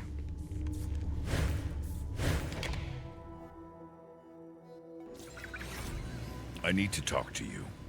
Oh yeah, I wanted to talk to my companions, so let's start with Calistige. Watch your steps, child. This is not a place to walk lightly. There are dangers in the reef, both old and new. What kind of dangers are there in the reef? Myriad. We walk among the Numenera, detritus of fallen worlds and antediluvian wars. Not everything in the reef knows that its wars ended long ago. Bring a cloak from BG2, yeah! Cloak of mirror image, right? Kinda. Yet the true dangers are contemporary. The reef holds the promise of treasure from the determined, but not always the scrupulous. Why is the residence chamber here in the reef? An astute question, my dear. The most likely answer is that your sire discovered something he could repurpose for his own designs. If you can seal a dome as well as he did, the reef is as good a place as any for experimentation. What's your story? She laughs. Now is not the time, dear, nor is the reef a safe place for lengthy disquisition. Rest assured, when we reach the cliffs there will be plenty of time to swap tales. What do you think of Aligarn? Her lips pucker like she's tasting something foul. He is useful, she finally says. At least he was once. If that pompous lack-nibber, forgive my language dear, finds one more fault with me, I expect my sisters will murder him in several realities. I want this unspoiled so you'll... Of course, Becca, fully understood. Maybe start reading some Gene Wolf, like Shadow of the Torture. Thank you, thanks for stopping by. Thanks for saying hi. Definitely don't get spoilers and play it yourself. It looks like a very fun game. It is, because I played it before, so... I'll see you next time.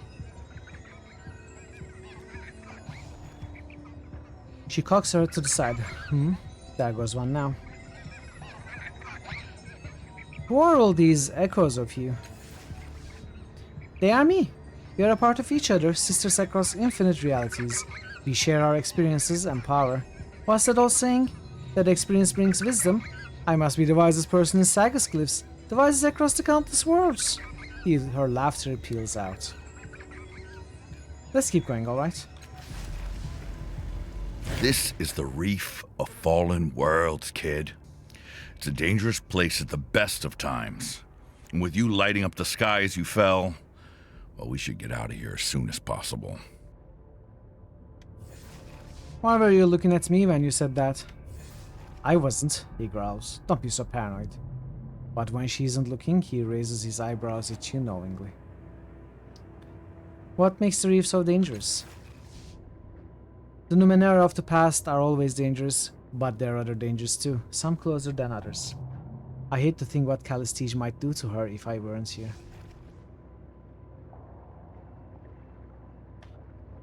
What are the Numenera? You want me to tell you? He laughs without mirth. The Numenera are all around you, everything left over from the prior worlds. Sagas Cliffs thrives by trading artifacts from ancient civilizations. Hells, you can scoop a handful of earth without finding drit from prior worlds mixed with it. Drit? Dirt? New Evil-O-Meter character suggestion by Thor Obliterator. Ah, 142. Numenera is anything from the prior worlds, but mostly we mean the stuff of value to us. A lot of the Numenera are just oddities, fancy trinkets with little real use. But sometimes you'll get a cipher that lets you do something incredible. Artifacts are worth even more. A cipher will only do something once, but artifacts last a lot longer. Though they can burn out at the most inconvenient times. He frowns. Not that this ever happened to me. Of course, we've got no idea what the most of this junk was originally intended for. In most cases, it doesn't really matter. Like you might find what used to be a propulsion unit for a Stark chariot, but who the hell knows enough to build you the rest of it? Perhaps use it as a weapon or a power source? He scowls, frustrated about something. I bet we could remake the world if we know a tenth of the secrets of the ancients, but most days it's a challenge. It's a challenge just to survive. What's your story? Ask me again when we get out of here. I don't trust this damned reef any more than the company we keep. What do you think of Calistige? A parasite disguised as a skull arch. Don't be surprised if she betrays you before the day is done. Actually, that would be slow for her. Can you tell me about your tattoos? They look almost alive. These? They are nothing. Call them a consolation if you must. He smiles grimly. Some call them by worse names, but that's because they've had occasion to run afoul of these little snakes. He looks away. This line of questioning is clearly at an end. My gift and curse. They remind me of it every day. What do you think we should do next? You want to fix that crystal chamber back there, yeah? First step is getting out of this room. I will feast on your entrails. Enjoy your entrails, Daisy. Your soul. Enjoy your food. Let's keep going, alright?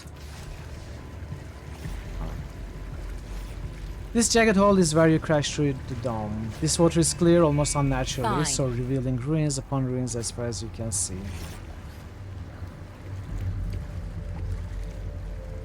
Let's go. Save game. Alright, make her see.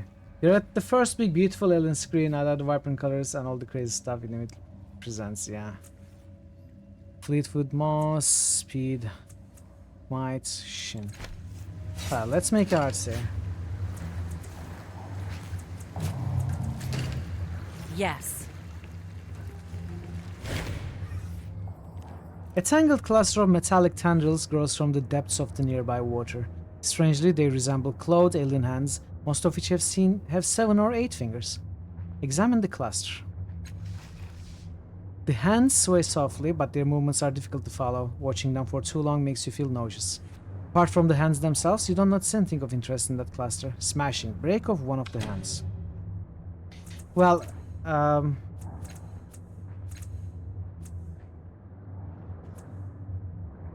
well, not you. 80% should be good. You grip the hand nearest to you and snap it from its roots. Stepping back, you give it a couple experimental swings. Good balance, it might make a decent weapon. 8-fingered mace. It's a medium melee weapon. 4 physical, 3 chemical damage, plus 2 per effort applied, up to the max of 6. So, you aren't happy unless you're breaking things, are you? Well, you broke it, dude, not me. Examine the cluster again. The hands sway softly, but their movements are difficult to follow. Try pulling another hand out of the cluster. You wrap your hands around one of the wrists and pull with all your strength. Eventually gasping, you give up. The tendrils seem thicker and stronger now, as if fortified themselves against you. Walk away. I didn't break it.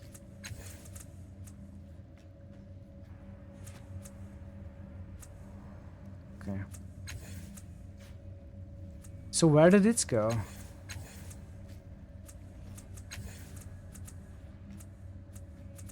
It's here.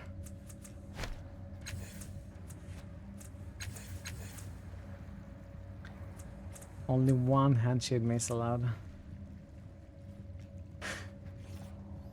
So we'll give it to Elegant.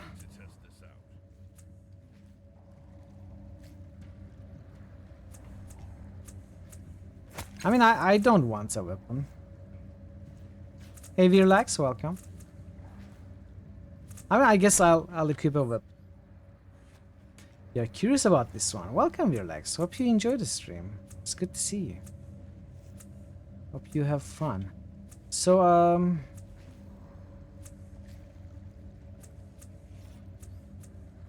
okay. Here we go then. What's the premise so far? Well, we are a cast-off, which is a body abandoned by an immortal being. The immortal being seems to have moved on to another body, and we don't have our memories. And we are in this real world, trying to remember our past and figure out our future. Starting with trying to fix a certain machine, which seems to have great importance to us. There isn't too much more to the premise. Let's take a look at this. I'm ready. Two floating cones whirl and spin deliriously around each other, giggling like children being tickled. The air around them smells of sweet burning leaves. What are you? Watch them for patterns. The longer you stare at these artifacts, the more you are convinced that they turn faster when their spiraling paths cross each other. What are you? The cones continue whirling and laughing like enraptured dancers, giving no sign that they've heard you. Let's try quick fingers. Sure.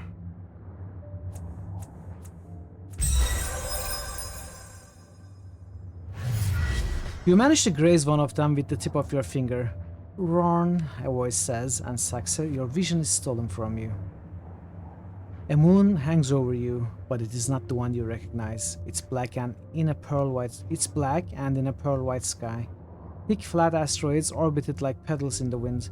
You feel the questing tendrils at your ankle, and the hot wind on your face smells of scorched hair and grief. Your vision returns. The cones hang motionless for only a second before resuming their giggling dance. Leave the cones alone. With alacrity. Alright.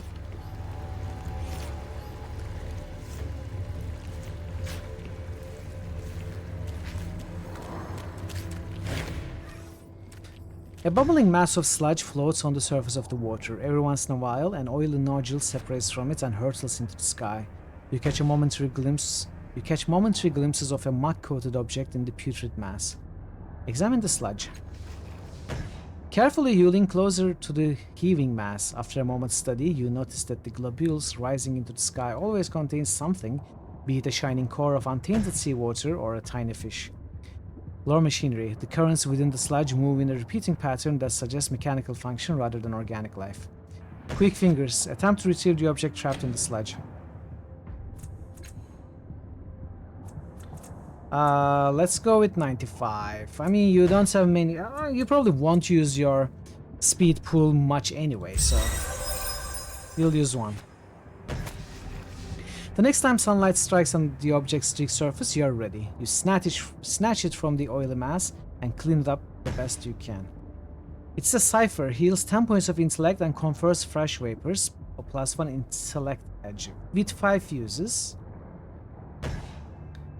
I wonder how long fresh vapors last. I'm not sure whether that awful muck is harmless or you're immensely lucky. Either way, do go on poking things, dear. It's quite entertaining.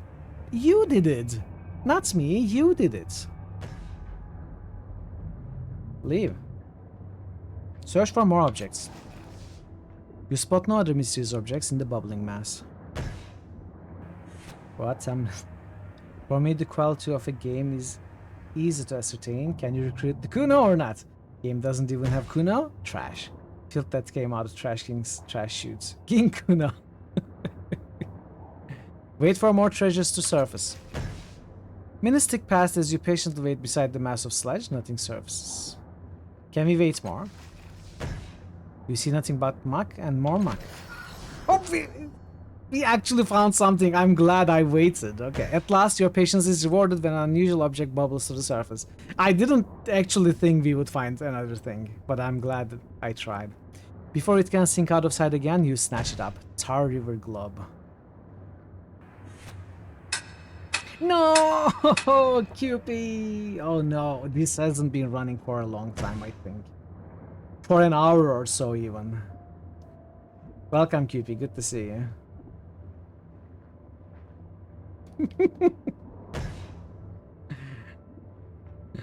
Oh, Tar River Globe. Another. No, not another. Oddity. The oddities were just for sale, right? This transparent glass sphere enclosed a miniature scene of a river.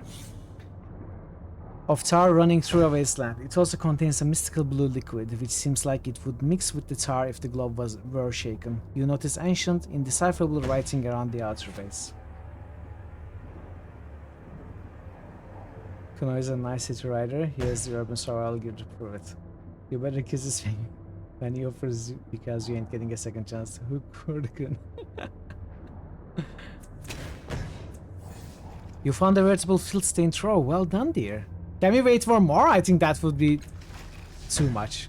You watch patiently, but nothing else comes Where up. would you be without me, George? You got lucky, kid, but you're not going to find anything else. If it were that easy, you'd have scavengers camped here 28 hours ago. I'm going to wait.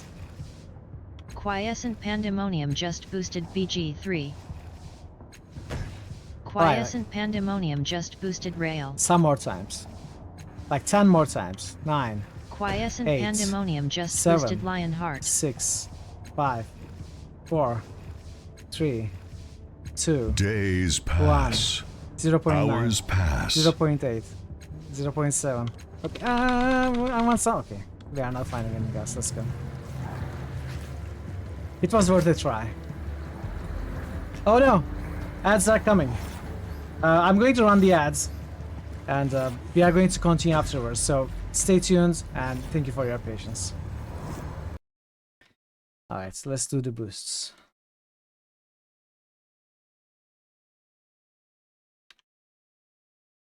Oh, that timer didn't run for a long while. Zoria. So last Eye of the Beholder. Deadfire.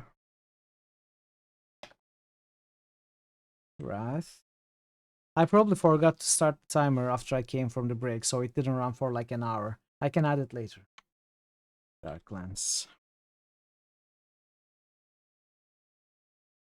Baldur's Gate 3. Under Rail. Lionheart. Thank you for the boosts, dudes, Veru, and QP. How are you doing, QP? Hope you are well. Let's quickly look at the timer. See how long it didn't run for. And fix it.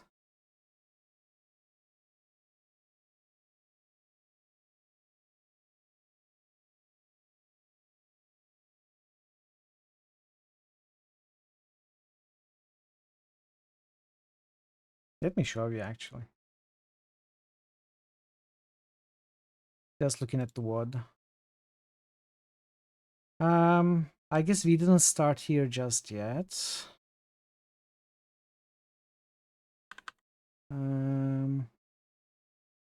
I think we started at this point or so. But let's say 2 hours and 8 minutes. 2 hours and 8 minutes, and the moments when QP noticed it wasn't running, something like here. This is the exact moment actually I happened to click on it. So 2 hours and 59 minutes. That would be 51 minutes. 51 minutes. So what was my timer links? Let me try to find.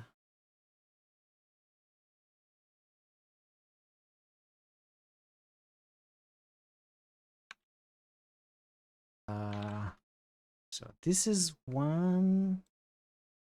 There are 2. And this is 2. All right, let me show you these again. So 51 minutes. That's how many seconds? That's 3060 seconds. So 3060 seconds. Let's. Ketmas Gaming just boosted Dark Seed Carrot. 3006 seconds here as well. There we go. Welcome, Catmas. Good to see you. Darkseed, you cannot boost Darkseed. Like, Darkseed is not in the list. It will never be in the list. Even if it was an RPG, I still wouldn't play it. But maybe I will play it. I don't know. It's not a very good adventure. Of course, it's by H.R. Geiger's art. It's very gory. Achuta. And what is Achutang? It's a horror adventure. I have played it in the past. How are you, Catmas? It's good to see you. There we go. Timer's fixed. How is Teton? So far so good. It's really good start. Standing around is kind of nice. It has been relaxing. It has been fun. Like, there is a lot of writing. I feel like in the long term it's going to tire me a little bit, but the writing is good, so I don't mind it a lot. It's a really good game. Playing Fields of Mystery, farming sim. 80s anime designs where you can get animals regardless if they are yours. Huh. Or you can pet animals, not get animals. I didn't start yet, QP. I didn't start yet, but thank you for a reminder anyway. Fields of Mystery, is it a mobile game? Tired after work, but I hope you get some good rest, Katniss. We weren't doing anything. Alright, alright. A cable connects this spout to the collection device. The nozzle looks like it may have been attached to another machine at one time. It's not, it's on Steam in early access. Wait, let me write the name down. What did you say? Fields of Mystery. Fields of... I'll take a look. Thank you, Daisy. This device is collecting black goop from somewhere underwater and pumping it to the nearby spout. Oh, that sounds good, Tazen. The strange lines and rippling forms of the sunken buildings are dramatically different from the architecture above the waterline. I guess we can only go here from... Yes. No, it's not like that. Oh, interesting. Oh, well, let's look at here then first. All right.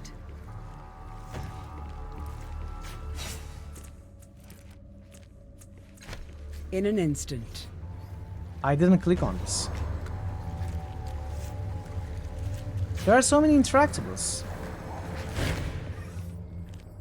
A matte black obelisk floats in the midair above the water. It has sharp curved sides that converge to a glowing tip that brightens or dims with the passing of the bay's faint breezes.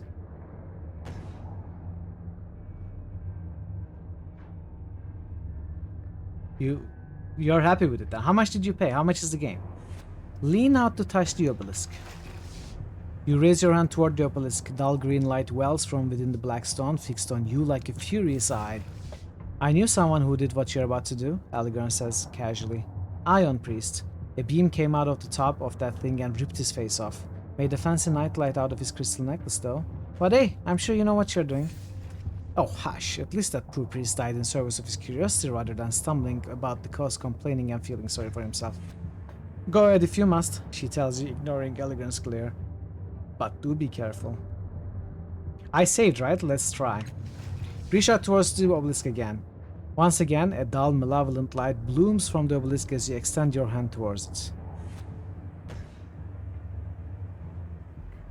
Hey Mason, welcome. Happy Friday. Hope you are well. I kinda want to touch it to see if we will die or not. Quick fingers, yank your hand away from the obelisk. Let's try that first. Oh, not a very good chance, is it? Do it. Not a very good chance. Let's touch it. You lay your palm on the surface of the obelisk. A brilliant emerald beam erupts from the apex of the structure and strikes you in the chest. What follows you is not pleasant, but mercifully brief. Blue tide raised a tiny amount, red tide raised a tiny amount.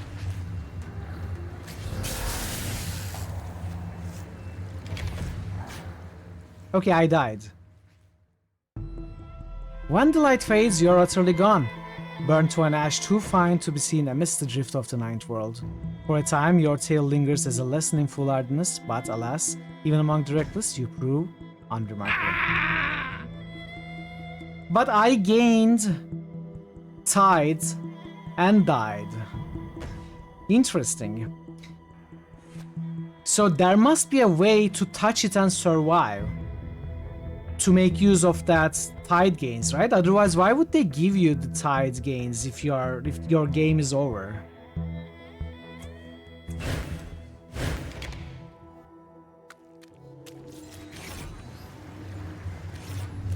There must be a way to touch it and survive. I'm going to... As was mentioned, you should recover from that normally. I think you might just not unlock that yet. Yeah, that's... I was expecting that as well, Thor. I was expecting to come back from that, but we didn't. Maybe later. Maybe later we can come back. Sure. Because they are cruel to the player? I don't think so. I don't think so. In this world, then. We're only here for a short time, planning on playing soccer shortly. That sounds good. Enjoy your day, Mason. Thanks for stopping by. The metal door is thick, heavy, and unmarked by time. Double rows of circular bombs run horizontally and vertically across its surface. It's firmly sealed. Examine the door more carefully. The metal surface is infused with minuscule threads that are barely visible to the human eye. They only run in straight lines and right angles, and they seem to converge at circular bumps. Upon closer inspection, you notice that each of the bumps is unique. Some have flat faces, others are actually many-sided polygons, and a few are marked by tiny apertures.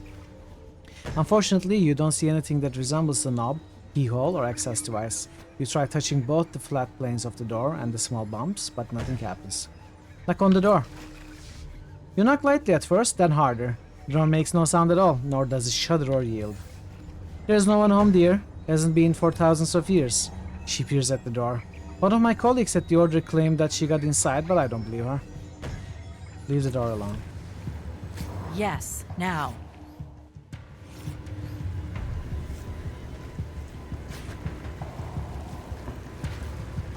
The long cable extends from this spout, but at the point where it dips below the water, it's been snapped in half. This massive construct was trying to climb across the top of the reef when it died. Its surface is pocked with tiny scars and scorch marks. Sure. You died, yes. Dides of Numenera. Although this cube hovers in the air, you can feel the ground shudder with its vibrations. We shall see. A yawning intake marks the front of a long dead construct. With I think alacrity. we read that. We wrote those. Sure.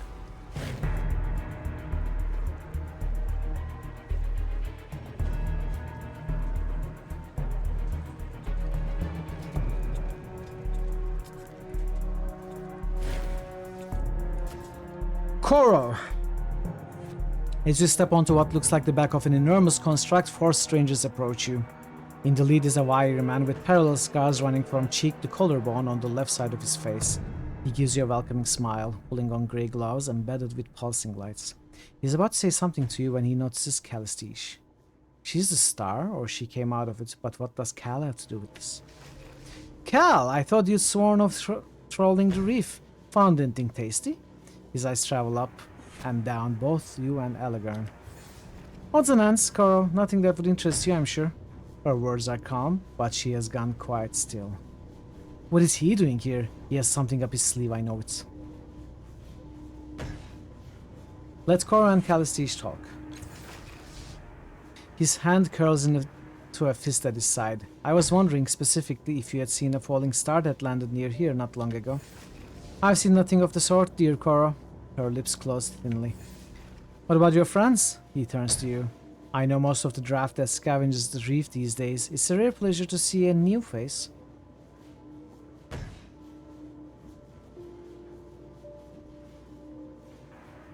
Nice scars. How did you get them? 2 things are more dangerous than death in this world, he says, his smile widening. Asking impolite questions of strangers and playing with Numenera you don't fully understand. My error was in the latter category, and I've grown more careful since. What are those gloves for? Unwelcome but anticipated complications. He does not elaborate. He does so love his ambushes, Calistige whispers in your ear again, even though her mouth is closed and she isn't looking at you. He didn't have the gloves when I knew him last, but I'd wager they're connected to the devices in the area. So, Cora says, apparently unaware of Calistige's interruption. The star, have you seen it? Where did the star land? Well, if I knew that, I wouldn't be reduced to harassing noble travelers. I never saw it, you see. My employer did, and thought, who is the most trustworthy team I can send at a moment's notice? He winks. Luckily, they were on another assignment and we were interested and weren't too dragged yet, so... What interests you about this star? How kind of you to ask, Cora says, clapping his gloved hands together. So few people are interested in the tangled motivations of paid explorers. He spreads his arms as if holding the sky and continues. The world is littered with ruins and fascinating secrets. Trouble is, anyone can claim them. But when something falls from the sky, that's rarer. And a man can make his name off such a find. He pauses, then adds, we are also being paid quite handsomely. That helps. Enough chat, I think, he says. There is no humor in his smile now. Where's the falling star?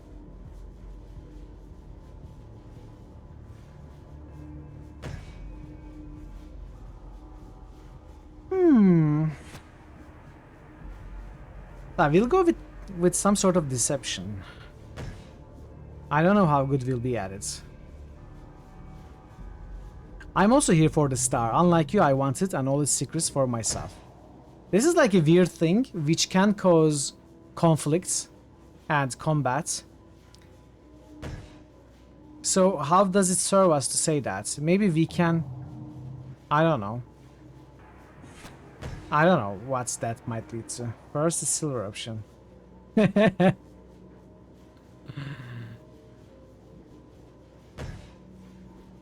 second may, make them leave. The second, the third option.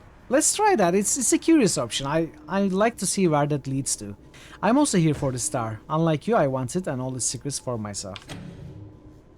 Oh, that's terrible. Okay, let's see. The base is 35, 35, 35. Okay, we'll spend with Calistige.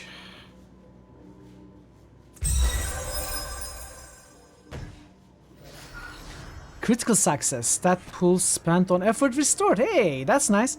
Cora gives you a long, hard look. Then he sighs. An admirable goal. Were I less enamored of...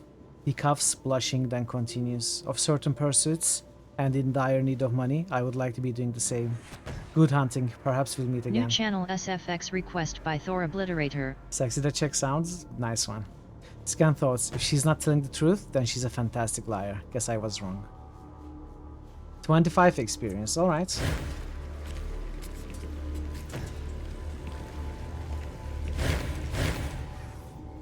Nice thinking, kid. That would have been a fiasco. You figured out why they were here, right? I knew I couldn't trust Calistige. This is the last time I make that mistake. They saw me fall from the sky and came to investigate. Oh sure, and they just had the ambush ready to go at the same time as we are leaving. No kid, Calistige sold us out. Excuse me? Are you suggesting I had something to do with Cora's plans? Oh, I cannot abide his rabid paranoia a moment longer. Are you suggesting you didn't? An old friend of yours just happens to be waiting for us, armed and outnumbering us as we return from the greatest find the reef has seen in years? It's too convenient for me, too convenient by far. Of all the idiotic, paranoid delusions, you really believe this, don't you? You really believe I'd use a half-wit like Cora to stab you in the back rather than do it myself? You see, kid, she'll stab you in the back first chance she gets, most likely in your sleep. He throws up a hand, forestalling Calistige's retort. Look, I don't care. Fact is, I can't trust you anymore. And I wonder why I ever did. This is the last we traveled together. I've got enough to worry about without having to watch my back 28 hours a day. You coming, kid, or what?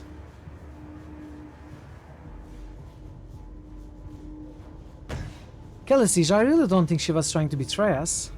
Welcome back, Ash. It's going very well. He snorts a bitter laughter. I do. You haven't seen 1/10 of her depths, not 1/20th. She's a backstabbing bitch, mark my words. You are insufferable to the end, Eligern. Looking for the worst in any situation is the only way you know to see. Do you know how long I've carried your pain for you? How much I've had to turn away from your judgmental stares? But you're right, I've had enough. She turns to you. Child, I'm happy to guide you. But I will not walk another step with this paranoid buffoon. Finally, something we agree on, he growls. Kid, she'll chop off your head and spit down your throat. I'll get you where you need to go, and let you sleep at night to boot. It's up to you. Why can't I travel with both of you? Can't you just work it out? She bursts out laughing. My dear girl, we have been working it out. Eligern's petulance, his obstinacy in the face of facts, drive me away every day. He might be strong, but he's also thick. I dare you to try traveling with him. and see how long you endure. Not as long as I have, I'll wager. His face darkens under her accusations, but he manages a pained smile. As if you are doing me a favor by staying with me. Do you think I don't see your true self in all those echoed around you? That's you, Calistige. Every facet of it. Your vivisectionist's heart hasn't changed. Just the way you presented. I thought I could help you, but...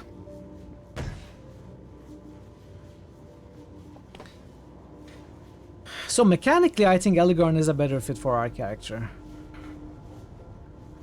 I don't think mechanically Calistige has too much over our character to make a unique difference and have some unique usefulness. Eligorn gives me little bits, you know, a little bit of a feeling of Dakon. Not too much, but there is that vibe to him.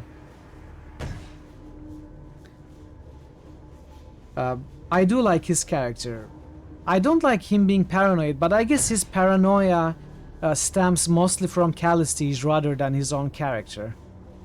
I think with just us, he might be not as insufferable. I didn't like his initial dialogue lines and reactions and stuff, especially against us. Calistige looked more open and helpful, but you know, that may be because Calistige is actually a backstabber.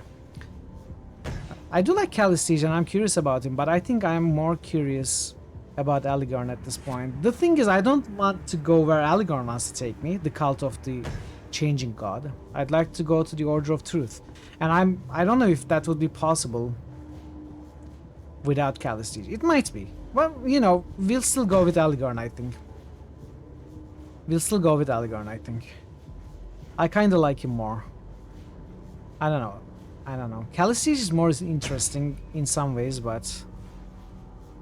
yeah, we'll go with Eligorn. Do you want to know if you're cutting off your choice of destination questing? I'd like to know. It won't change my mind, but I'd like to know. I feel like I could be able to go any of those two locations with any of these two companions. I think the game would let me do that, but I'd still like to know. I'll go with Eligorn. As you wish. Should you change your mind, I'll be at the Order of Truth. But don't bring the complainer. A farewell to you, child, and best of luck. You'll need it. Okay, I guess we can drop Eligorn and pick up Calistige at the Order later anyway. Temporary decision doesn't have any long-term restrictions or credit. Okay. Alright, that's cool. That's good. And good riddance. He gestures toward the stair. Come on, whatever the answers exist are up there. Alright, that's cool. You know, as a minor contributing factor, I also wanted to go with Eligorn because I gave him a better weapon and he has more cipher slots. So I think in many ways Eligorn is more advantageous. Now that you've dealt with Koro and his goons, you can continue on to the city of Sagas Cliffs. To reach the city, cross the bridge at the north end of the platform. Can I change characters by pressing 1, 2 or F1, F2 now?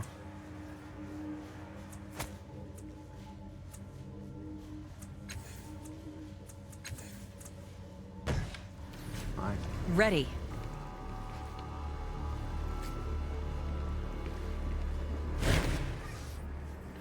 A lambent green fluid drips from end of this device's nozzle and hisses angrily on the metal surface beneath. Without an antagonist to aim it toward, the device doesn't serve any obvious purpose. Let's go. There is a shallow depression in the surface here, like many others scattered around the construct. Unlike the others, energy still pulses across this one at random intervals. A slight yet implacable sense of unease emanates with each wave of energy. There's a loose lens at the center of the depression. You think you could redirect the psychic effect somewhere more useful, but it'll be tricky to get it in between the energy pulses. Without an antagonist to aim it forward, the device doesn't have... okay. Yeah, that's what it looks like for sure. Cobalt petals fold over a short metal stem. Calcified minerals holds the ancient weapon closed. All right. A spherical head hangs loosely from this stanchion. A single metal fiber holds it in place. A sickly green crust scabs over numerous cracks and Go. divots in the streets. I think that's all in this first map. Yes. There's so much detail in this very first area. Well, I mean, not counting the tutorial and the dome.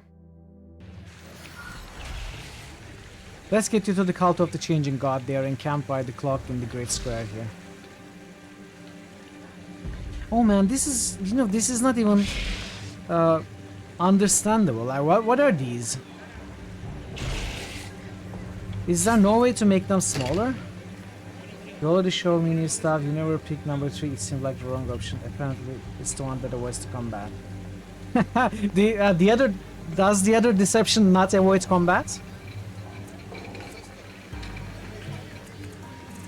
Hey Robin, happy Friday. Robin 4 days has just cheered for 19 bits. Happy Friday, Bogobo Slide, Bogobo Slide, Bogobo Slide, Bogobo Slide, Share 19. Thank you for the bits, Robin. It's good to see you. How are you doing? You're fairly certain it doesn't because you don't remember ever skipping that file. Okay. I'm going to stop these movement barks.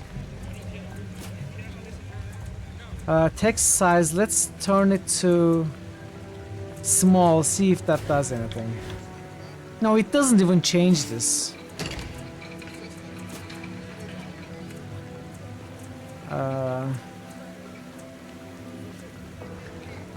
Show asterisks in italics.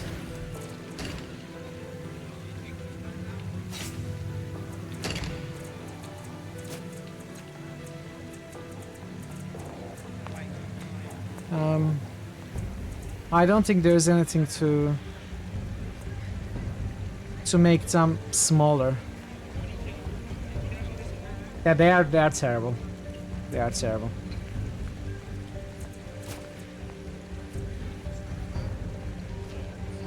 It's unfortunate.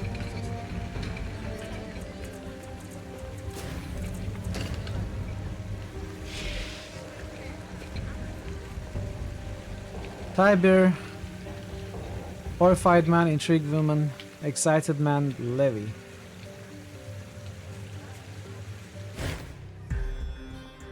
Pacing the edges of the crowd is a paunchy old soldier with a swaggering stride. At the moment, however, his jauntiness seems overshadowed by worry, and he alternates between watching the execution and searching the crowd as if looking for a miracle. Then his eyes light on you. You don't think it ever really impedes gameplay? Usually the important interactable sort of... Okay, that's good. Music is great, right? I've never seen her face before. This might be just the break I need. I say, you look like someone who believes in justice. How'd you like to help a poor soul, wrongfully condemned? What kind of help do you need? I don't need anything, but my friend there on the platform is dying.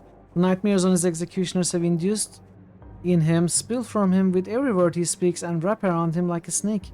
He glances at the execution. I know there are but a few strands around him now, but in a few days' time they'll choke the life out of him. I cannot imagine a more horrible way to die. He poses. Well, that's not true. I have an imagination that would shame a sailor. He leans in. You'll need to be swift and willing to hold justice above law. But there's a way to save him, if you will to hear me. I feel I'm getting con man vibes from him. Who are you? Captain Lanchon Tiber, retired, he says with a little bow. Extremely retired. Once a soldier of fortune, now it's plaything. He takes another look at Rhys. But my story can wait. Saving Rhys' life comes first. Why is your friend being executed? A misunderstanding, he says, waving a dismissive hand. Rhys and I were hired to deliver some expensive brandy to an out-of-town buyer. So smugglers, okay. He breathed a sigh, weighted by disgust and regrets. Would you believe that the bottles were stuffed with state secrets? Rhys was accused of selling information to the enemies of Sagas Cliffs. They called him a traitor, or maybe he didn't actually know. How dare you insinuate that Tiber is anything but a very honorable and forthright, and just like a guitar up. Yeah, you cannot. It was a travesty, he growls, his eyes blazing with righteous fury. The poor lad had no idea what was in there.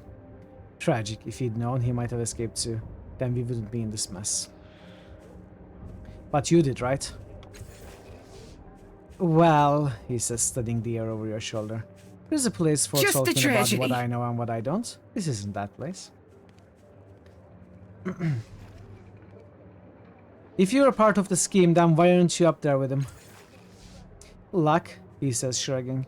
I was taking a piss when they came for him, went through the back window and scampered up to the roof. You know what? He's just the kind of man we need in our party. Maybe he's like a... Maybe he could join the party as a jack. I could use something like him in, like, deception checks and stuff. I don't know. I don't know if he will join the party, but I will help him with hopes that he will join us or something. He's a soldier of fortune. He would tag along, right? We'll see. I watched poor Riz being led away from my hiding spot, swore I'd get him free. I hope it's a promise I can keep. And he seems genuinely interested in helping the guy and, you know, remorseful. Probably feels responsible, so... I want to talk to your friend. Are you mad? Tiber sputters. It's an execution. He's surrounded by levies. They won't let you near him. And even if they did, he's out of his head. You'll get nothing but gibberish from him. And if he doesn't speak gibberish, no, best to assume it's gibberish. I still want to try. Tiber holds up his hands. As you wish. Just don't say I didn't warn you. The levies are not to be trifled with. What's your plan? A simple one, but it requires nerve. Listen. New Evilometer character suggestion by Thor 420? Obliterator. I'm sorry, that won't be possible. 420 is reserved for the dude, of course. The dude, who else? But we'll find something close. You're heading out now, you will catch me next time. Thank you, Mason. Thanks for stopping by. Thanks for saying hi. Have a great match. I hope you win. Or at least have fun. Have a great rest of your day. He lowers his voice. It would be nothing for someone of your noble demeanor to masquerade as a city official and ask the council clerk for an archived copy of an old stay of execution. Okay, once you have it, I'll write out the fresh one and add Riz's name. Then we'll present it to the overseer here, and poor Riz will be set free.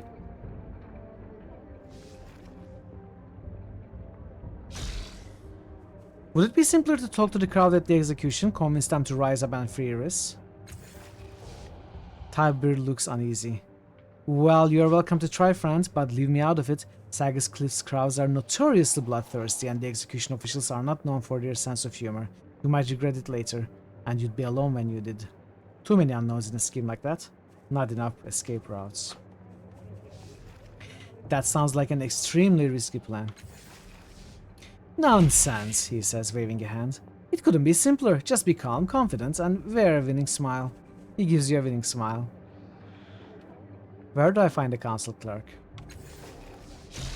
He'd be in Government Square, of course. There's a podium outside the council tower. I can't think of a time he wasn't there. Alright, I'll help you.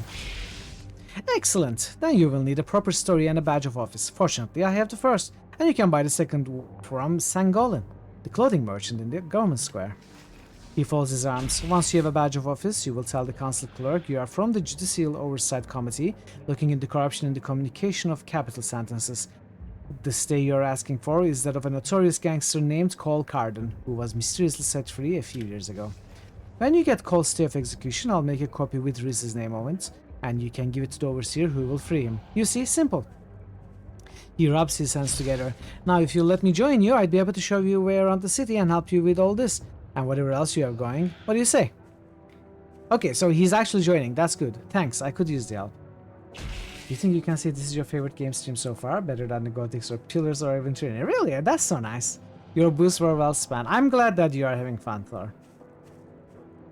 I'm glad you are enjoying your time here. Thanks, I could use the help. It will be my pleasure, but let's hurry. There's not a moment to lose. Riz hasn't much time. Making a note. So I need something confirmed, by the way. You know, I'd like this write out confirmed or corrected. Even though Tyrus says there is not much time or anything, there is not actually time passing in this game. So we are not actually in any kind of timer pressure, right? In any of these quests, like specifically for this quest, but also generally in the game. Is there any timer pressure?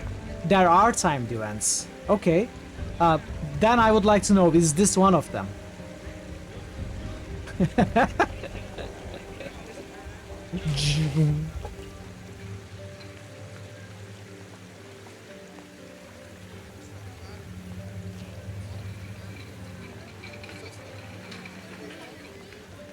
Let's talk to the horrified man. You don't know. You always solve it quickly. You can check. I would like to know, yes. I plan to solve it quickly as well. Distraction is creation, of course. Energy is never lost, right? It just turns into something else. This man stares at the execution in utter horror. He cannot look away. No crime deserves such a punishment. How can this be allowed? What exactly is happening here? A waking nightmare, though they call it an execution, he shudders. The unfortunate victim is put into a trance that forces him to speak his nightmares. His words spill out of him as a rope of flesh, which is wrapped around his body until it crushes him to death. He shakes his head. And the indignity doesn't end when the poor wretch finally dies, for then the devourer of wrongs eats his flesh. It's not just, but what can be done? Everyone considers it tradition. Why is everybody watching this? They are animals, they find pleasure in cruelty. Farewell. This quest is time critical confirm. Alright, we'll rush it then. We'll see if we can do anything here, then we'll go and do the quest first things first. The woman listens intently as the ravings of the man on the nearby days. How was it pronounced? Days? I think days. Hanging on every word. She gives a hesitant smile. Can you understand it? I know he is speaking great wisdom. If only I could decipher it. What exactly is happening here? An execution, she gestures toward the man on the dais. They put the condemned into a trance, and he speaks of the wondrous things he sees. His words become tendrils of corrupted flesh, which are wrapped around his body until they crush him to death. Then the devourer of wrongs eats him. Why is everybody watching this? She shudders. Most are only thrill-seekers and morbidly curious, but some of us gather to hear the words of the condemned. They are said to contain the most sublime truths, for they are born from dreams of death. We listen and try to understand their meaning. What if I told you he was innocent? That would be terrible, wouldn't it? But his words seem so wise. So you'd stand by and let an innocent man die just to gain wisdom?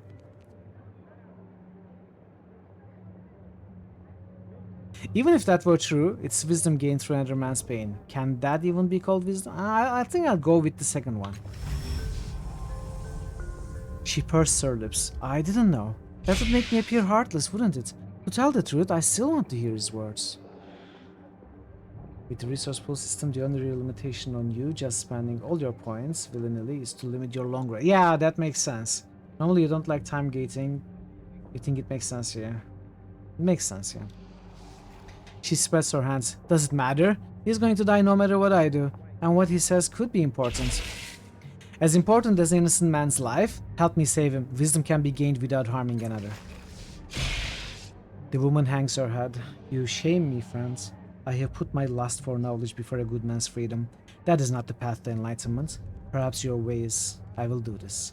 This woman, she is truly wise. Of course I am. Of course I am.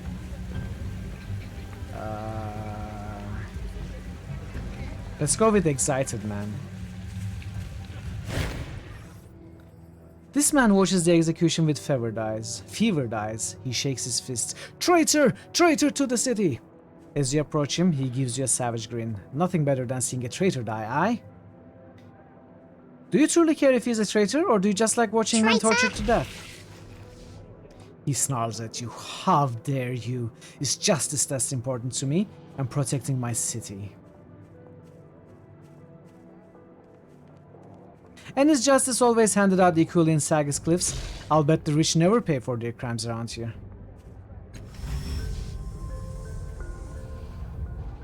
He pauses. You got a point there. I've never seen any highsiders spill their guts on the platform, or heard any of them ever being accused of treason. I keep getting indigo points.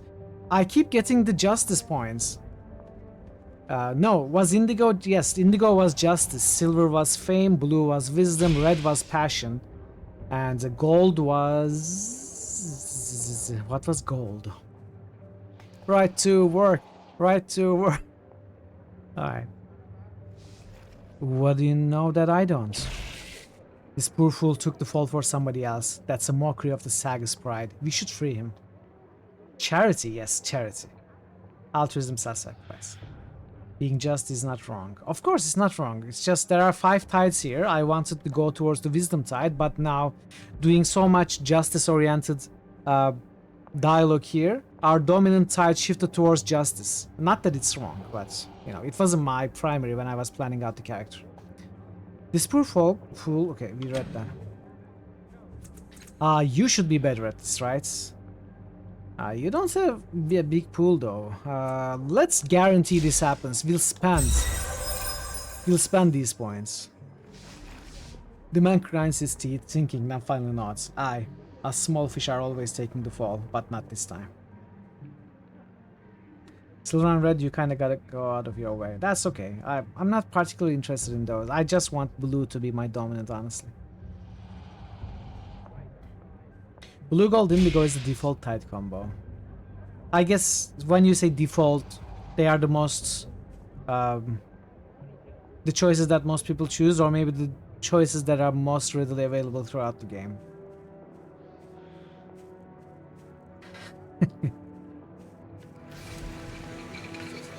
Okay, unmoved woman. This woman stands at the back of the crowd, arms crossed and eyes cool as she watches the slow execution. Unlike the others, she's also watching the people in the crowd. She shakes her head. Depressing. If you find it depressing, why are you watching it? I was just walking by. I don't know why I stopped, really. Something in her manner makes it feel like there's more to it than that, however. You stopped because you're a good person at heart. It moved you. No, you stopped because you want to do something. You want to be the one to make a difference. Oh, look at what we found. Silver and red. Passion and fame. Forward Hey, march! Nebu. Welcome, Nebuka. Welcome, Raiders. In the sense that I'm going to destroy typical good playthrough, most players choose red, silver don't fit in that. Blue is kind of more neutral. Indigo, gold are often chosen that, yeah. Welcome, Nebu. Hello, hello. How are you doing? Let's give you a shout out. You are a good friend. Nebu, a shout out. I'll consider your deca weapon, but... Alright. Actually, I'm not sure what this does. I don't remember this clip. What is that? I don't think I've ever seen it. The start has been good. You know, we barely got into the... This is like the first big map, I think. It's really great. I don't remember if I asked you. Did you play this one? Everyone, check out Nebuka. He's a great streamer. You all know him probably. Most of you know him for sure. He's a good friend of the channel. And I can't recommend him enough. He's really good guy, good streamer. Good games all around. Doing a Skyrim... Has been doing an Elder Scrolls playthrough. Started from Arena, as you saw on the clip. And played his way through Skyrim. Finished the main quest in Skyrim. Now doing the DLCs, which will conclude the whole Elder Scrolls thing. But I'm sure he'll move on to something cool as well. So yeah, check him out if you're not familiar with his content for sure. You never know. You played it but never finished it. Did you enjoy it when you played it? Hey Chilowina, welcome. Good to see you as well. He fell from the sky, that's a black pillar, made a mace out of Metallica. Exactly, yeah. Exactly. Wait, I think I may have missed a message or something. Alright, yeah, we are playing Torment, Tides of Numenera. I hope you enjoyed the stream. Have a good time. How is Skyrim going? Did you finish Dawnguard? Or what did you do today? Many in the crowd are ready to act. They outnumber the levies 4-1. All you have to do is lead them. She looks around at the others, you convinced, and seems to gather courage. You're right, something must be done. With numbers on our side, we can do it. She steps forward. I'm ready. There was something about the game's mechanics you didn't enjoy, but it's been years since you played it, so you don't remember what it was. Alright, alright. Fair enough. Let's end this. Leroy Jenkins. How do we end that? Clear soul cairn. Let's talk to the overseer, I guess, maybe.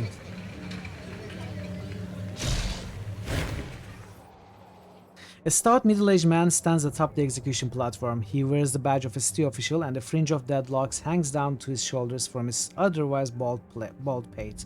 He gives you a disinterested look as you approach. Please stay back with the others.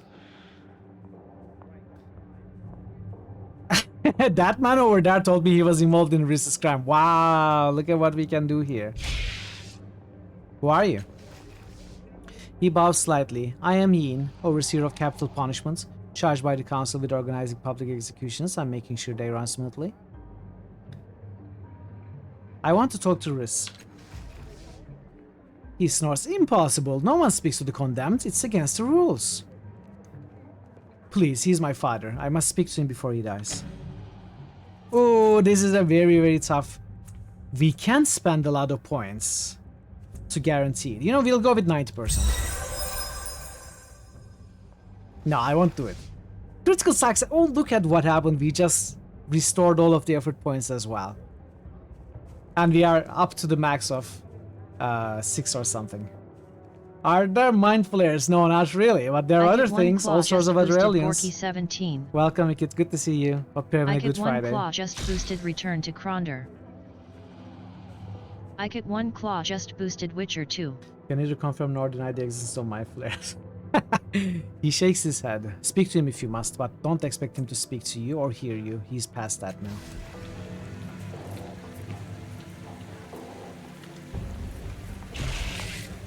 Devourer of Wrongs. Death of Rhys. Rhys. Well, let's... Okay.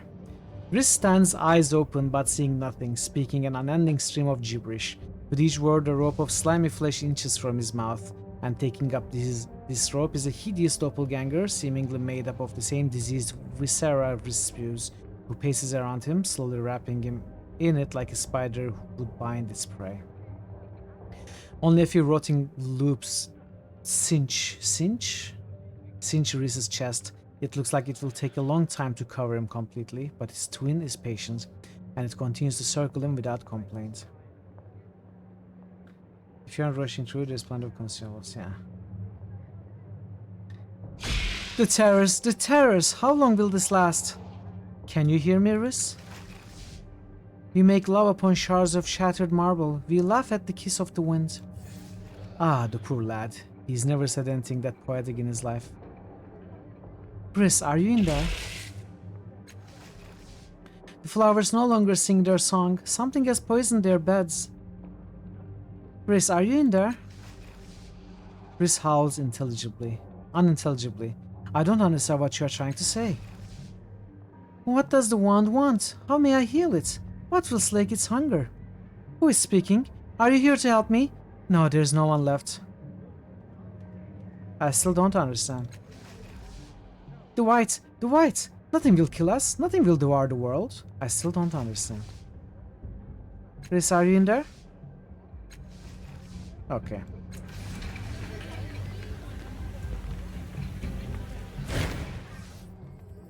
The strange homunculus pays no attention to you. It seems to be made of the unnatural entrails that spills from Rhys's mouth, wound together to form the shape of a man. As you watch it, it winds more of those entrails around Rhys's torso, almost as if trying to make him a copy of itself. It's White Frost from The Witcher. I will feast on your entrails and devour your soul. Actually, this guide does exactly that. He shudders and turns away. They say that's his nightmares coming out of him. I see it's giving me nightmares standing so close. What are you doing? The doppelganger does not reply. It does not seem to have heard. Can you hear me? I'm talking to you. Once again, the homunculus doesn't respond. It may not even be able to perceive sound. Leave it alone. Overseer Yin chuckles. Wise choice, friend. Can we talk to Devourer of Wrongs? An enormously fat figure stands near the back of the execution platform. Because of its metal mask and the obscuring layers of devices, filters and hoses it wears, you can't be sure if it's a man or a woman, or even if it's entirely human. Its thick neck bulges and clenches as if it was chewing something. You never even bothered talking to homunculus more unique mutual content or this guy? Really? You never tried it? I'm surprised. This one looks familiar. Some mind in my mind once knew her. Some mind in my mind. That is interesting. So maybe this guy or gal, when he eats the flesh after the execution, he gains their minds, maybe? You just rushed off to the quests. Who are you? Its voice rumbles like a distant earthquake. I am the Devourer of Wrongs. What is your role in the execution?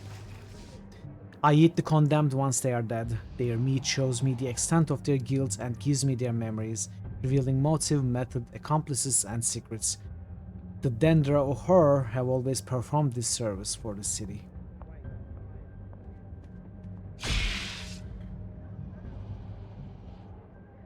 I see. You are immortalizing them.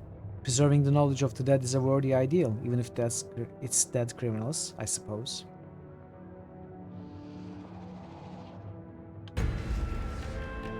Blue. There we go. Knowing the motivations of criminals helps us to prevent future crimes before they happen. Okay. Minority Report, anyone? What is a Dendra or her? We are the followers of the great queen Sarlavan, Lady of Maggots. We honor and archive the minds of the dead by consuming their flesh while acquiring their wisdom for ourselves. It shifts its tremendous weight. When we consume the flesh of the dead, a fragment of that person's consciousness awakens within us. The more we eat, the more minds coexist within our own. He makes a face. Now there's a party I wouldn't care to attempt. This is Tibir. Sagas Cliffs allows you to eat the dead.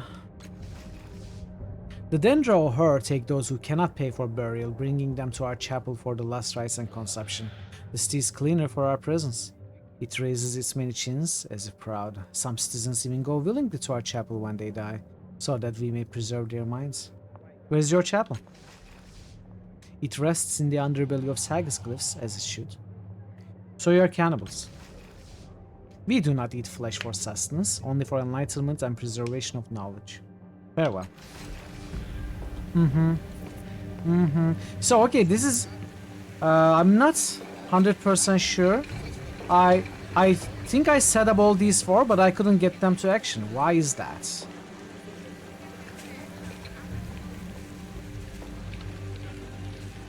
What are we waiting for? Let's get this started. Yeah, but how do I get that started? Excited man, intrigued woman. They're all set up.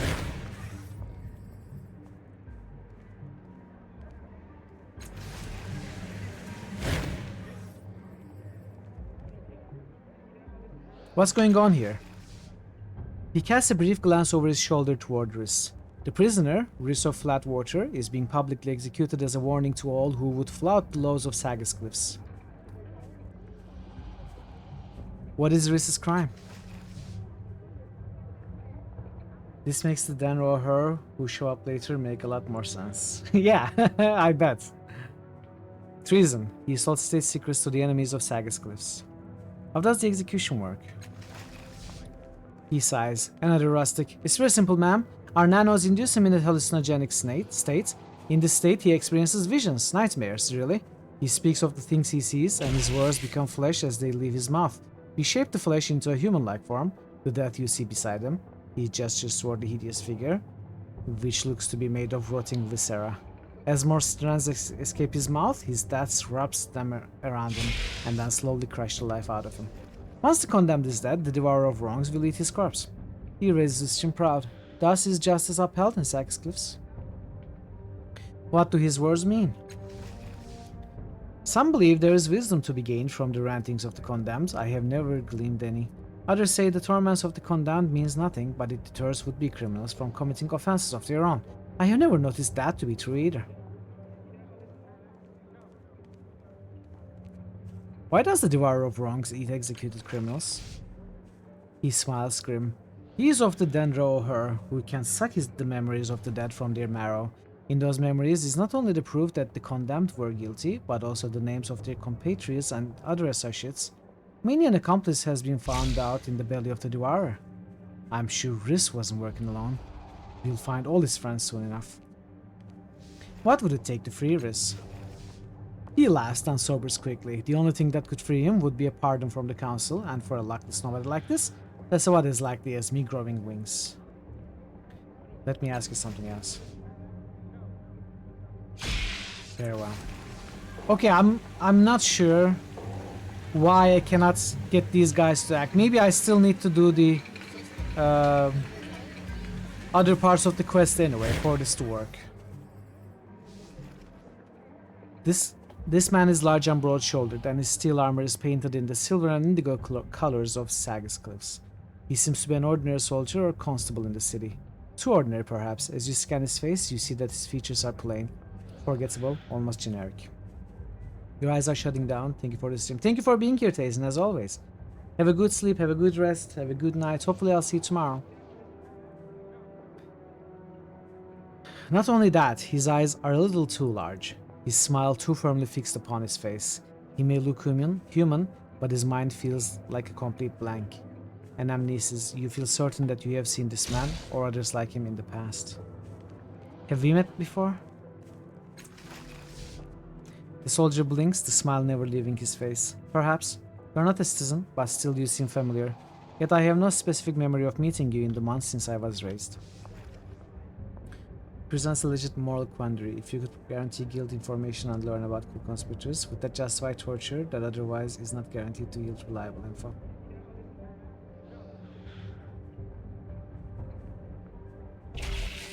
Yeah, it's interesting. It's interesting, but if the guy is to be executed, like this at least serves other purposes, right? Allow me to welcome you to the Sagas Cliffs, visitor. He speaks the final word like a title, almost an honorific. I'm a levy. You may rely upon me, and others like me, for protection and assistance, at the discretion of the council and the slave families. Examine the levy carefully. If you saw the face of this man on the streets of a city, you wouldn't glance at him twice. His features are utterly ordinary and forgettable. Not too ugly, not too handsome. It is indeed almost like he is an average of many thousands of men. Their idiosyncrasies, and imperfections merged into a bland middle ground. The exceptions, of course, are the eyes, which are just a little bit too large for the face, and the fixed, ever-present smile. Taken together, the man's features give you a vague sense of unease. You called yourself a levy. What does that mean?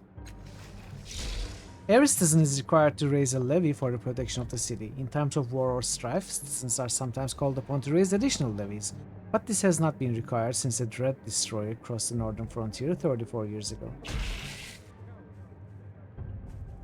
Levies are raised by citizens? Yes, a year of life is taken from a citizen. Close year is used to create a levy. He pauses ever so briefly, though his smile remains fixed in place. That is why our lifespans are precisely 1 year long. When our spans are up, we degrade into our component matter. If you are curious about the process, I have been instructed to direct you to the Order of Truth, where you may observe the machine that is our parent. How much time do you have left before you degrade into your component matter? 4 months, 7 days. Who are the council and the slave families? Do they govern the city?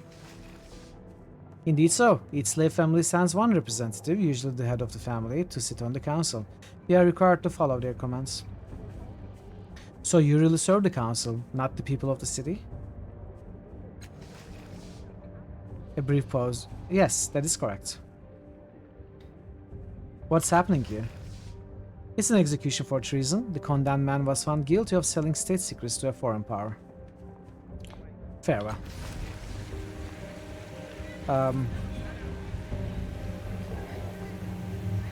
This levy probably has the same dialogue.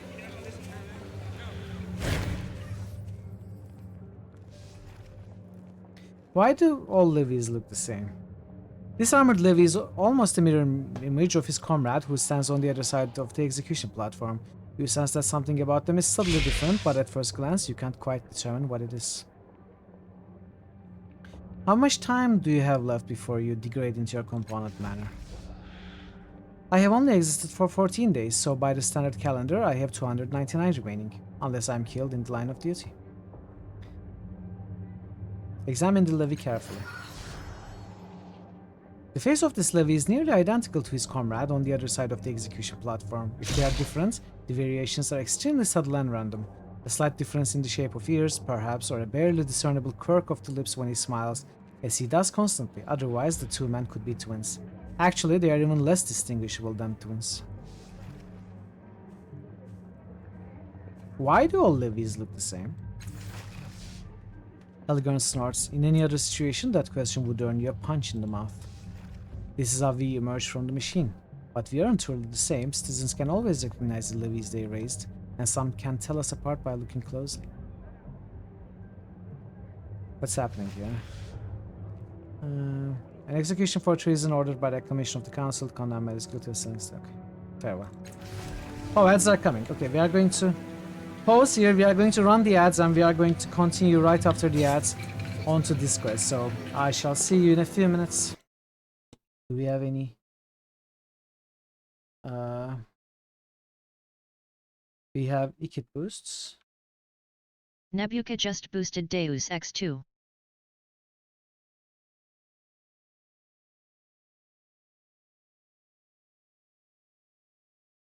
Nebuka just boosted Daggerfall. Nectar of the Gods. X2. Nebuka just Daggerfall. boosted Baldur's Gate 3. Oh, wow. Baldur's Gate 3 boost coming from Nebu. Baldur's Gate support. Hey, drummer. _drummer just boosted Fallout 3. How are you, drummer? Starving Welcome. _drummer just boosted Daggerfall. More Daggerfall loud. Starving Heck _drummer yeah. just boosted Scald. And Scald. There we go. Thank you for the boosts, Ikits, Nebu, drummer. Thank you, everybody.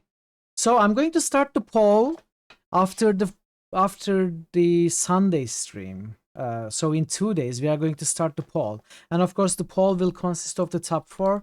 I don't think there is much chance for the top 4 to change. The ordering might change, maybe, especially there is a very close combat here between Mass Effect 3 and Diablo 3, but I don't think the top 4 in all is going to change. Like, I don't think Pathfinder can pass Baldur's Gate 3 is what I'm trying to say in 2 days. So we are going to start the poll on Sunday.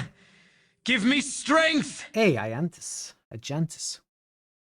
And I guess there's a chance we finish this game by the end of next week, but probably a bigger chance that we finish it the following week. So the poll is not going to is going to last probably less than 2 weeks, but at least 1 week. Hey JFC, welcome. The power of the threes has summoned you. Hey JFC. JFC, look what I did. Look what I added. I'm gonna show you.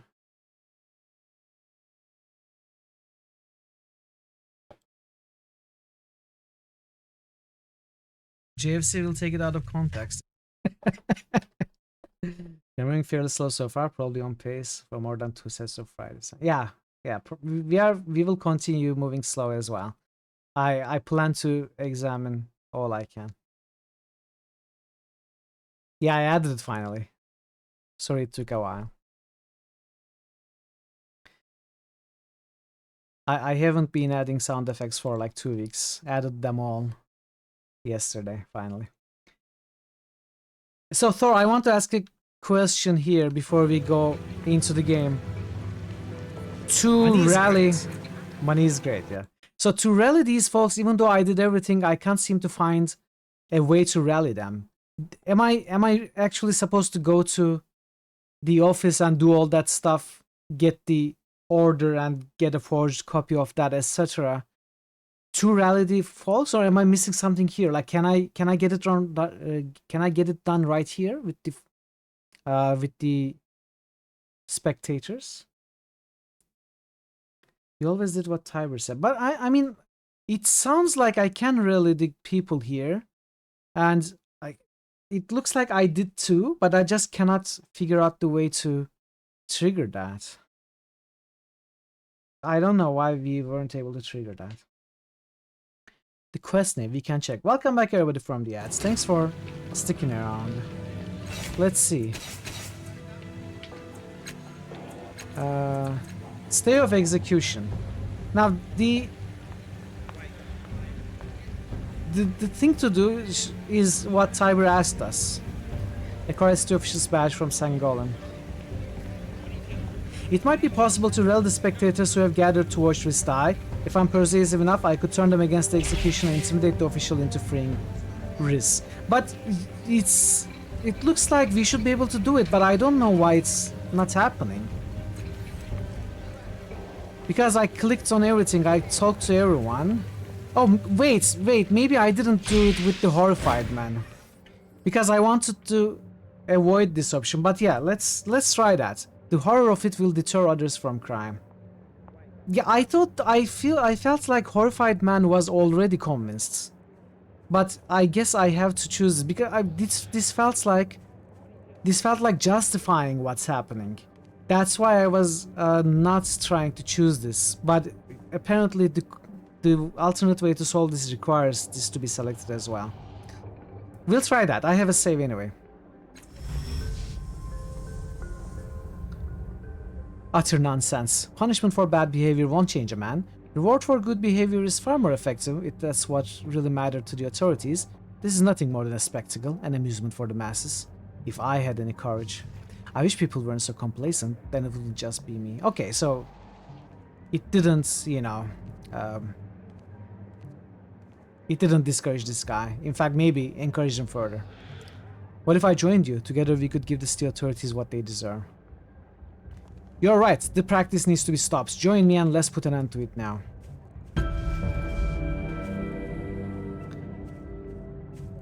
He looks at you frightened. And it? Are you saying we should interrupt the execution? You said the punishment should not be allowed. Did you mean it? Can a just man stand by when injustice is the law? You know what could reward good behavior? Additional boosts. Or bushels of pumpkin seeds. Additional boosts, yeah, maybe. DC 40,000. Alright, you convinced me, Ash. You give me 40,348 bits, and I will give you one additional boost. How about that? Let's go with 90%.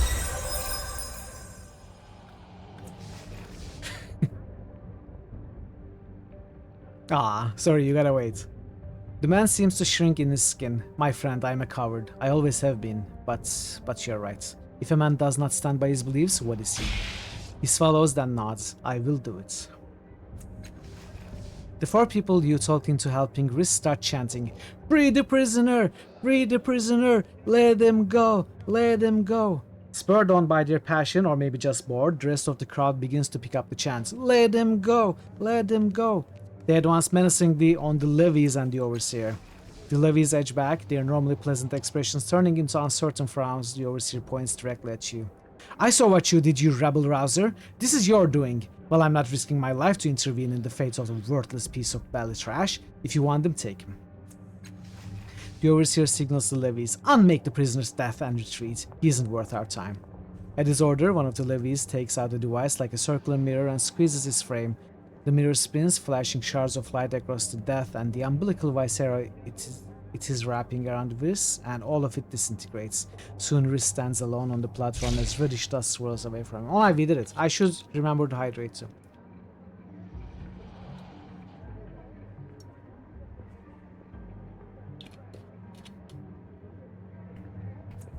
Making a note. For the experience. So Thor, more unique contents? Did I solve this quest the way you never did? It's super cool to see this alternate solution. You're curious why you didn't go with Cyber's roguish plan. Because it involved... You know why I didn't go with it? Because it would involve me to bypass a lot of surroundings in the area just to find the place I need, do it and come back, and then re-explore the places I bypassed the first time out. I really don't like doing that.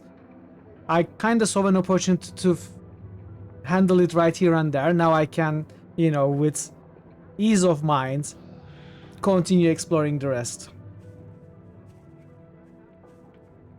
Besides, this just looked easier. It would involve deceiving authorities and buying something, which would mean spending money.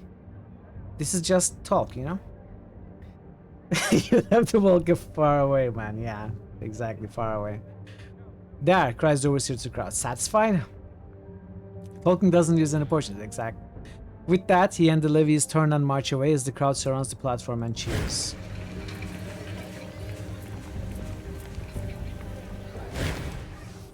Tiber's opinion of you has improved. As the levies march off and the crowd disperses, Rhys steadies himself, not quite recovered from his ordeal. Finally, he raises his head and focuses on you. If you are the one who got me out of that nightmare, thank you. But where's that? His eyes settle on Tiber. There you are, you slippery bastard. Now where's the money? If I went through that hell for nothing, I'll... The bastard let me out to dry it. I know it. He chokes with emotion. A whole day, Tiber. I spilled my guts up there for the whole day. Tiber steps back, spreading his hands. Yes, about the money. You see, Rhys, I was hoping to get a reward for turning in the fellow who sold us that brandy without telling us about his secrets, but... The thing is, you see one easy way to solve a puzzle. It never occurs to you on subsequent playthroughs to solve it in a different way. This is where Arbitral comes in. This is where a blind playthrough comes in. Well, this, as I said, this is not truly blind, but not remembering the game at all. It's kind of blind. It's the cool thing about watching the games you played, right? Especially games like Disco Elysium, and apparently to an extent this one, where there are lots of ways to solve things. But it's clearly apparent and, you know, plentiful in Disco Elysium. You always, without exception, see something new. But, Rhys snarls, there's always a but when it comes to money, isn't there? I should have known. You only said you'd pay me so I wouldn't squeal on you, and you only saved my skin to save your own. He smacks his fists together. Now am I going to have to fight through your friend to get to you? I too love butts. Or are you going to step out from behind her and take it like a man?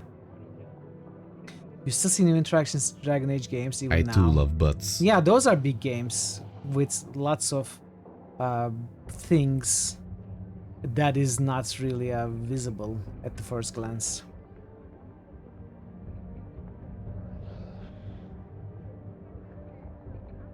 Calm down, both of you. Rhys tells from the beginning.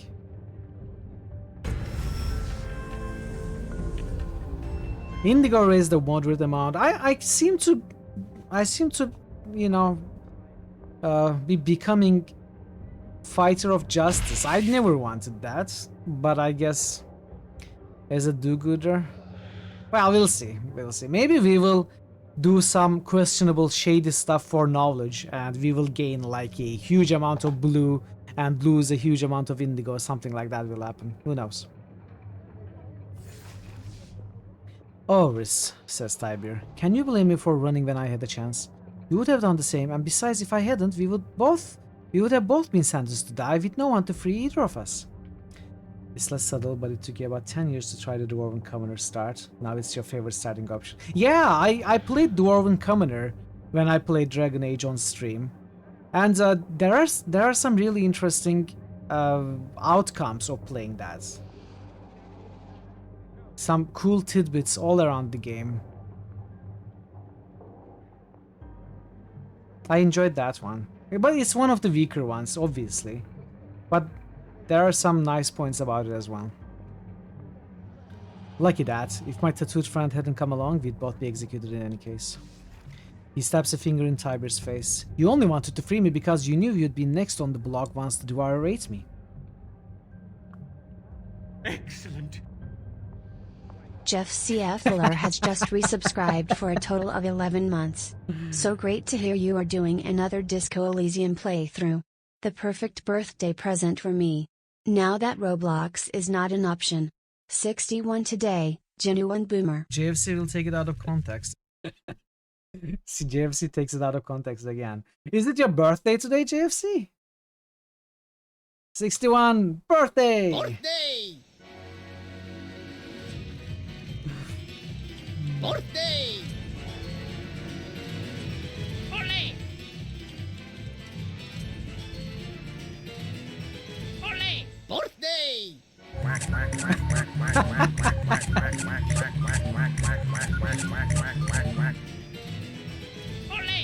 Congratulations, you young lad.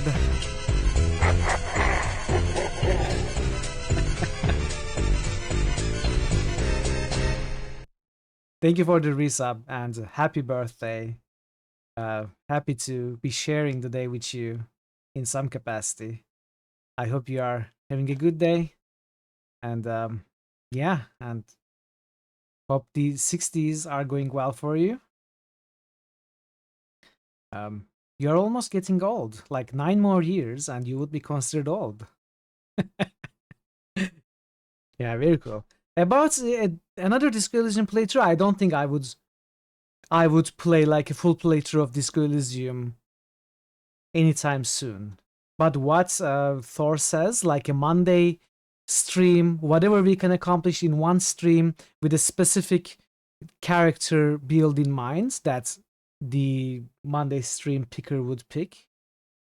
I think Thor was thinking about the bad cop, like the corrupt cop. So something like that, what we can do in 6 hours would be very cool. Goal would be to steal the boots by the end of the stream. Maybe something like that. Maybe we could put a goal. The definition of old seems to constantly move. Yeah, it's old is your age plus 10. I think. It should be.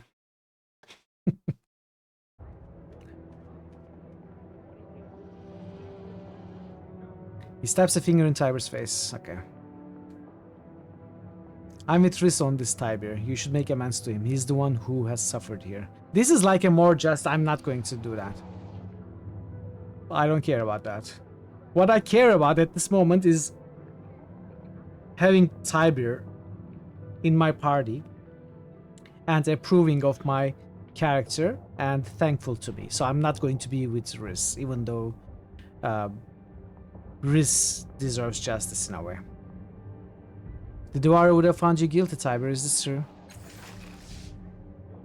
As far as it goes, he would have learned about me if he had eaten Riz, and I did manage to escape the levies when they showed up looking for us, but I didn't abandon you, lad.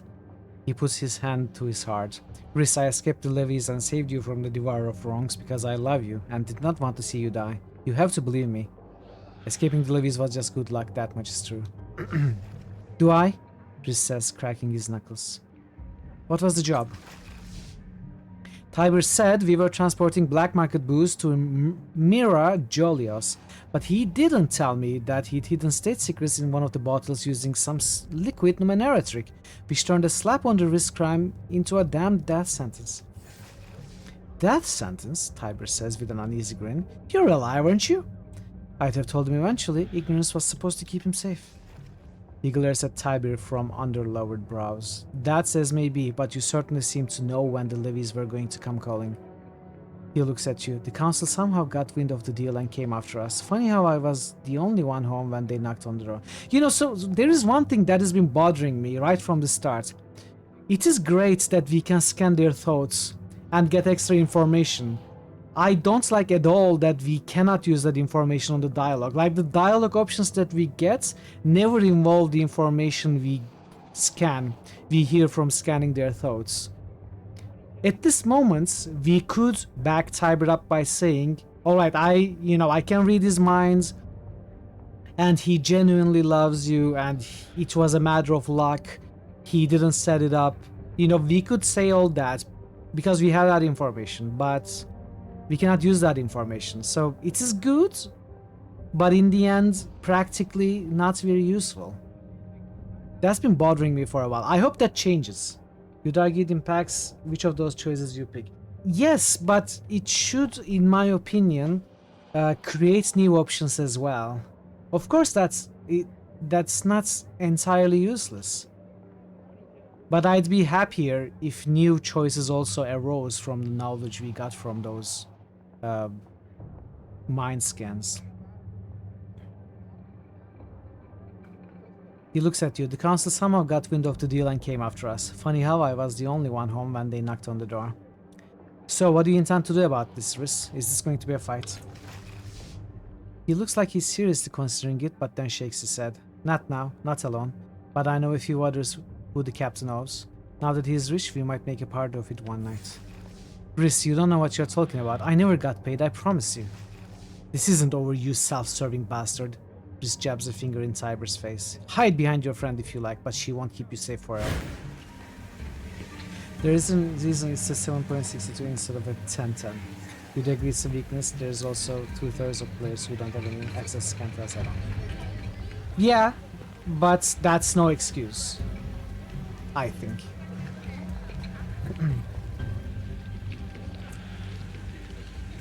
Alright, so we couldn't really calm down Riss. That was out of our hands. It was impossible, it seemed like. So, what is the map? Let's do a clockwise turnaround. Twin creatures of a type you've never seen flank a central orb. Their cultural significance is lost in you. Kanadu. This large, bold, broad-shouldered man turns to face you. You freeze. It's not his dark cloak or his sledgehammer. It's that beneath his mustache and goatee. He's so ugly that he'd scare his own mother in a dark alley. He gives you an abrupt nod, and you get the distinct impression that here stands a man who enjoys the boredom of standing guard and the company of his own thoughts. Surely they don't need an excuse for not having implemented your favorite feature. I don't think that's what I meant. You are taking it out of context. In matters like this, there is no should, but only what is and isn't. Well, obviously there's nothing I can change, but in a role-playing game, like in a tabletop, when you hear someone's thoughts, you obviously would use that information in your next line of dialogue. You would use your newly gained information in the thing you would say. That would be strong role-playing. This game doesn't have that. I would expect it to. And besides, I'm talking about something that bothers me in a game that otherwise is very, very enjoyable. I don't think there's anything wrong with that either. I mean, you don't need to come to the defense of the developers at this thing. That ignores realities of budget. I understand that. I'm not saying I hate them and they are terrible developers and this game is trash. I'm not saying that. I'm just wishing that it was a feature and it would make a ton of sense. But yeah, obviously there are budget limitations. You have to simplify it in some way because it's the RPG. They chose, yeah, okay, that's fine, that's fair. I understand why they haven't added it. I'm just wishing.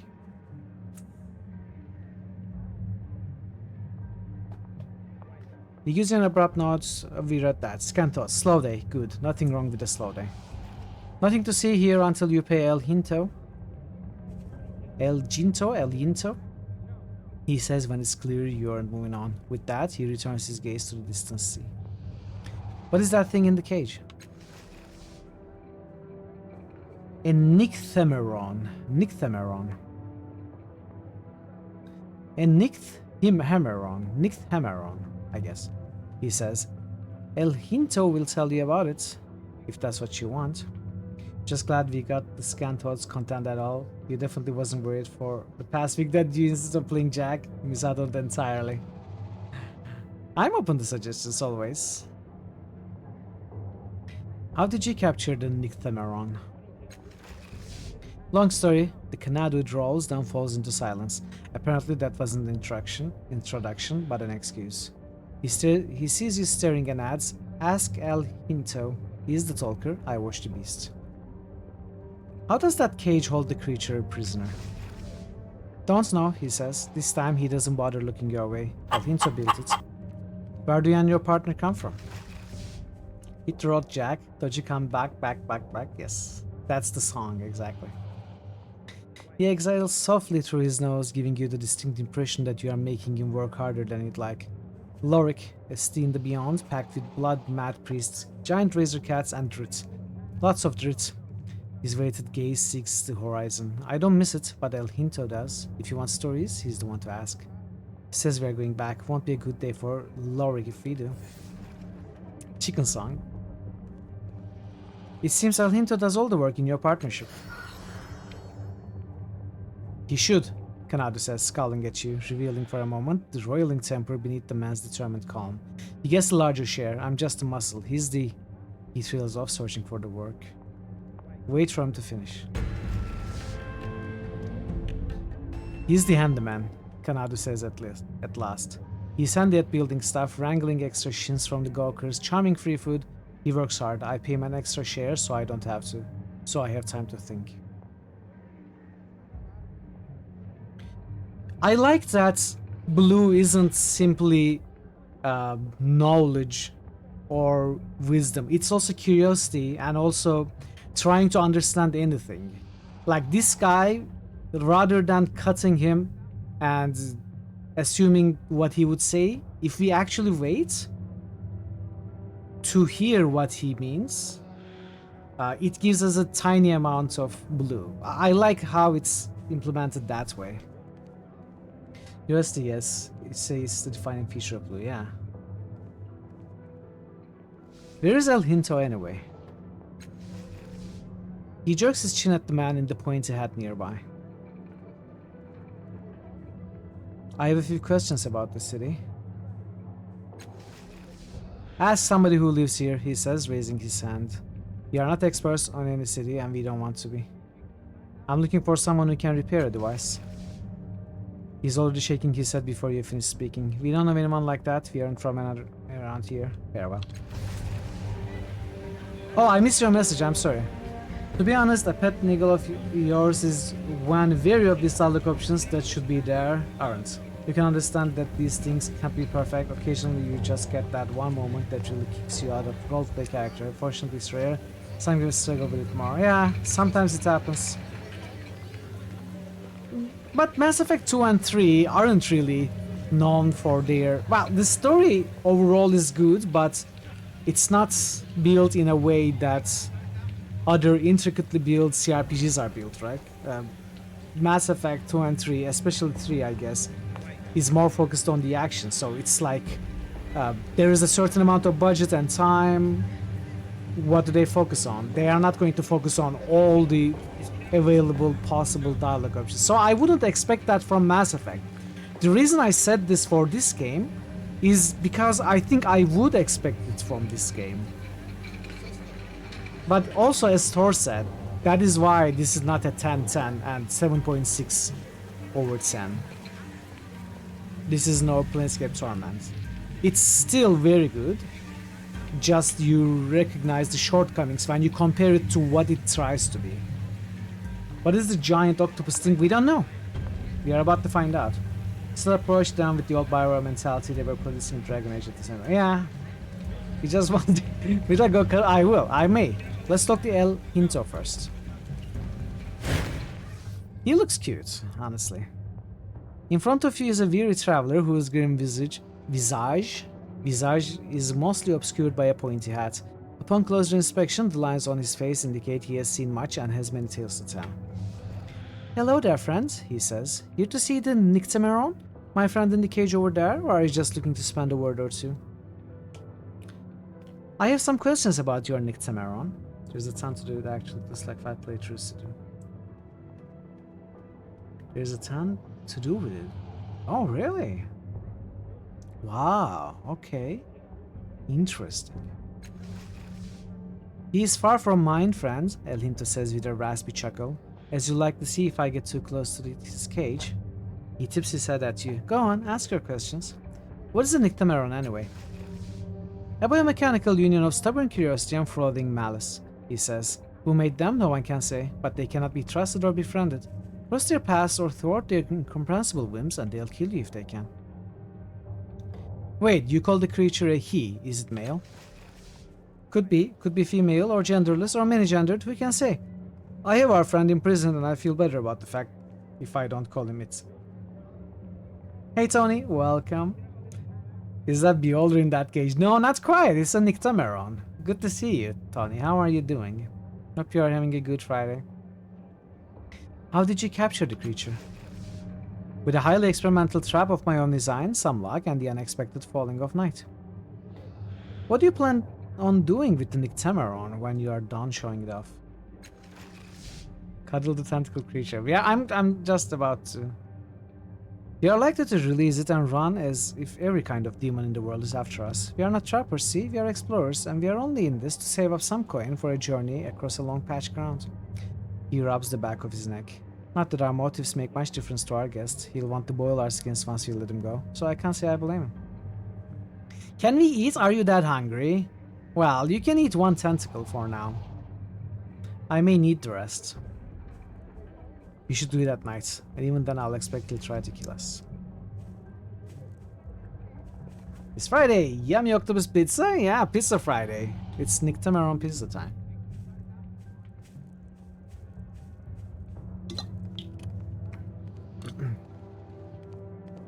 What did you say you were doing? No. I want to ask you something else.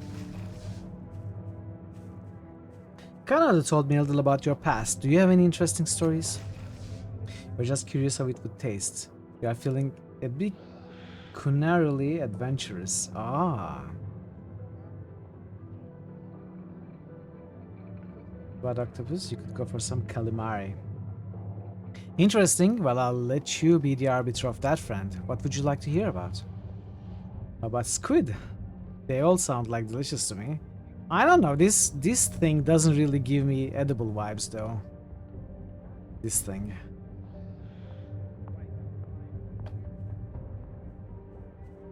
Kanado said you came from a place called Lorik.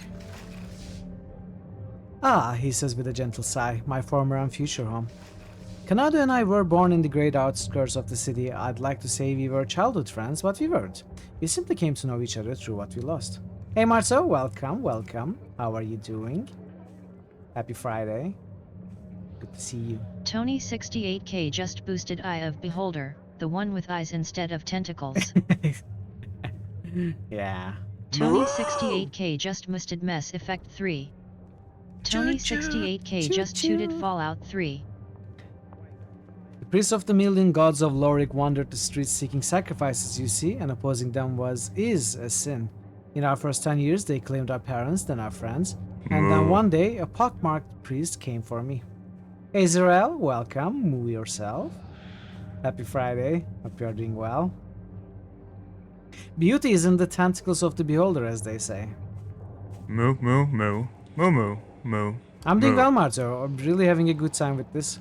Taking it slow, looking everywhere, reading everything. It's a little bit tiring. My throat already hurts. It's going to be one of those games. Moo? Hello. Proper moo, yeah. He hauled me up the glass-paved streets. I wept and screamed, but the faithful and the tearful turned away. I'd almost lost off when I heard the hammer scraping on the glass. He smiles. Up charged Kanadu, bearing his father's sledgehammer, and with a shout he dashed the priest's brains from his skull and we ran. He shuts his eyes, smiling. And we've been running ever since, but we will return one day, I think, armed for the occasion. It worked on the Numenera. It has to work in Lorik. I know it will.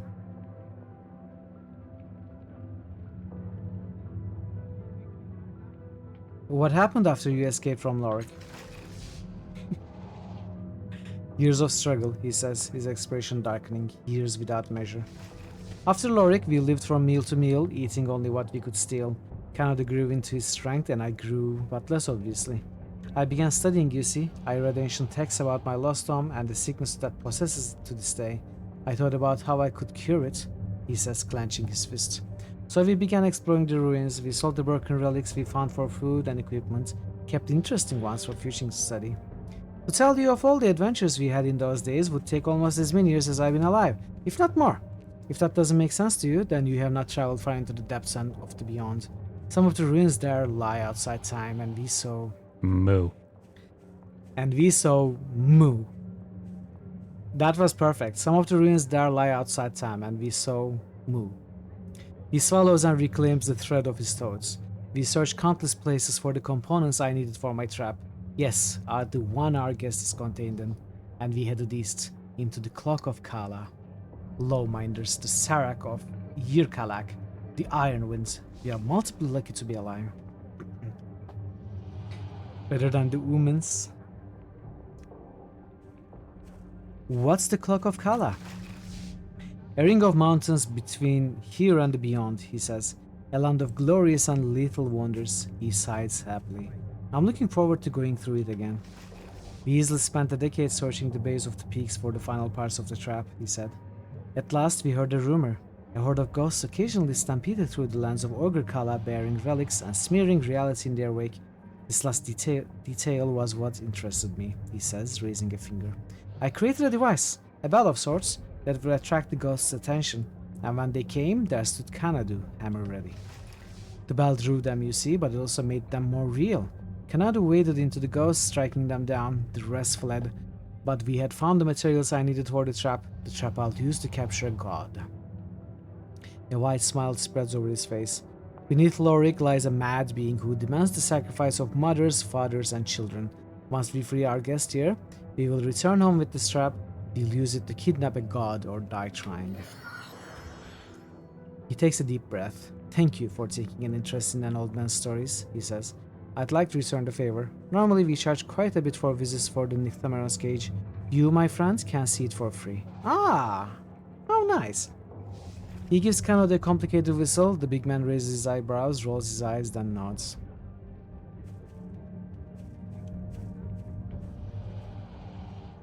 I want to hear more stories about your past. Certainly, what portion of our blood-stained past would entertain you the most? Can you tell me some tales from your earlier days? Too many, he says, chuckling, but I think I've wasted enough words on myself. If you're still hungry for new stories, Kanadu deserves a turn. Ask him about his hammer. It deserves several epics of its own. Tell him about the door, old friend. I can still taste the butterflies.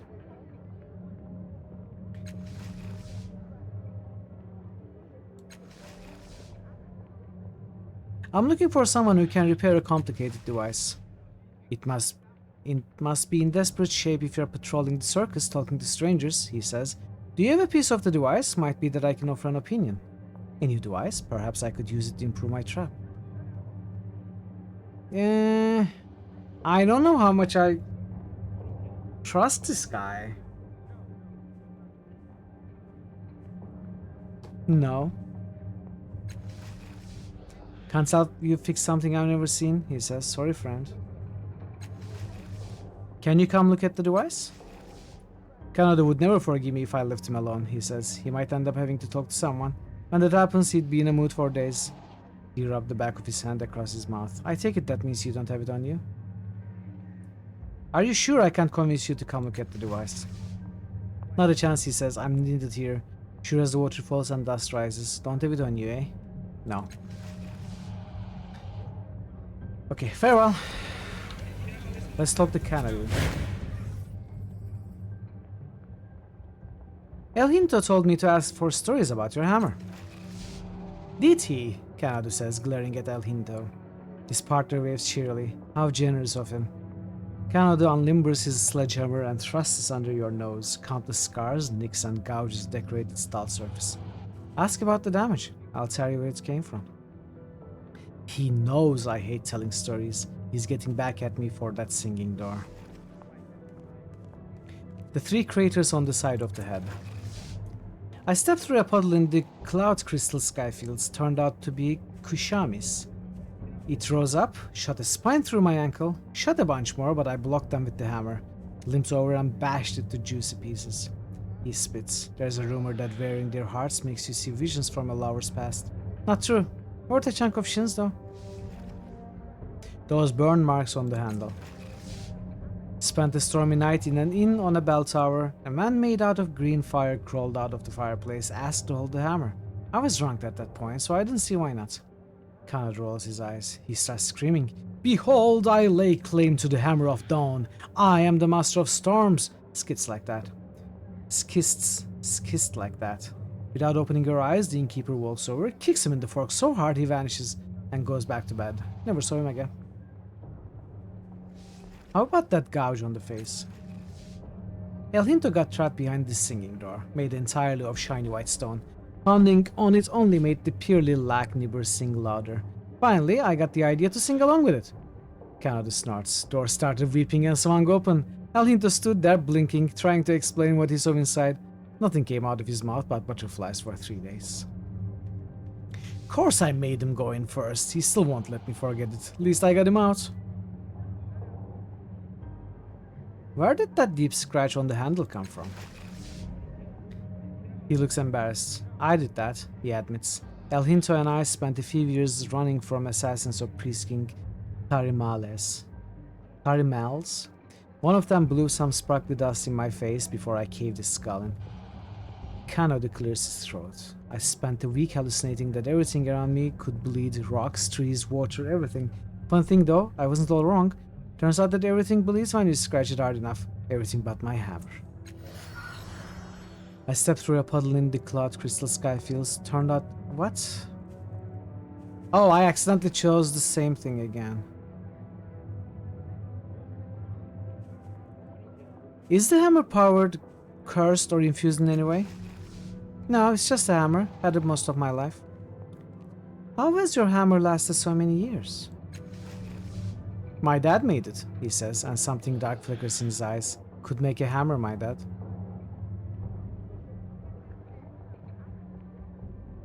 I'm done asking about the hammer.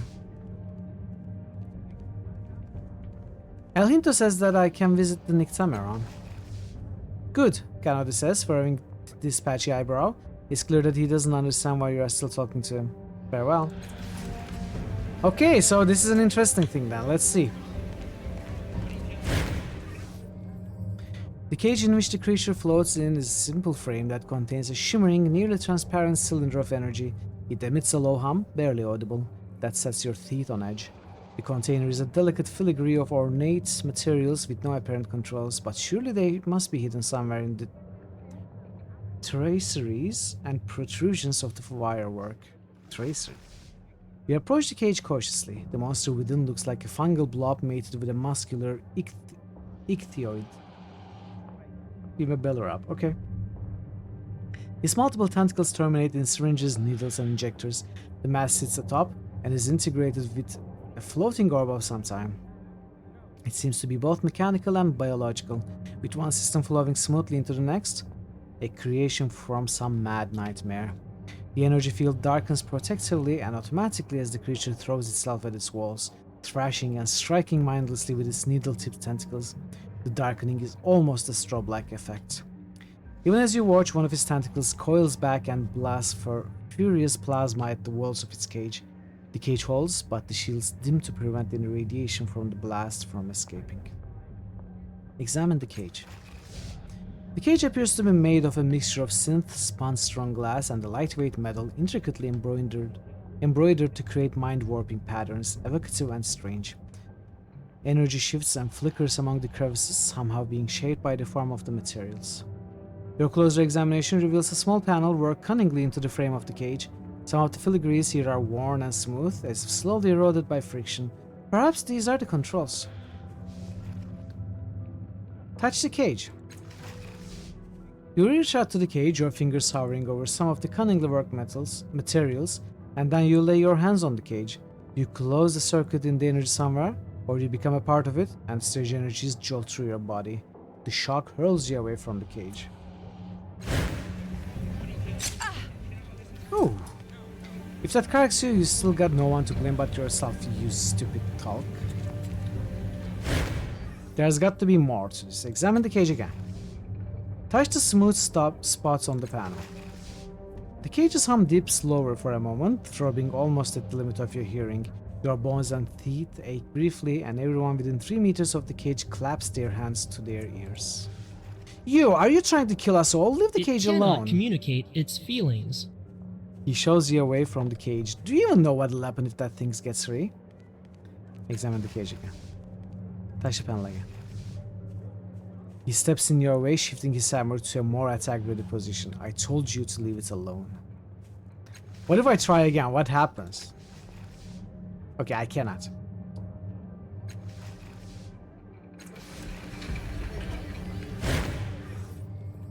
What are you? If anything, the creature redoubles its efforts to strike at you, its limbs a flurry of rage. How did you come to be here? It draws away from the edges of the energy field for a moment, as if gathering its thoughts, and then it launches itself at you, rebounding off the deceptive solidity of the cage. Its tentacles flail wildly, the needles at their tips glinting and oozing. What can you tell me of this place? A dim light builds underneath the Nictameron. The orb at its base glowing brighter and brighter. 2 tentacles stroke it. and they pull out a streamer of bright lightning. They stretch it between themselves, building in intensity, and then they hurl it at you. The walls of the cage darken instantly, and when they lighten again, you see the monster within flailing and crashing brutally against its invisible walls. Can you understand me at all? Dimitra's trying to free this abomination, bring ruin upon this. I wasn't. I'm just exploring options. I was ready to reload. Mitral good, yeah. It's difficult to understand. You wouldn't understand. It's fine. Leave it. I'm a professional. I'm a professional dungeoneer. You can trust me. Can you understand me at all? The creature redoubles its efforts to strike at you. Its limbs flare of rage. Okay, leave it alone. Possibly if we come at night or something. I don't even know if this game has day and night cycles. But maybe if we come at night and they are sleeping, maybe we can set them free.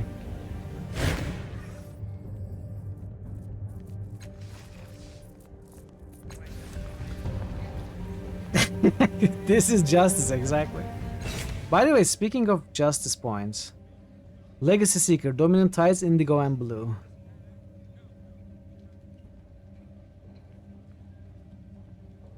We are getting closer to living. I never looked at Tibir.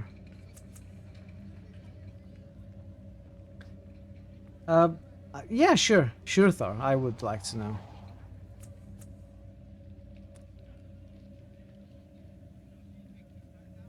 Not bad. Okay, some invasion. One cipher limit.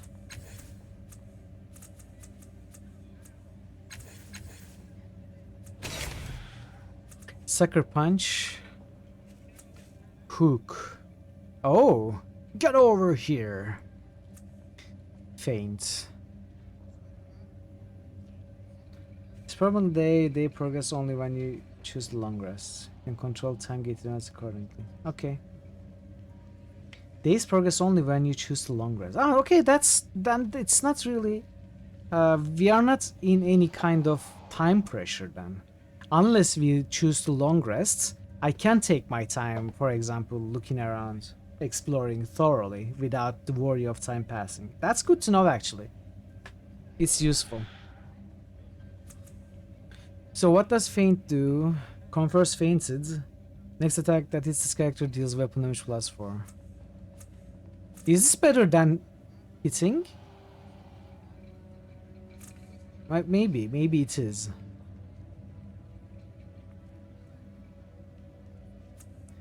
Elocutioner. All other party members gain 5% deception task, 5% intimidation, 5% persuasion. But you don't? You yourself don't? I guess.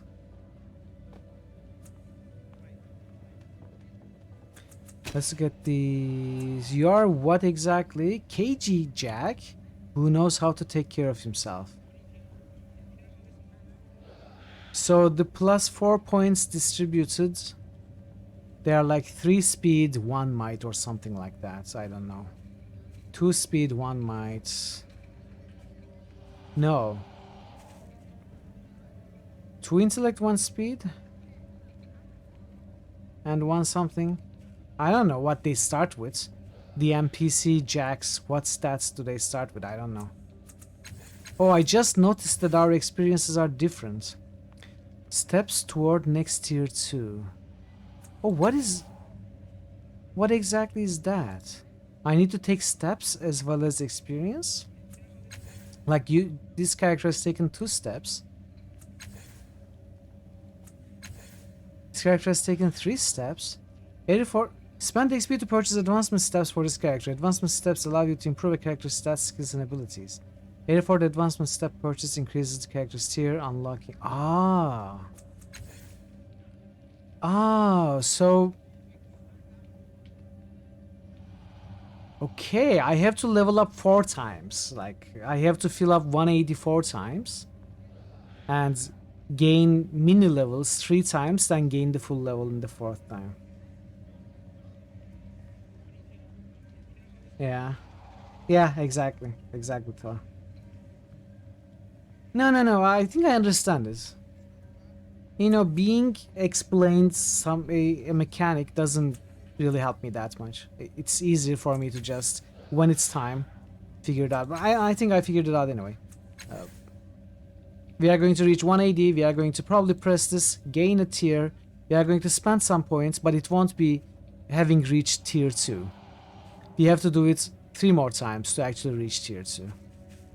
And these characters have more experience than me, which is good. Flex skill.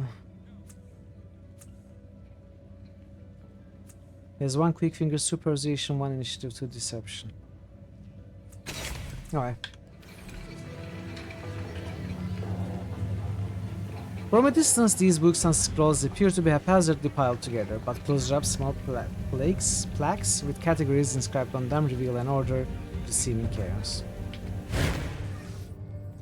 Nearly every inch of this merchant's body is covered in tightly wound robes and furs. A hood obscures his head, and a mask conceals his face. This doesn't stop you from noticing that he's apparently furious with you. Trembling, he bats at his similarly dressed companion. Both of them turn impassive masks back to you. Hey, 90%! Congratulations, Parrot! So you are what? You have... Since there are 510 characters, you have completed 559 characters? No, 459 characters? It's our girl Falinda. Really? Blood for Gorum! Nice, Amiri. Neither Falinda nor Steristi could believe it, but the thief had come back. Had she come in shame? Ready to return what she has taken? No. Her hands were empty, her expression baffled. Falinda crossed swaddled arms. Perhaps the thief had simply forgotten to return what she had borrowed, but this made her no less a thief. You must have met the previous inhabitant of this body. What did she take? 458? Cool. The thief asked. Falinda faltered, but only for a moment. The merchant's memory was as organized as a library shelf, and it remembered this face twisted with desire for the very book in question. It remembered the same voice making promises it apparently had no intent of keeping. Falinda thought the thief's lies were more convincing before. 10 years ago, this thief had borrowed a book. Falinda wondered if the scoundrel was possibly unfamiliar with the definition of the word. It did not mean taking a thing and keeping it, after all. Steristi pointedly returns to work, ignoring you both. Falinda sighs, massaging its temples with gloved hands. But in the end, Falinda took a deep, deep breath and asked the thief to simply return the sealed and long overdue book with the 5-color sigils on its cover. I'll find the book, you have my word. The thief declared, and Falinda was satisfied, temporarily. And with that, the merchant returns to its work as well.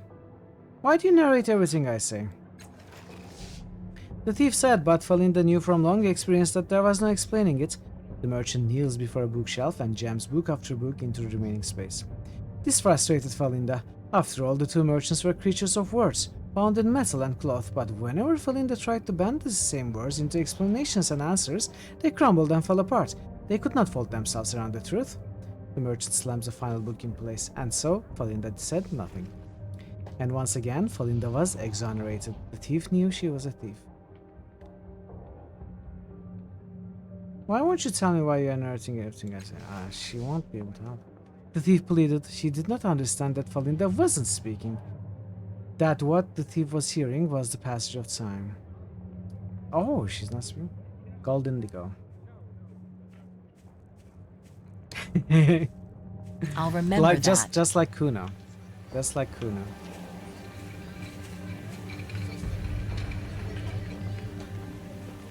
Steristi. The silent merchant traces dark fingers over a cracked scroll. It appears to be ignoring you as politely as possible. Watch Steristi work. The merchant's fingered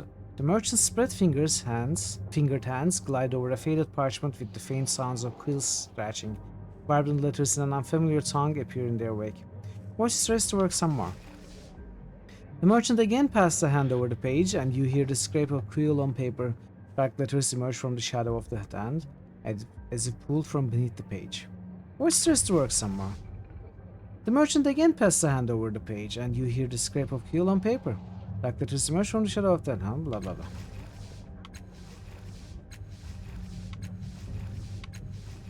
Okay.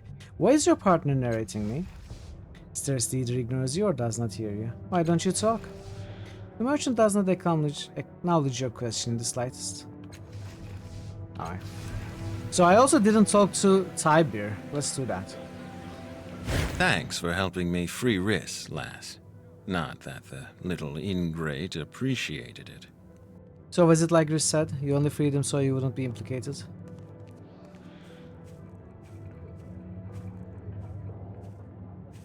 You're a good friend. Riss is being a fool. Thank you for that, he says, avoiding your eyes. It's refreshing to be believed. You'll work it out eventually, hopefully after I'm gone.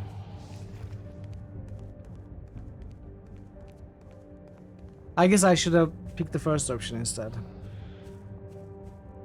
Tell me about yourself. Sure. So you're a captain? They hit the limit of enough weirdness for weirdness to be accepted become. Retired, he says, raising his hands in surrender. I've been on my own, more or less, for a handful of decades now. He winks. Still having a captaincy under your belt opens doors, lifts dresses, and drops trousers, so I tend to wave it around whenever I can.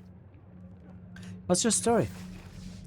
Oh, the usual. Farm boy joins one war or another. He doesn't die, but gets a sound spanking by the world until he learns to spank it back. I want to hear more about your background. And I don't blame you, he declares, clapping you on the shoulder, but I'll warn you, I never had a handle on what people consider too much information. His smile crinkles the corners of his eyes, never looked for one either. He claps his hands. Go on, ask your questions. I've got answers for everyone. Tell me about your life as a soldier. Well, I wasn't the best or the worst, he says with a shrug, but I started at the bottom, fell outside, and ended up a gallows glass on my own. What is gallows glass? Ended up a gallows glass on my own. I guess it's some kind of ship, maybe. It's not an easy life being a mercenary, but you try to fight for causes you believe in. No, wait. This is talking about the soldier days, not captain days. In the game or chat. What's the difference? It's not an easy life being a mercenary, but you try to fight for causes you believe in, and avoid striking blows that are undeserved. And you try not to fail at both while the realities of life batter you into new shapes, change you. Some of the best days of my life, those, despite the tears. You said that the realities of life change you. How? Not one for the light questions, are you? He rubs his hands together. My father raised me to be honest. Well, honesty works on a farm. Animals don't lie to you much, as a rule. But as a soldier? He squints. Put it like this. First night in the camp, I was marked by my sergeant and left for dead. All because I thought an honest face meant an honest man. It's the honest ones you have to watch out for. So I've adapted my approach over the years. I reward kindness with kindness, cruelty with justice, and foolishness with object lessons on the ways of the world. He winks, but there's something somber there. Everyone has their lessons to learn in life. Best that your teachers are kind men, I always say. You really think this guy is evil? 420? I don't know. Maybe I focus on the good in him. Who have you fought for? Phew, he says with a misty look in the air. I fought for a number of causes over the years. My first fight was alongside the rugged cattleman of the plowshares, trying to keep the slave families of Saga's protectorate from getting their hands on the bird. You two will be nothing but a footnote in the annals of my achievements. Nice one. But I've been all over the map, and off the edges too, New evil ometer having good character times and bad. suggestion by Thor Obliterator. Ah, update Tiber code. Okay, sounds good. Having good times and bad, went with the Ailu rebels, the White Company, even fought in the endless battle for a while, until I figured out my commander was lying to me. Walked away from a hefty purse on that one, I'll tell you, but it was the right thing to do. And the safest, and the sanest. Should have left even earlier, pay or no pay. What can you tell me about the endless battle? Endless battle? Wow, okay. It's almost like Planescape again. Of course I can, he says, but for a moment he seems he won't. It seems he won't. His mouth works, but no words come out. It was more a nightmare than a war, he says at last. We marched out one morning to take a certain hill, and we took it. He winces. Then a shivery little ripper crossed the battlefield, and we were back on the march. heading for the same hill, only this time the other side routed us. I lost this arm. He shows it to you, smooth and unmarred. You've never seen Brink? Really? It feels like we rolled him too much, in fact. I don't know. Maybe for a time we rolled him too many times. Not for a while. You'd think our commander would have given us the rest of the war off, but no. His eyes go hard and grim. She kept making us fight until the waves of time died down and we took that damn hill and held it. He smiles wearily. I'm certain I died a few times myself, but here I am still, whole and handsome as ever. What's the point of the endless battle? The fighting itself is pointless, all those lads and lasses dying for a cause centuries old. He smirks sadly, his gaze distant. Now I know I just described any war, but we both know that certain people make a tidy profit from bloodshed on a grand scale. And the endless battle? Well, it's endless, and that makes it endlessly profitable. I have other questions about you. Let's talk about something else. What are your strengths? Okay, I'm going to have to take a break. I need a break. And the ads are approaching anyway. So, we are going to continue from this point in the dialogue, right from here. After the ads and the break. I shall be back within 5 minutes or so. In the meanwhile, gonna run the ads. If you're not a sub, I hope you stick around and be patient with the ads. But yeah, I'll see you in a little bit.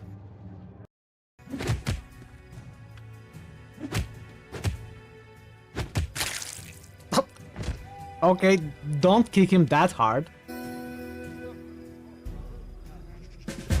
Being a nerd in okay. Well, we won first try. We won. Side for you. For you. For you.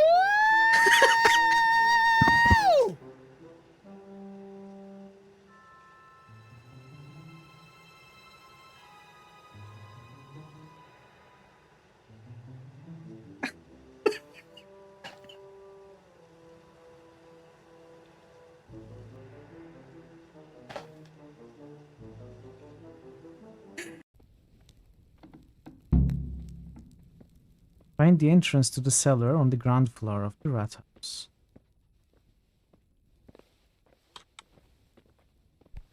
Oh! What? What? Okay, we are a good snake, but he basically bumped into us. How? Oh, is it the jump? Can I fall on the first aid kits and get healed? Yes!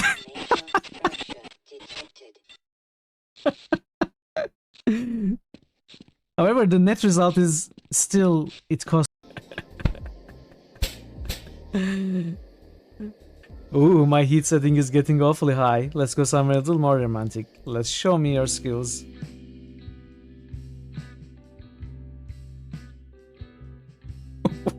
What are you doing?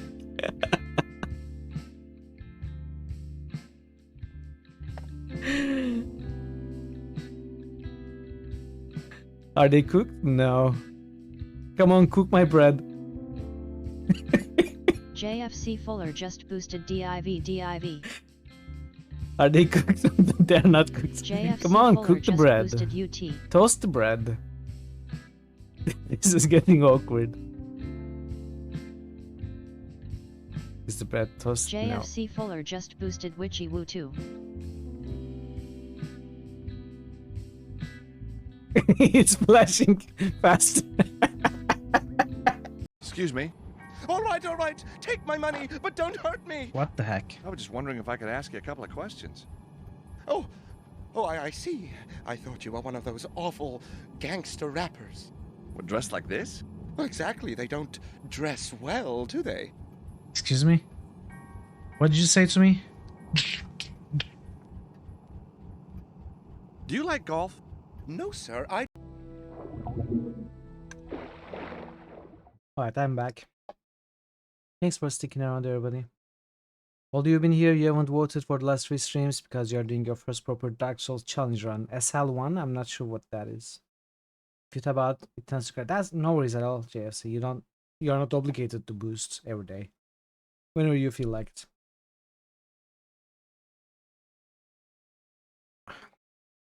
Man, it's been a while since I played a game where I read so much. There was plenty of reading in Kingmaker, but also a lot of voice acting. Like this balance of reading versus voice acting reminds me of Tyranny, which was a game with pages and pages and pages of text to read as well, which was very tiring. Yeah, so it's kind of hurting my throat, and I haven't felt the need to drink this much water. I guess it's the silver lining, right? At least I'm getting some water. Let's do the GFC boosts. Did I do Tony boosts? No. Okay, Tony boosts. Eye of the Beholder. Mass Effect 3. I'm going to assume nudging you to pick up your favorite companion's backseating as it was when you tried in Pillars 1 for Heravius. You have to ask, and when you say no, hope you stumble in randomly thanks to Wanderlust. Let me put it like this. Do not nudge me, but if I'm really like missing the character for a while, like dangerously getting close to missing the character for good, then by all means let me know. I wouldn't want to miss a companion totally. Like I would like to recruit all companions. So but yeah, let's me try without any guidance for a while. Honestly, I think I do a good job of exploring everywhere as much as I can. And if I'm missing something, it's usually due to some weird mechanic like in Kingmaker, where you can go to a place, but it changes after something happens. And you have to go there again to find the companion, right? So you want him in the party ASAP. He's your boy. Okay. So yeah, maybe I wouldn't like to be rushed towards that character. I hope for your patience with me. Hopefully we'll find them by luck. But I'll just do my own thing and explore, and hopefully we'll come across. Class 3, Divine Divinity. SL1 is level 1, no leveling up. Okay, I see. Good record for the oldest SL1 run. Maybe, possibly. Could be. Curtail. Oh.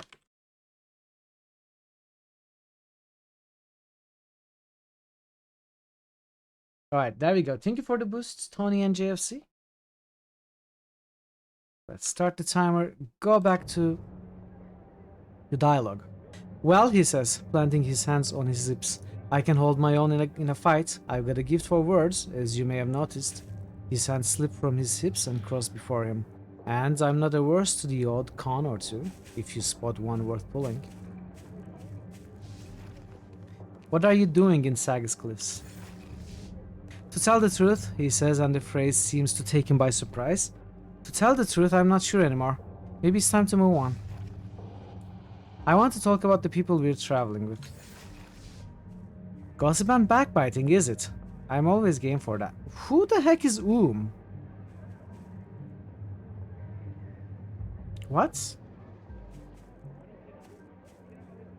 Aligarn. He's so serious, isn't he? Tiber shakes his head. There's no point in frowning all the time. Life's hard enough. I smile. You might give me some thought to why you personally never see me doing it. If I ever get around to thinking about you, I'll let you know. What is this? Disregard there's no Charming little thing, I think, and beautiful in his own way. What? We haven't found anything like... Is this some kind of a bug? Weird. I have additional questions.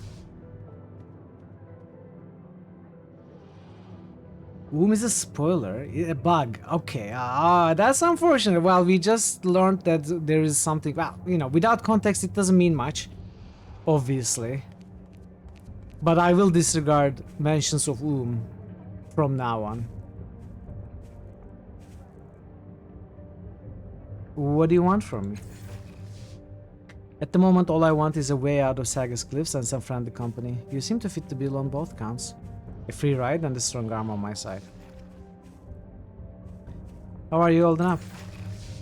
I'm fine, lass. I just hope you won't regret our friendship when the time comes to part ways. Tiber stretches. What, you are getting bored from our talk? Nothing for now, let's continue on. I'd like to talk to Elgorn. Thanks for getting rid of Calestige. You have no idea what it's like traveling with her. Though I suppose you've had a taste even from that short trial. He scuffs his toe into the ground and looks away. I'm going to say this once. I'm not much of a talker, but you know I have questions about your identity. That you are willing to bring me on says something about you. What that is, I'm not sure yet. Still, I'm willing to give you the benefit of the doubt, and I'll help you where I can. Clear? Yes. So that's settled. You got things to do, right? What's your story? Not exactly my favorite topic. Fine, ask. Can you tell me about your history? He watches silently for a minute, considering his words. I'm not from around here. I was a local Ion priest for a small aldea. Ormond it was called, far west of here. Things happened, I left. Here I am. I'm about to go back to... Didn't we have this dialogue? No, not really. You said things happened that made you leave your village. What things? He shakes his head slowly. I'm not ready to talk about it yet.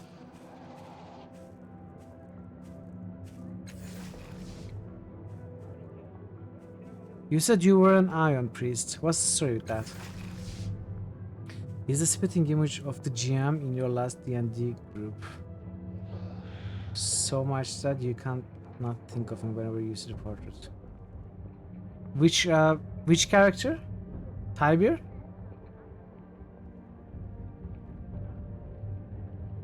I worked with them for years, but when I came to them for help, they refused me. They gave me no time, no resources, and no aid. They said I had to give up my researches. Said I was...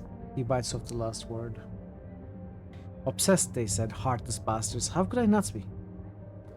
The other boy. Ah, okay. He grunts and looks away. You draw truth and I don't get on. They think I'm correct, and I think they're frauds. We exchange these little pleasantries every time we meet. Only got one friend left there, and I can't even contact him most of the time.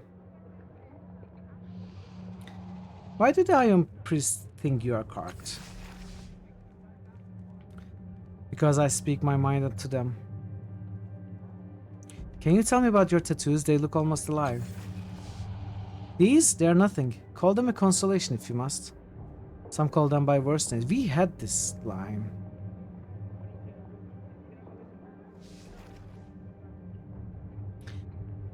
How did you come to travel with Calestige? When the Order of Truth failed me, I sought other help.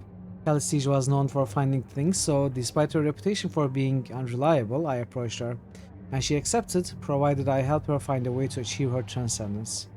His eyes go far away for a moment. She seemed so kind at first, but when it became clear neither of us could help each other, she became cruel and spiteful. I don't know why I stayed after that, or why she stayed with me. Habit, I suppose. Did you and Calestige have a relationship?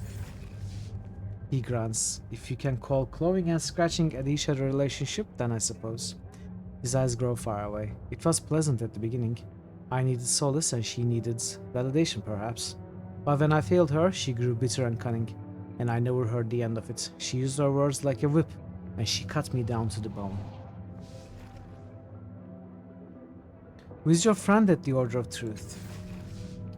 Orth Fong. He does a little research for me from time to time, personal work.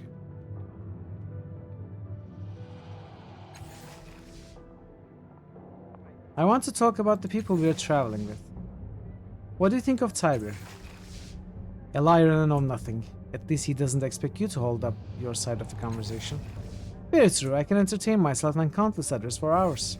Good, why don't you go looking for them?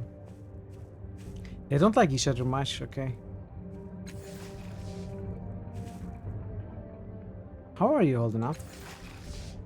As well as can be expected. He waits quietly, his eyes guarded. I want to ask you about Sagasquis. Haven't got much to say about the place. I moved here because I needed to, but it's a sewer. I hate it. How's that for a thought? Been my home since I came here and I can't seem to escape it. Why don't you leave? Why don't you mind your own business? Let's continue on. He's getting aggressive. Let's move on. Books and scrolls line shelves extending into the depths of the stall. It's obvious that these are true lovers of the written word.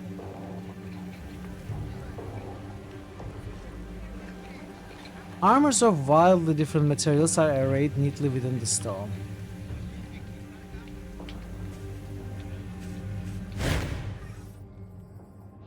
The sign over this stall says, "The Arming Room, buy, sell, trade." Under the awning, a skinny man with stooped shoulders and a concave chest is a cleaning, filth-caked weapon of some kind. He salutes you with a greasy hand. Done in a moment. Have a look around. If you need anything, let me know. What can you tell me about the Sagas Cliffs? Good place for the arms trade. Not much call for weapons in the city proper, it's true. The levies keep things quiet. He shrugs.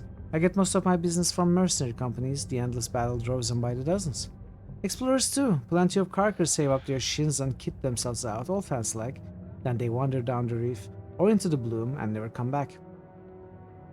Show me what you have for sale.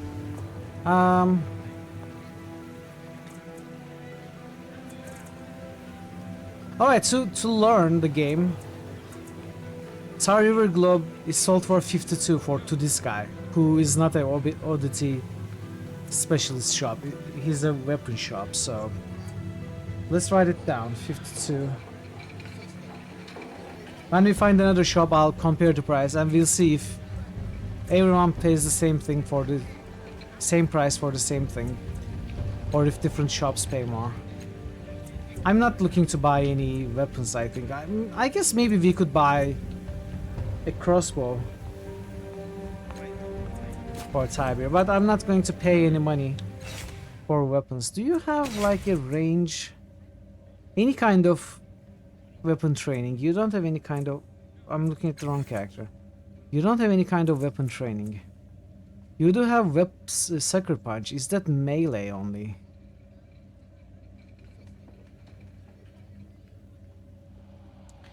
Purely confident salaries do not vary by seller. Okay, that's good to know. I'll still check it out. See it for myself, and we'll sell at the next shop. Attack 1 speed broadsword.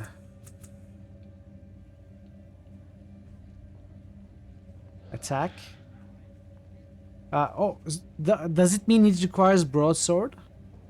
It requires 1 speed from the pool, and it requires broadsword, so it only works with broadsword. Or is it like it costs 1 with the broadsword? 1 speed unarmed attack. Isn't would approve of your laptop battery. 69% left. Nice. Okay, so it just shows how much it requires from the broadsword. Not that it requires broadsword. It requires 1 speed efforts using the broadsword. But if we were equipping a crossbow, I don't know if it would work that way. Just stating what weapon it's using. Yeah.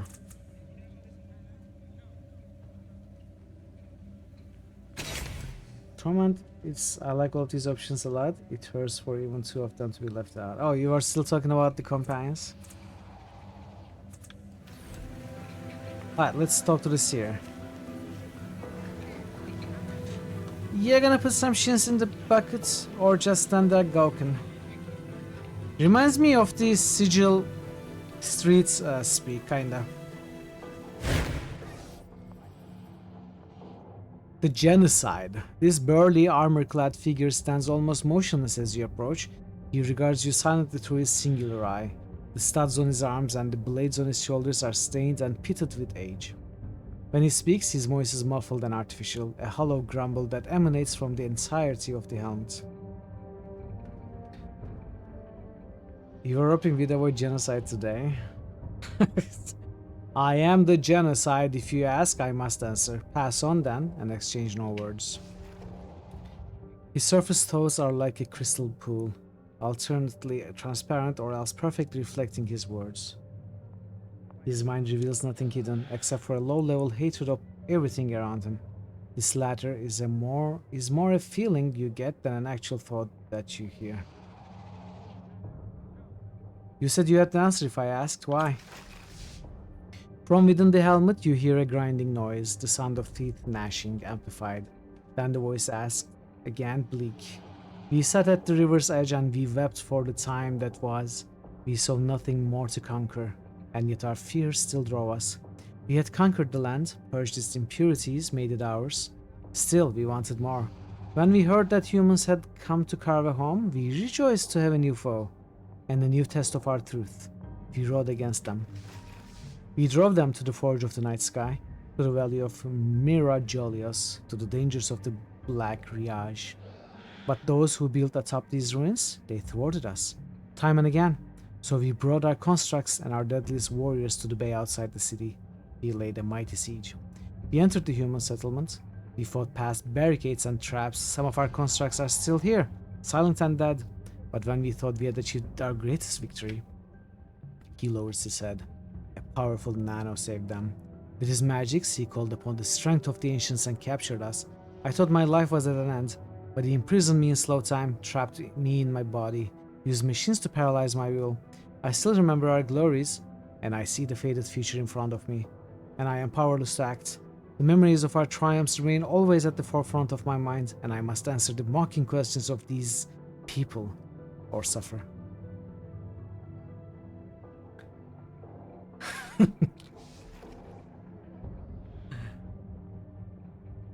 What are you?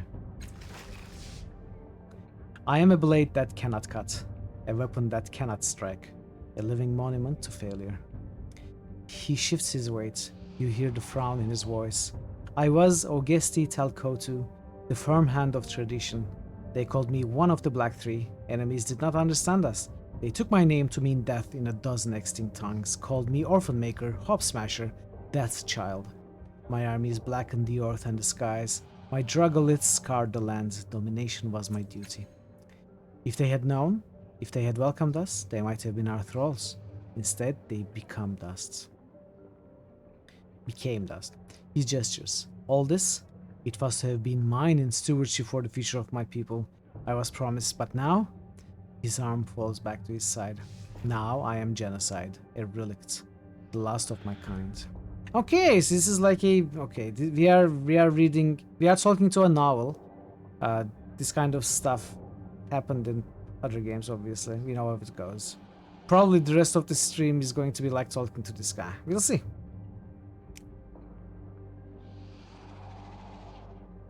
You said you were the last of your kind. Why? I know of no others. Kalathkar Anwar, he who shares truth and understanding, is dead.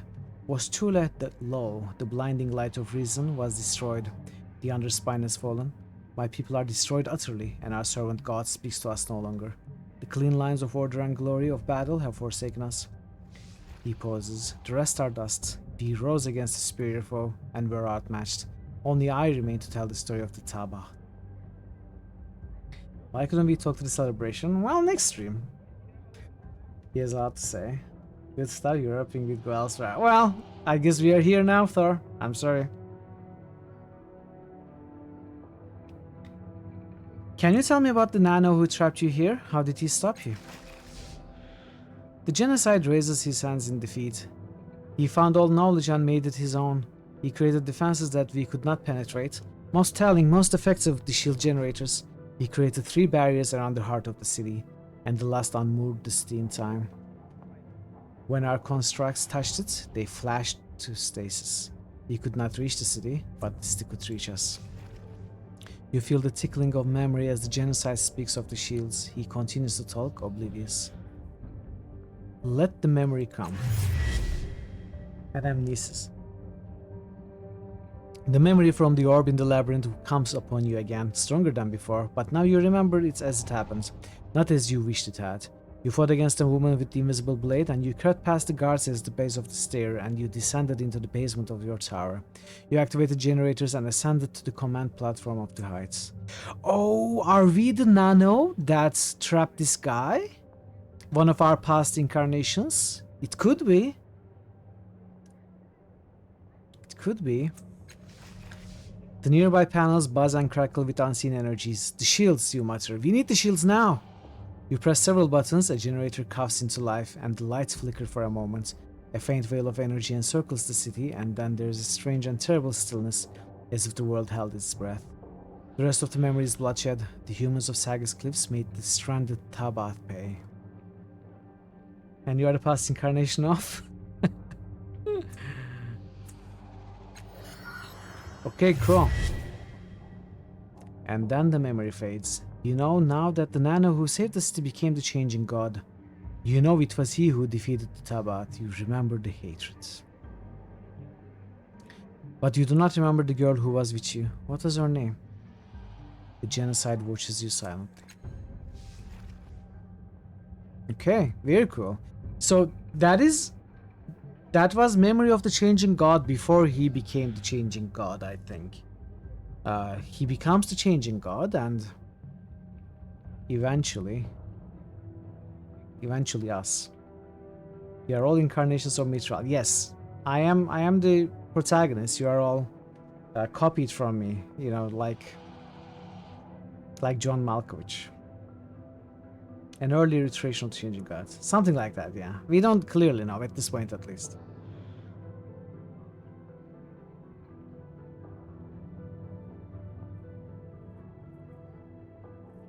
Can you tell me about the Nano who trapped you here again?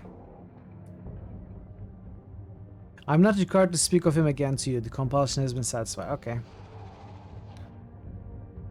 Can you tell me what you are again? Oh. Okay.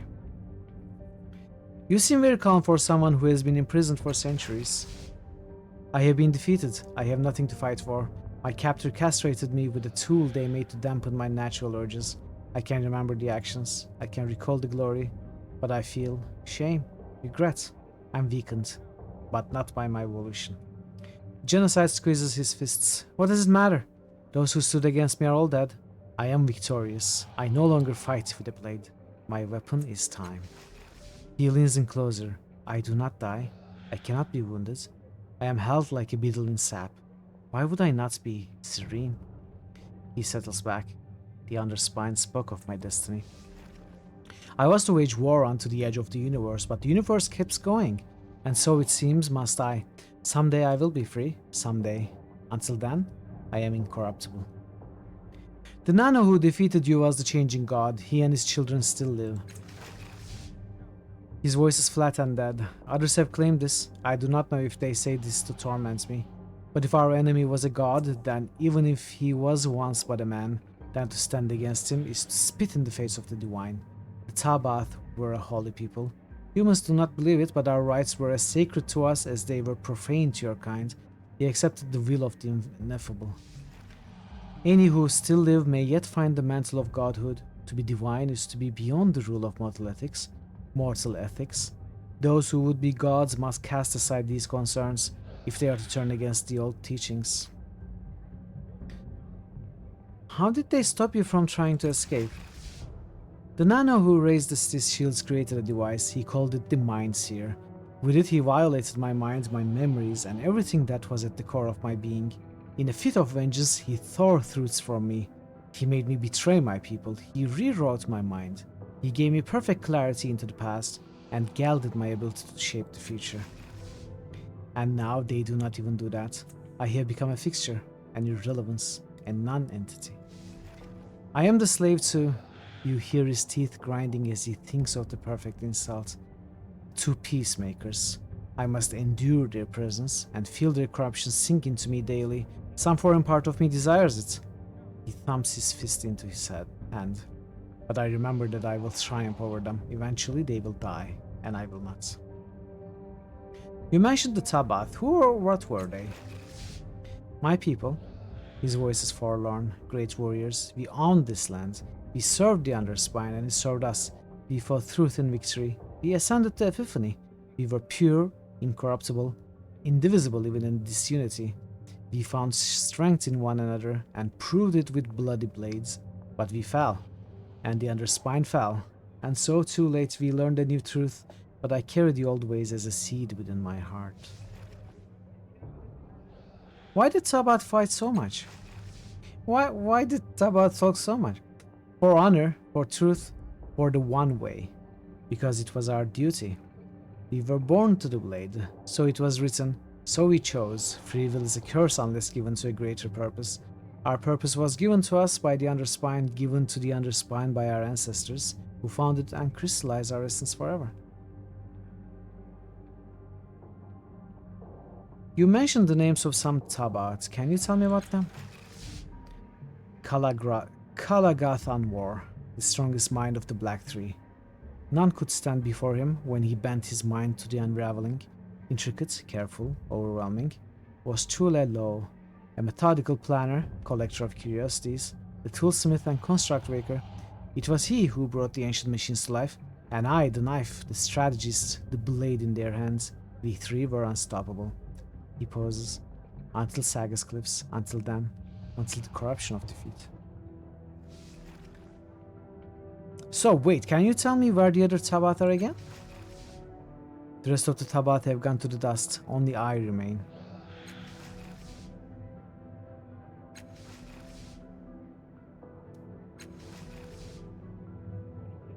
You mentioned the shield generators. Can you tell me more about them?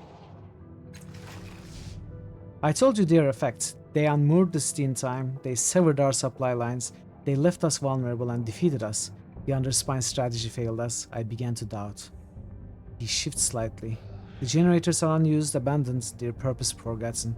Though the people of this still swear by our name and our terrors are fresh in their nightmares despite the passage of centuries, they have forgotten the means of their salvation.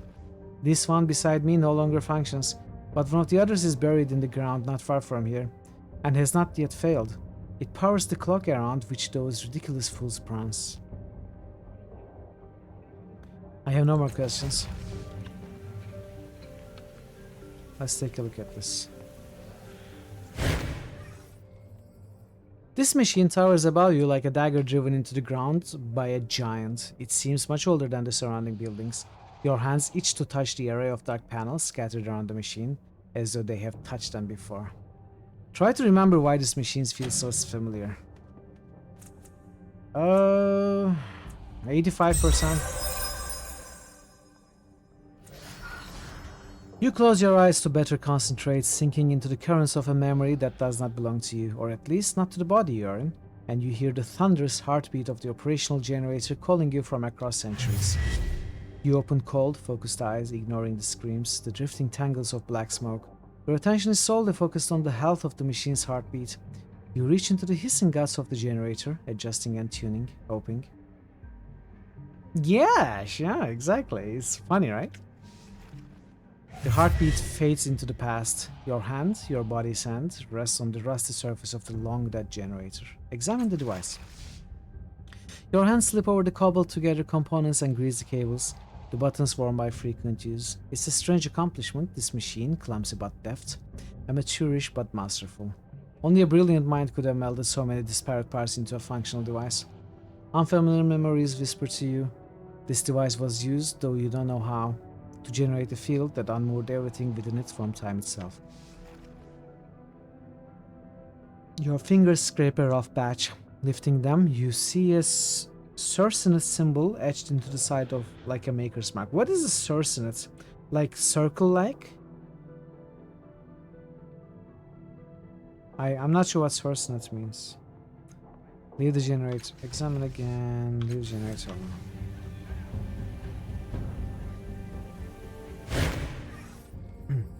A jumble of boulders and debris lie at the foot of the surrounding cliffside. The broken remains of ancient devices lie amongst the fallen stone, while off to one side a metallic canister sticks out of the top of the pile.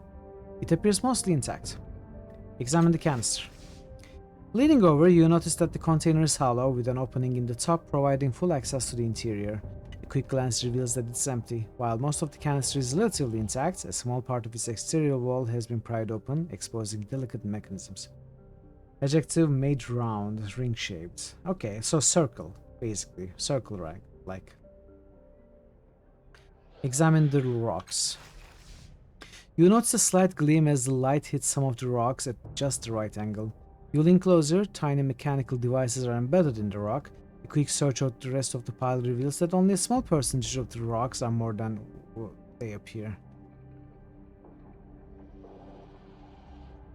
Try putting the rocks in the canister? Ah. Sure.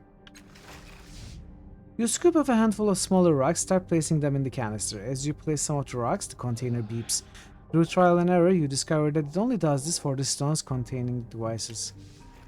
You empty the canister and make sure to only place stones with devices into it. Just as you run out of such stones, a low tone sounds and two small buttons extend from the exterior of the canister about half a finger's width. Upon reaching full extension, the buttons light up, one with an aqua-colored light and another with a golden light.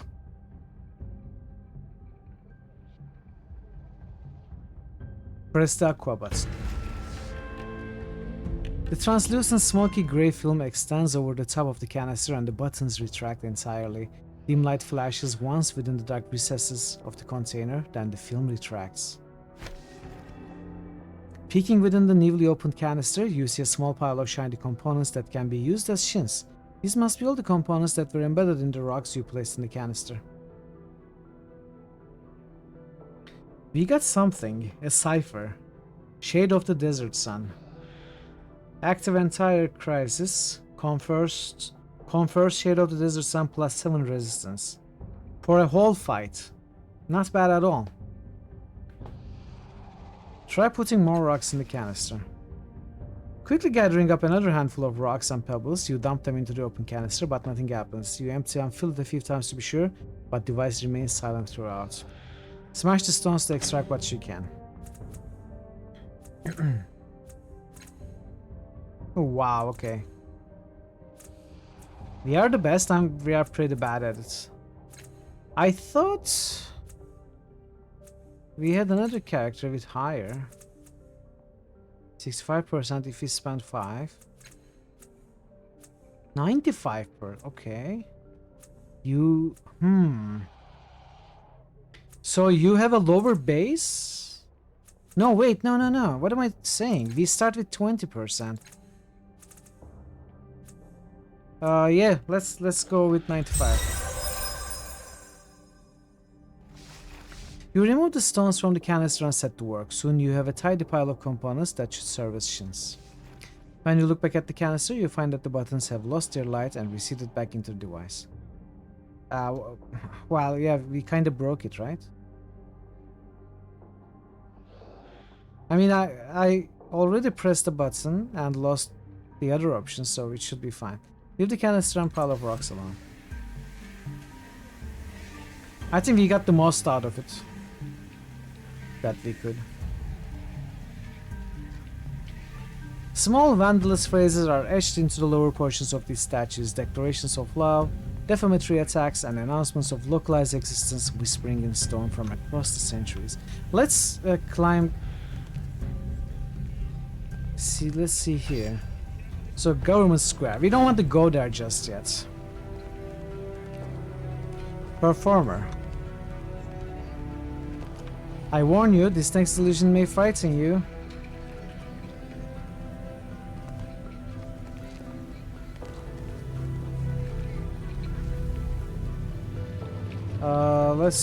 Let's take a look at this.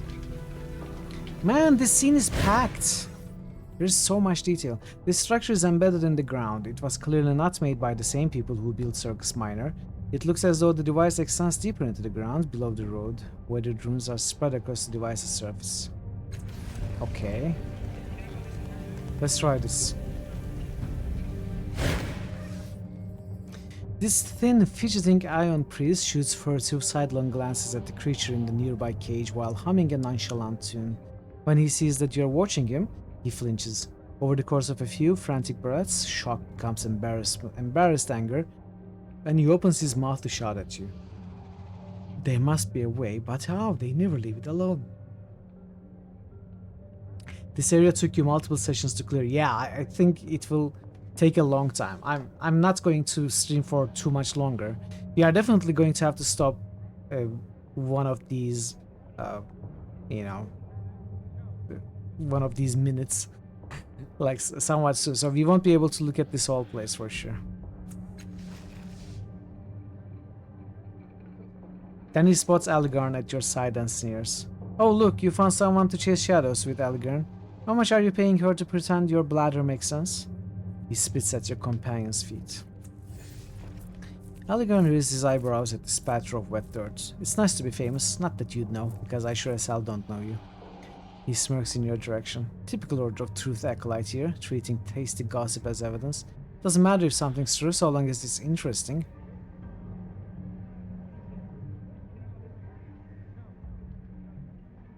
So I should trust me, it doesn't work.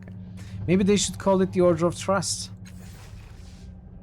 Algern barks a laugh. Maybe. Most of them sure as hell aren't chasing the truth anymore. You turn back to Belazar. The young priest is regarding both of you sourly. What do you know about the creature over there? What? Belazar says, jumping. Then he takes a breath and struggles to sound offhand. It's a Nycthemeron, a biomechanical creature. An information gatherer, in fact. He seems to calm down as he warms to the topic. They are dangerous though, you can only speak to them at night. During daylight, they'll attack without provocation. Attacks without thinking, huh? Algern says, smirking at Belazar. You are practically twins. You are planning something, aren't you? Belazar weighs the intent of your words with narrowed eyes. Are you with the Order of Truth? Or are you just snooping? I'm a friend of the Order. Maybe I can help you with whatever you are planning.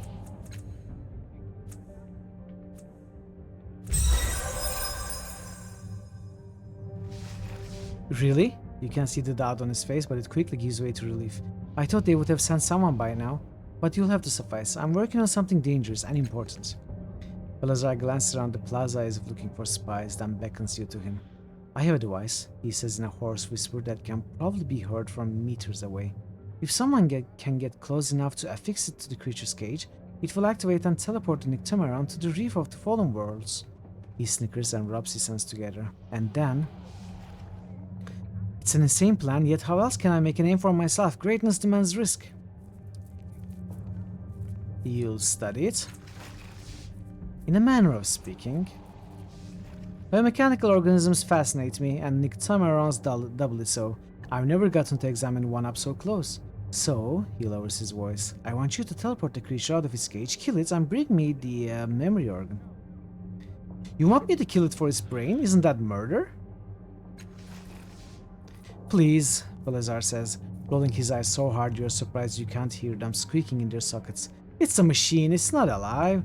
If it makes you feel better, tell yourself that you're deactivating a faulty machine.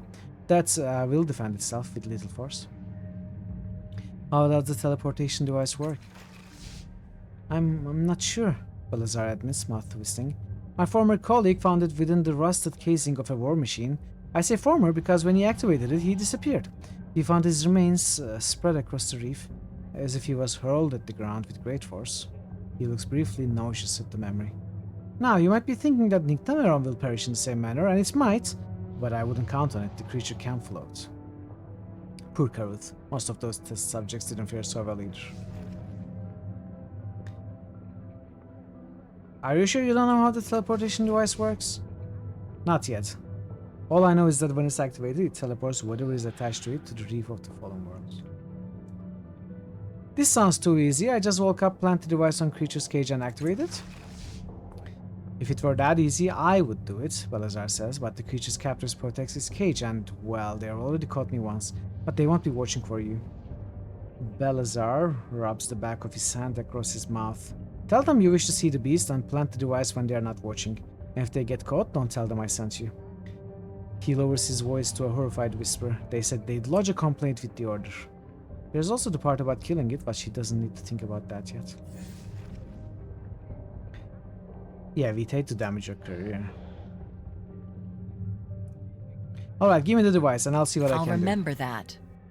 Here it is, he says, handing it over and nervously licking his lips. Be very, very careful. I don't have another one.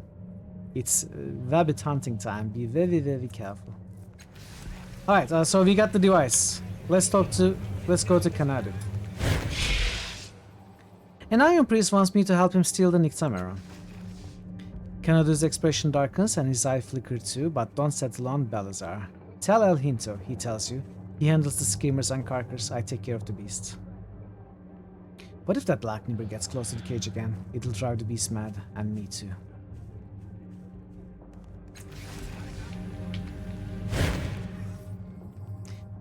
An Iron priest named Belazar asked me to spill your Nycthemeron. Look, he gave me this device. El Hinto takes the device Belazar gave you and examines it grimly. The young idiot. We caught him fiddling with the cage before and I thought I'd scare him off. Apparently not. He sighs and pockets the device. I understand him better than I'd like. We built our lives on the kindling of our ambitions and hope for a bonfire before something blows it out. El Hinto shakes his head. I made a study of the Nycthemeron during the journey here. If that little fool had only asked, I might have shared my findings with him. You still can. Let him learn from your experience. Hardly seems fair, he says, considering your words. But you're right. I'm not a young man, and it'd be good to know I helped someone along the path before I... He stops himself, then continues. Before I left town. He reaches into his bags and hands you a bundle of well-worn notes. Then he glances over your shoulder. Trouble coming, friend. Belazar is stomping towards you, and he looks furious. I trusted you, he shouts. Frustrated tears shimmer at the corners of his eyes and refusing to fall. El Hinto steps back to a discreet distance, an expression of sadness crossing his face. You think you won? He hisses. One tear escapes and streaks down his bony cheek. You think this is the first time I've ever been betrayed? Panting with rage, he jams a finger in your face. I'm going to tell the Order of Truth that you betrayed the Iron Priest on a secret mission. Everyone is going to know you can't be trusted. Give El Hinto's notes to Belazar. This was my one opportunity. How can I rise beyond the acolyte now? I'll remember that. You hold out the notes and Belazar snatches them from your hands. As his eyes widen, you explain how you got them. This is more than I expected to learn on my own, Belazar whispers, flushing. All the time spent on subterfuge, and I could have just asked? Thank you. Thank you for everything. Thank you. He shouts at El Hinto. The seasoned explorer cringes and gives him a little way. Belazar hands you your reward, then wanders away, flipping through the pages. Psychic Guards, 25 experience. +1 training level in Cipher use skill. Allows you to carry additional ciphers. And it's an artifact, okay.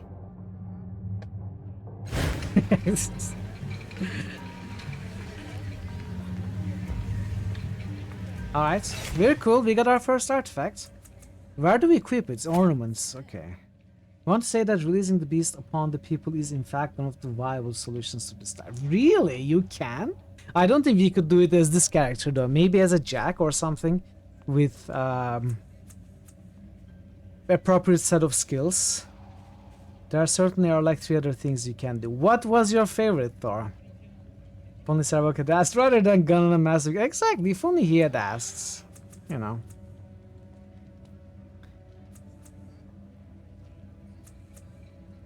So 1 training level gives you 2 slots. That's pretty cool.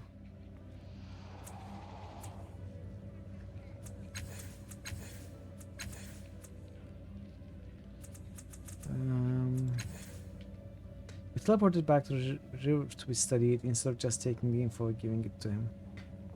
That's your favorite? Not teleported back to him without the protection it hits. Oh, really? Wow.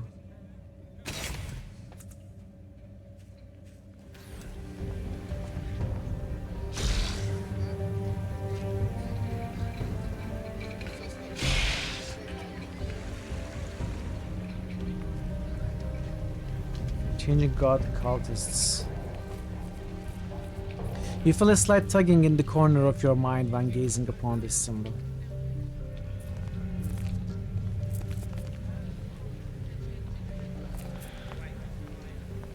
Day 2 visitor, okay. Let's talk to...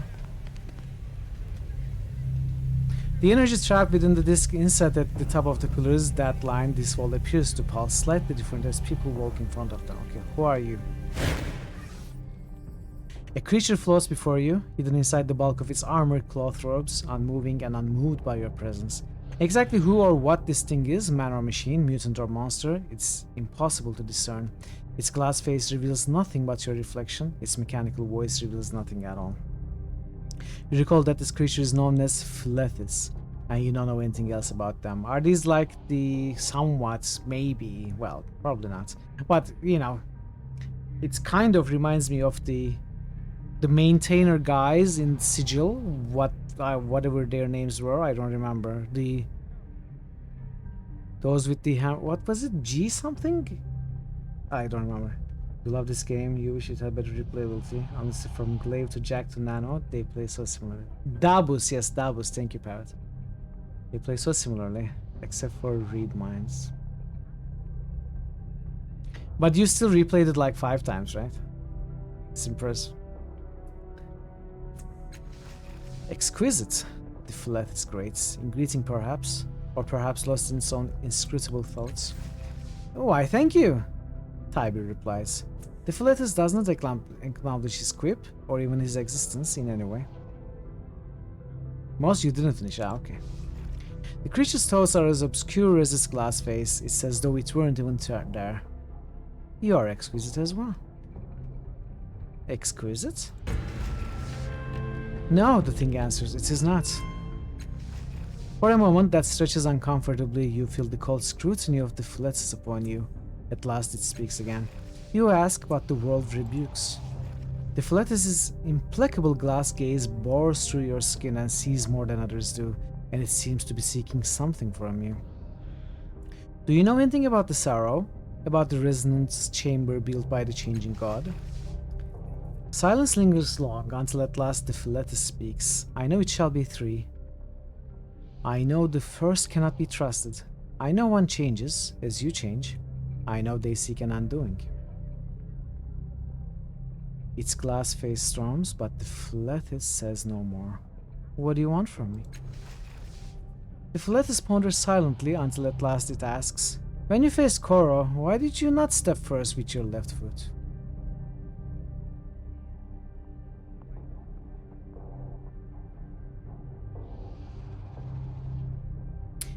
What does he mean? I don't think he means that literally. I assume it placed me in a better position.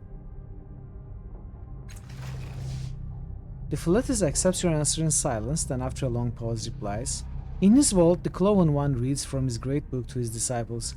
He sleeps and awakens and has forgotten his place in the grimoire. He begins anew. The book is part of him. He has no legs and takes no steps. It is his own self from which he reads. It's his own self that is incomplete. It is his own self that binds him in the vault of his own mind. Elegorn steps towards Philethus. You speak of Dinanukt, the one who sits in the waters between the worlds. You've seen him? The Philethus whirs and rumbles, then lowers his head, perhaps in negation, perhaps in acknowledgement. Elegorn growls in frustration. Your boy. Everyone is your boy in this game. What more do you want from me? Some of the big lords will be exhausted for tomorrow. Yeah. When the Philethus at last answers, his mechanical voice seems to creak. You did not accept your fall. When you are served the bitter root, will you eat? I don't know. The Philethus is silent, showing neither satisfaction nor dismay at your response. Do you have many more questions for me? Its words so rushed they almost jumble together, the Philethus asks. When you stood in the place of shifting floors, which way did your shadow fall?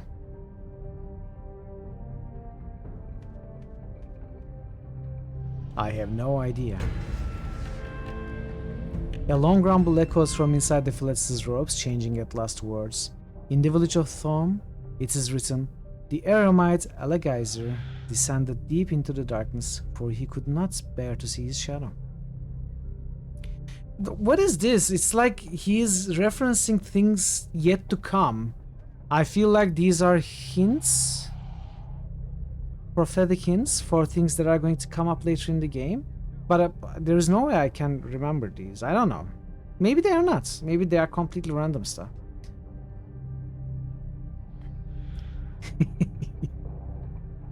Do you still have more questions? No. You've been following me? Okay, Thor, alright. In memory, cause flows effect. In rain, the colors run. A long grumble suggests that the Philethus has more to say, but nothing emerges. Why are you so interested in my choices? In a slow rumble, the Philetus replies, they are not yours. What do your questions mean? What do you want? Yes!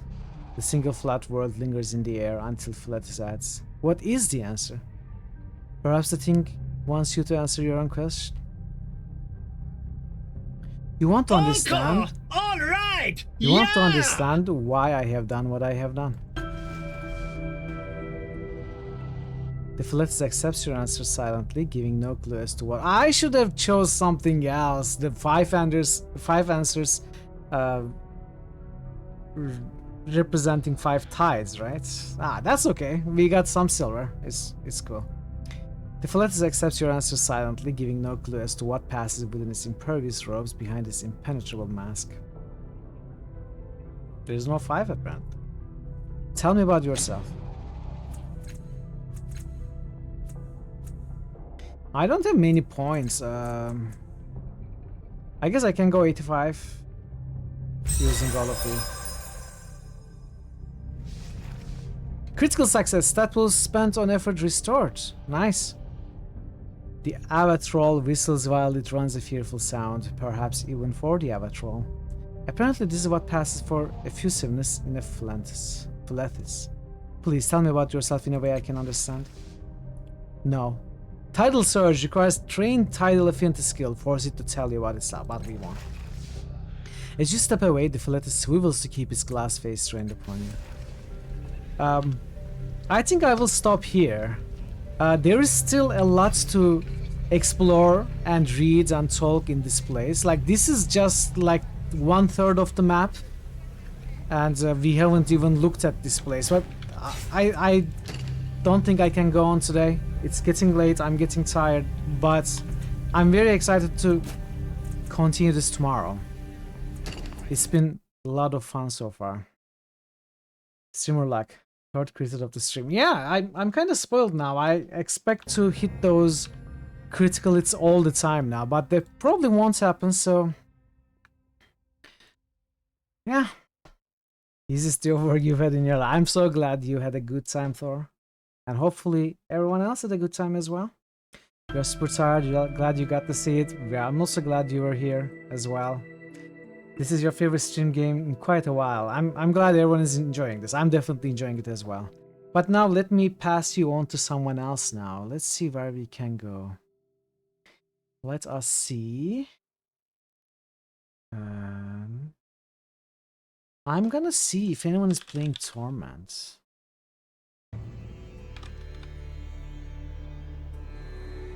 Thank you, everybody. Thank you. I think maybe it's just me. Yeah, it seems like it's just me.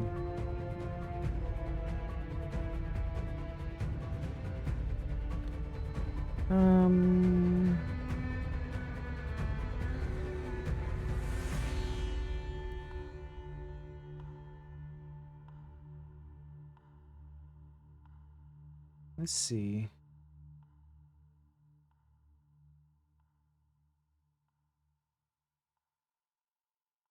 Let's go say hi to Jark. Let's say hi to Jack. And let's chill and enjoy her stream. She's playing The Witness. Has been playing that for a while. And yeah, let's go there. Say hi, share the love, and get some rest. My throat needs rest. But yeah, today has been crazy. Thank you so much, everybody. With all the resubs, so many resubs, so many bits, and gifted subs as well. You are spoiling me. Don't do that. Well, maybe do that a little bit. Not too much, but just a little, you know?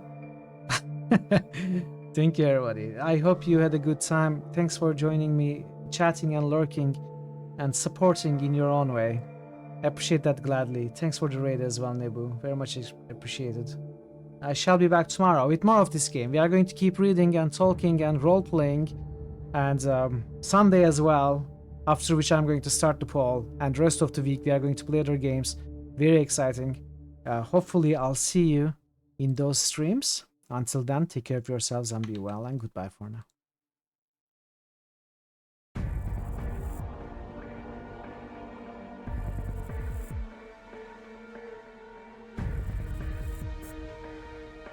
JFC will take it out of context.